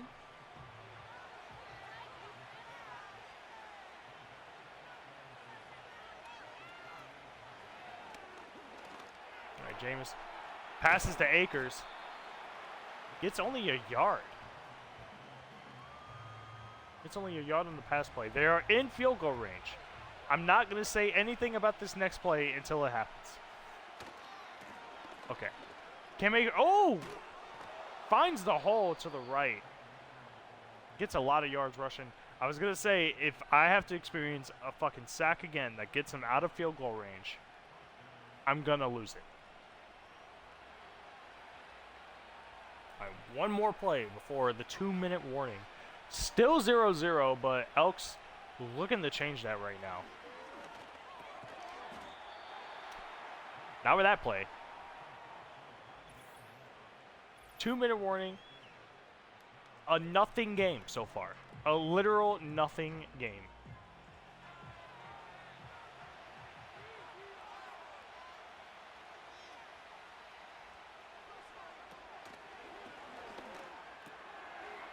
All right, passes to the tight end, gets the first down.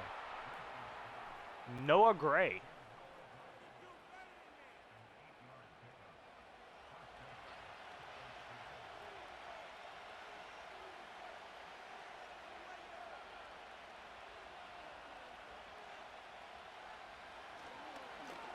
James was to pass again. Down the middle. Stays up on his feet. Oh, and he almost gets the touchdown, but almost gets the first down as well. Whew. Only 2nd and inches, which allows them to waste time. Allows them to waste time for Austin to not do anything when they get the ball back. I could not even see what I guess it was going to St. Brown. Incomplete. Come on, you gotta score a touchdown right here. At least a first down. But like, you're so close anyways. There's a flag that looks like it's out of bounds. Or is it a touchdown? I don't know what happened. Holding offense. Oh, it was going to be a touchdown, but because of the holding, they go back 10 yards. Devastating. But, I mean, this hurts Austin even more. It just wastes more time on the clock for them to even do anything. And can't get the pass complete to Brown. Is that Noah Brown? Wow, we got Noah Brown versus Hollywood Brown? As far as receivers? Anyways. The kick is good.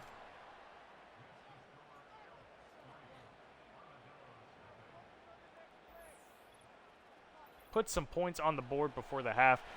3-0. 3-0 in this game. A very not so scoring game.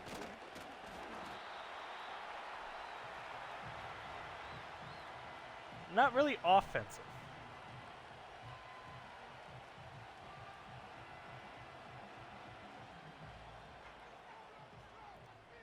Well, unless they could get into field goal range in 22 seconds. They have 3 timeouts, and they're on the 32, so it's not really too much of a hike to get there.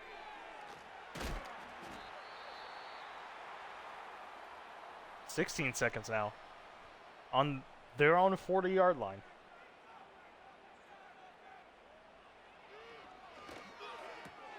Wide open, gets past midfield, and goes out of bounds. So they keep a timeout. And they get to the 45. Probably would want one more first down. And then going for the field goal. To tie this game up. Gets close. 6 seconds on the clock.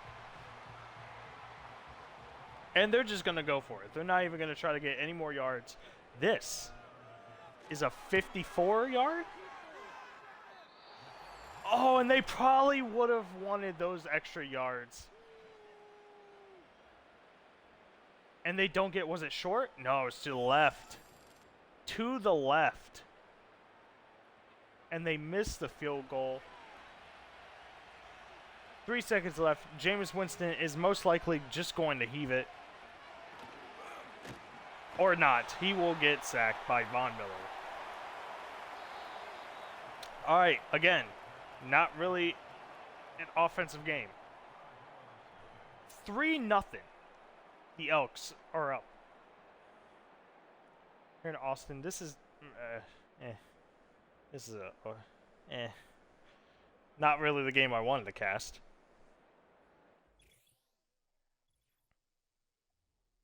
I will say though, since today or this week, oh please don't, no.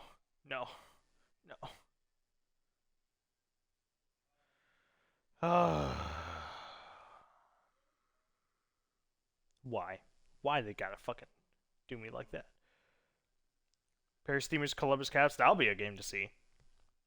But since tomorrow there's 2 Monday Night Football games, I will be casting both of those games. See, we got plenty of games to go. Tokyo Dragons versus the Canton Tigers. The St. Louis Sentinels versus the Rio Riverhogs in a Super Bowl matchup.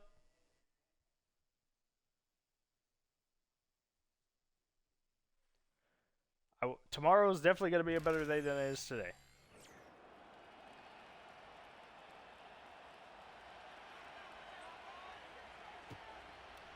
So Lake City kick it off. Austin will get the ball back.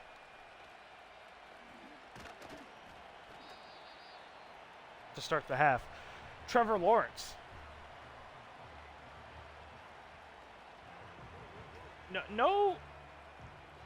I'll be honest, no really big issues. I mean, other than the fact of, Austin not really getting a lot of yards.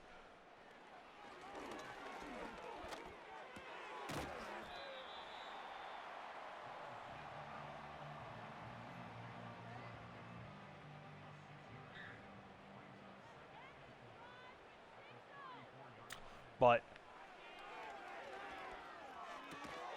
he's getting complete passes.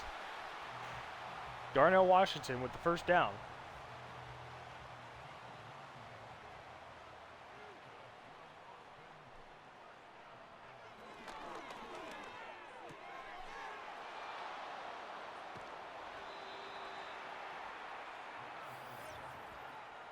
Damn it, I just had to say goodbye to my cousin. Not my cousin. Whatever. A fucking interception. Actually, hold on, let me see that. Oh my god.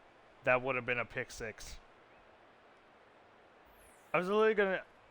Was I just saying that there was about to be no mistakes? Or I was gonna say, I don't even remember. But, first mistake of the game goes to Trevor Lawrence. Almost a pick six. He would have completed the holy fucking trinity of 7 games. Getting... Oh, is it 7 or 8 games today?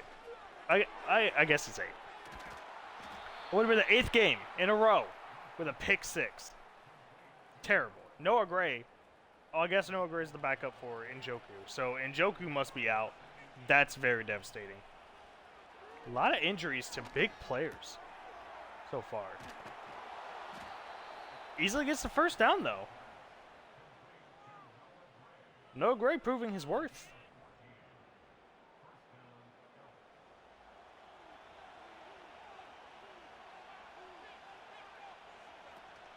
Let's get the first time. Kenneth Akers runs with the ball, only gets a yard.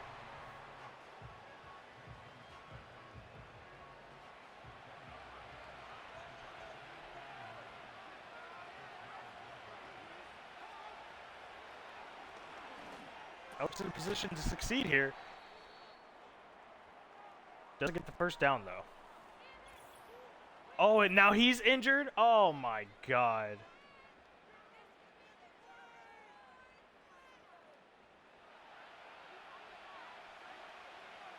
The injury bug is really hitting the Elk tonight. Jameis Winston throws it away. Probably, would I say it's a smart idea? Most likely not, but you know, you probably could have passed to Noah Gray right there, get him the touchdown. But they're going for a field goal. Sure. Make this a touchdown-less game.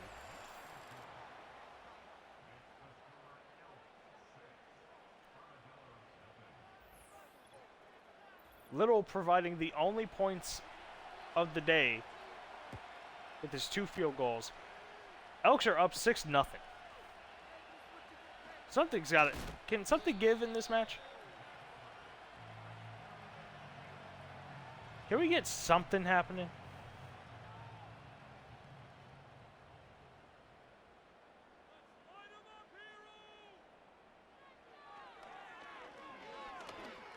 Trevor Lawrence. Easy down the middle to Darnell Washington.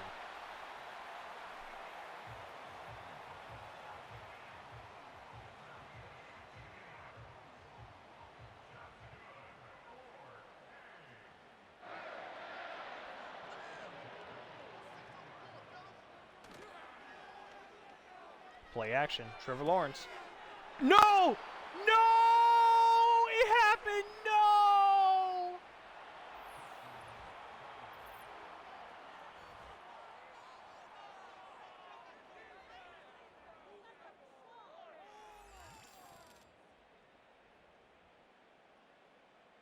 I don't know what is with this AI and like throwing it over there. And then the defense just fucking gets them. All day, there's been nothing but pick sixes.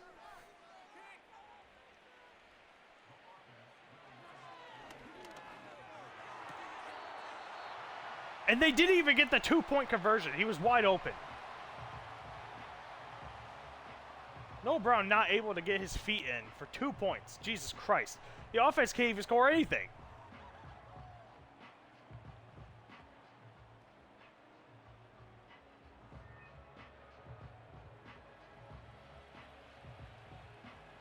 It's basically like they just kicked 2 field goals simultaneously.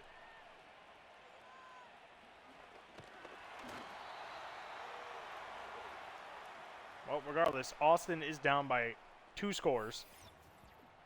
And we're going to see some Trevor Lawrence non-highlights here. That's the first interception by Stevens. This time, he remembers to keep his momentum going for the pick 6. So that's 2 interceptions for the guy today.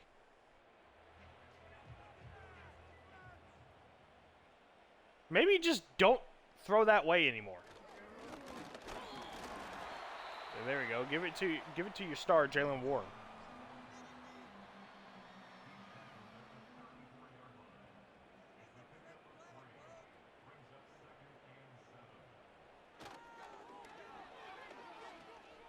Trevor Lawrence to Jalen Warren again. Oh! Broke the tackle, but to no avail. He still got out of bounds.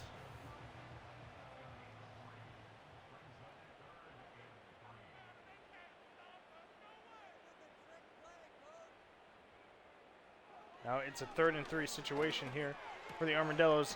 Easy first down. Again, Darnell Washington getting these first downs for the Armadillos when it matters. Well, I mean, yeah, I guess it always matters, especially since they're down. But not good. Not good for Austin. Still first down though. Still got plenty of ways to go. Can't do that. Elk's able to stop him right there.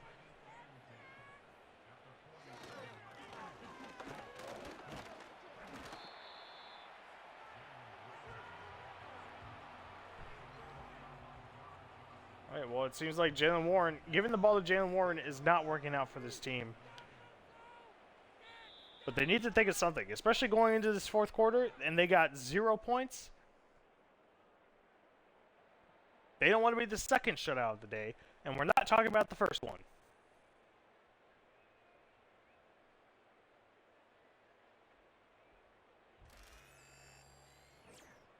Andy Reid looks excited.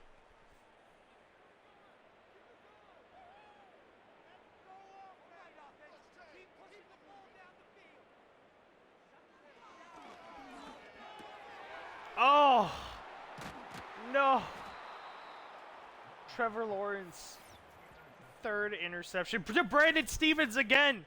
Do not throw his way.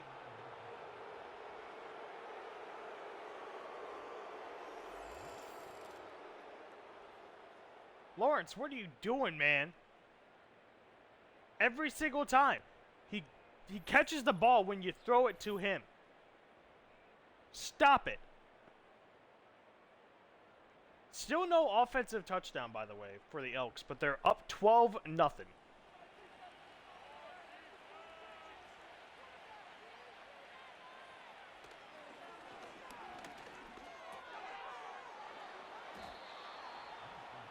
$80 down the middle again. Is that Agnew or whoever that is?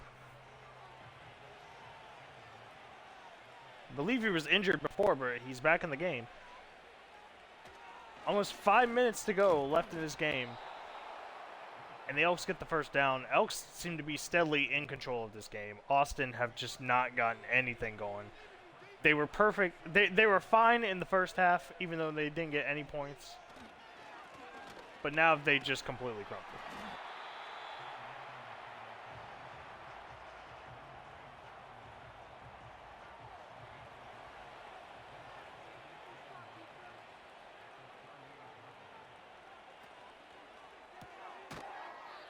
Well, there's a quick pass to Amon-Ra.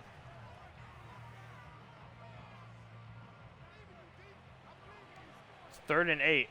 I believe they're in field goal range now. Just don't take a sack. Oh, but gets it complete! Gets it complete! And he's inside the 5. Noah Gray filling in the shoes for Njoku.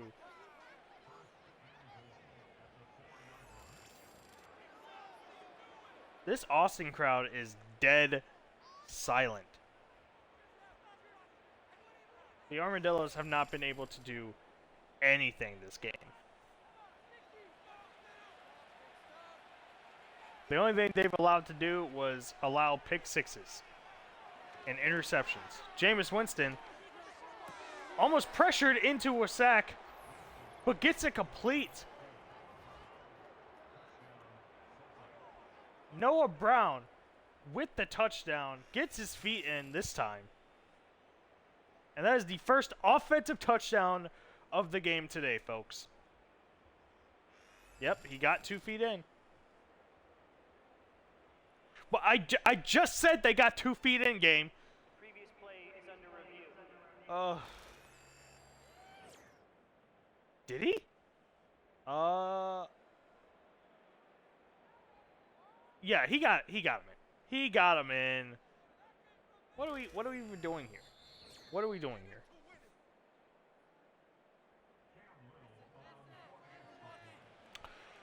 Well, anyways, off to kick the point after is Little. No low feet. 19-0. Goes to the Elks.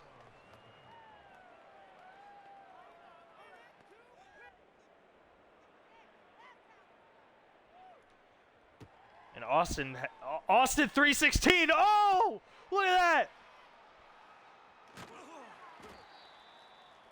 Oh, hell yeah. See that? It was stopped on 316 on an Austin game in Austin. Like, come on, man. You cannot fucking predict that.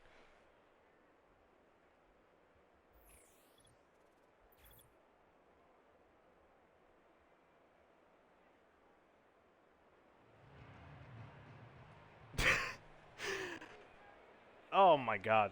Anyways, we're trying to find the enjoyment in the little things, guys. Trevor Lawrence, he had the completed pass, but gets knocked out. Who's that? Lad McConkey.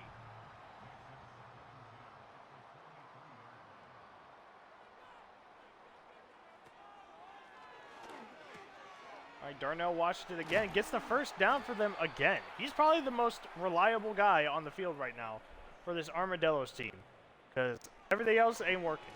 If they could get a touchdown, oof.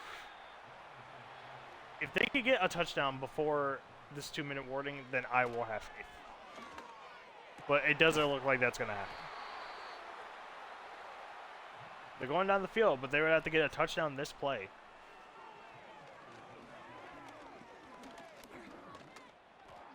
All right, Lawrence is going to run down the middle with the ball. Wait, they call a timeout a second before the 2-minute warning? What the hell?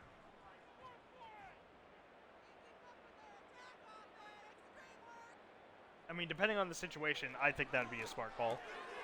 But I don't think this really would affect anything.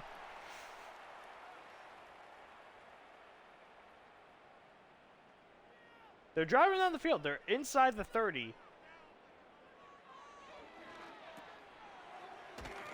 No interceptions in sight. Hopefully to at least get something on the board. These short passes, they're looking to win. I think they're just looking to get on the board. Because there's no way... Oh. With the speed that these guys are going, it doesn't look like they're ready to win.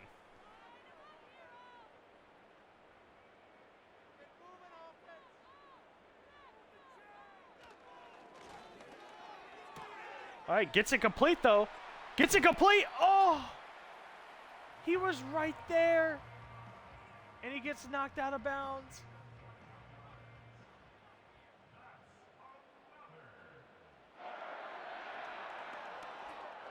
Lawrence passes the ball, and he gets it complete. The first touchdown of the game for the Armadillos. The first score of the game for the Armadillos. Ray McLeod.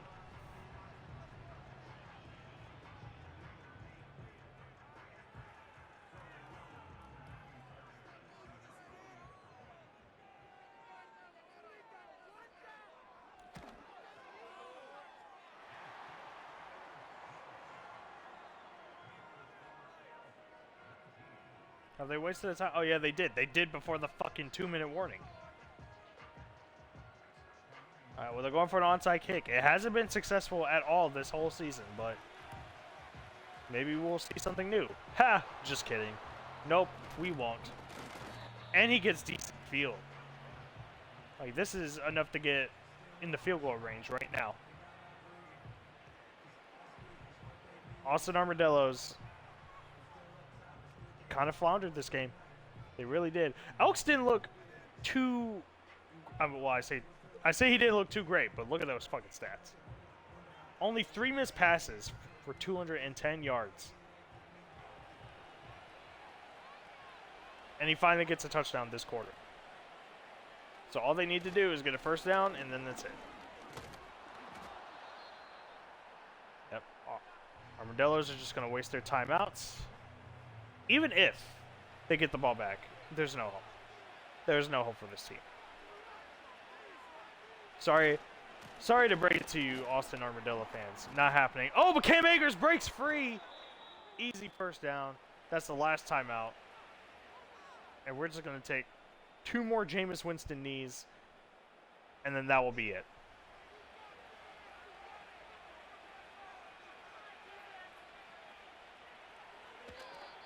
Yep, victory formation.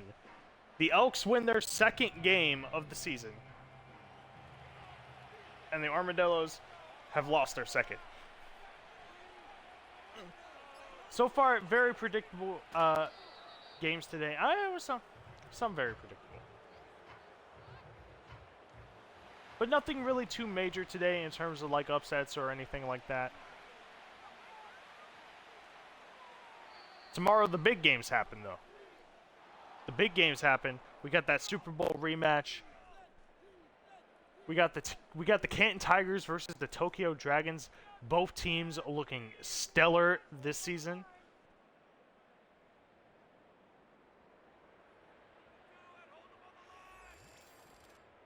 Jameis Winston, his first official start as a quarterback in Relocated. He was a backup last year. Now he's brought to the Elks to replace Derek Carr that got them to the AFC Championship. And he's looking pretty decent so far. Not really anything bad going on with this team, despite the 1 loss. But still very early in the season. We got a whole season to go through. And on that note, I will see y'all tomorrow. 2 Monday Night Football games. I will be on for both of them. So, without further ado, it's the end of I was about to say this is the end of the week. This is the end of day 1 of week 3. So long, everybody.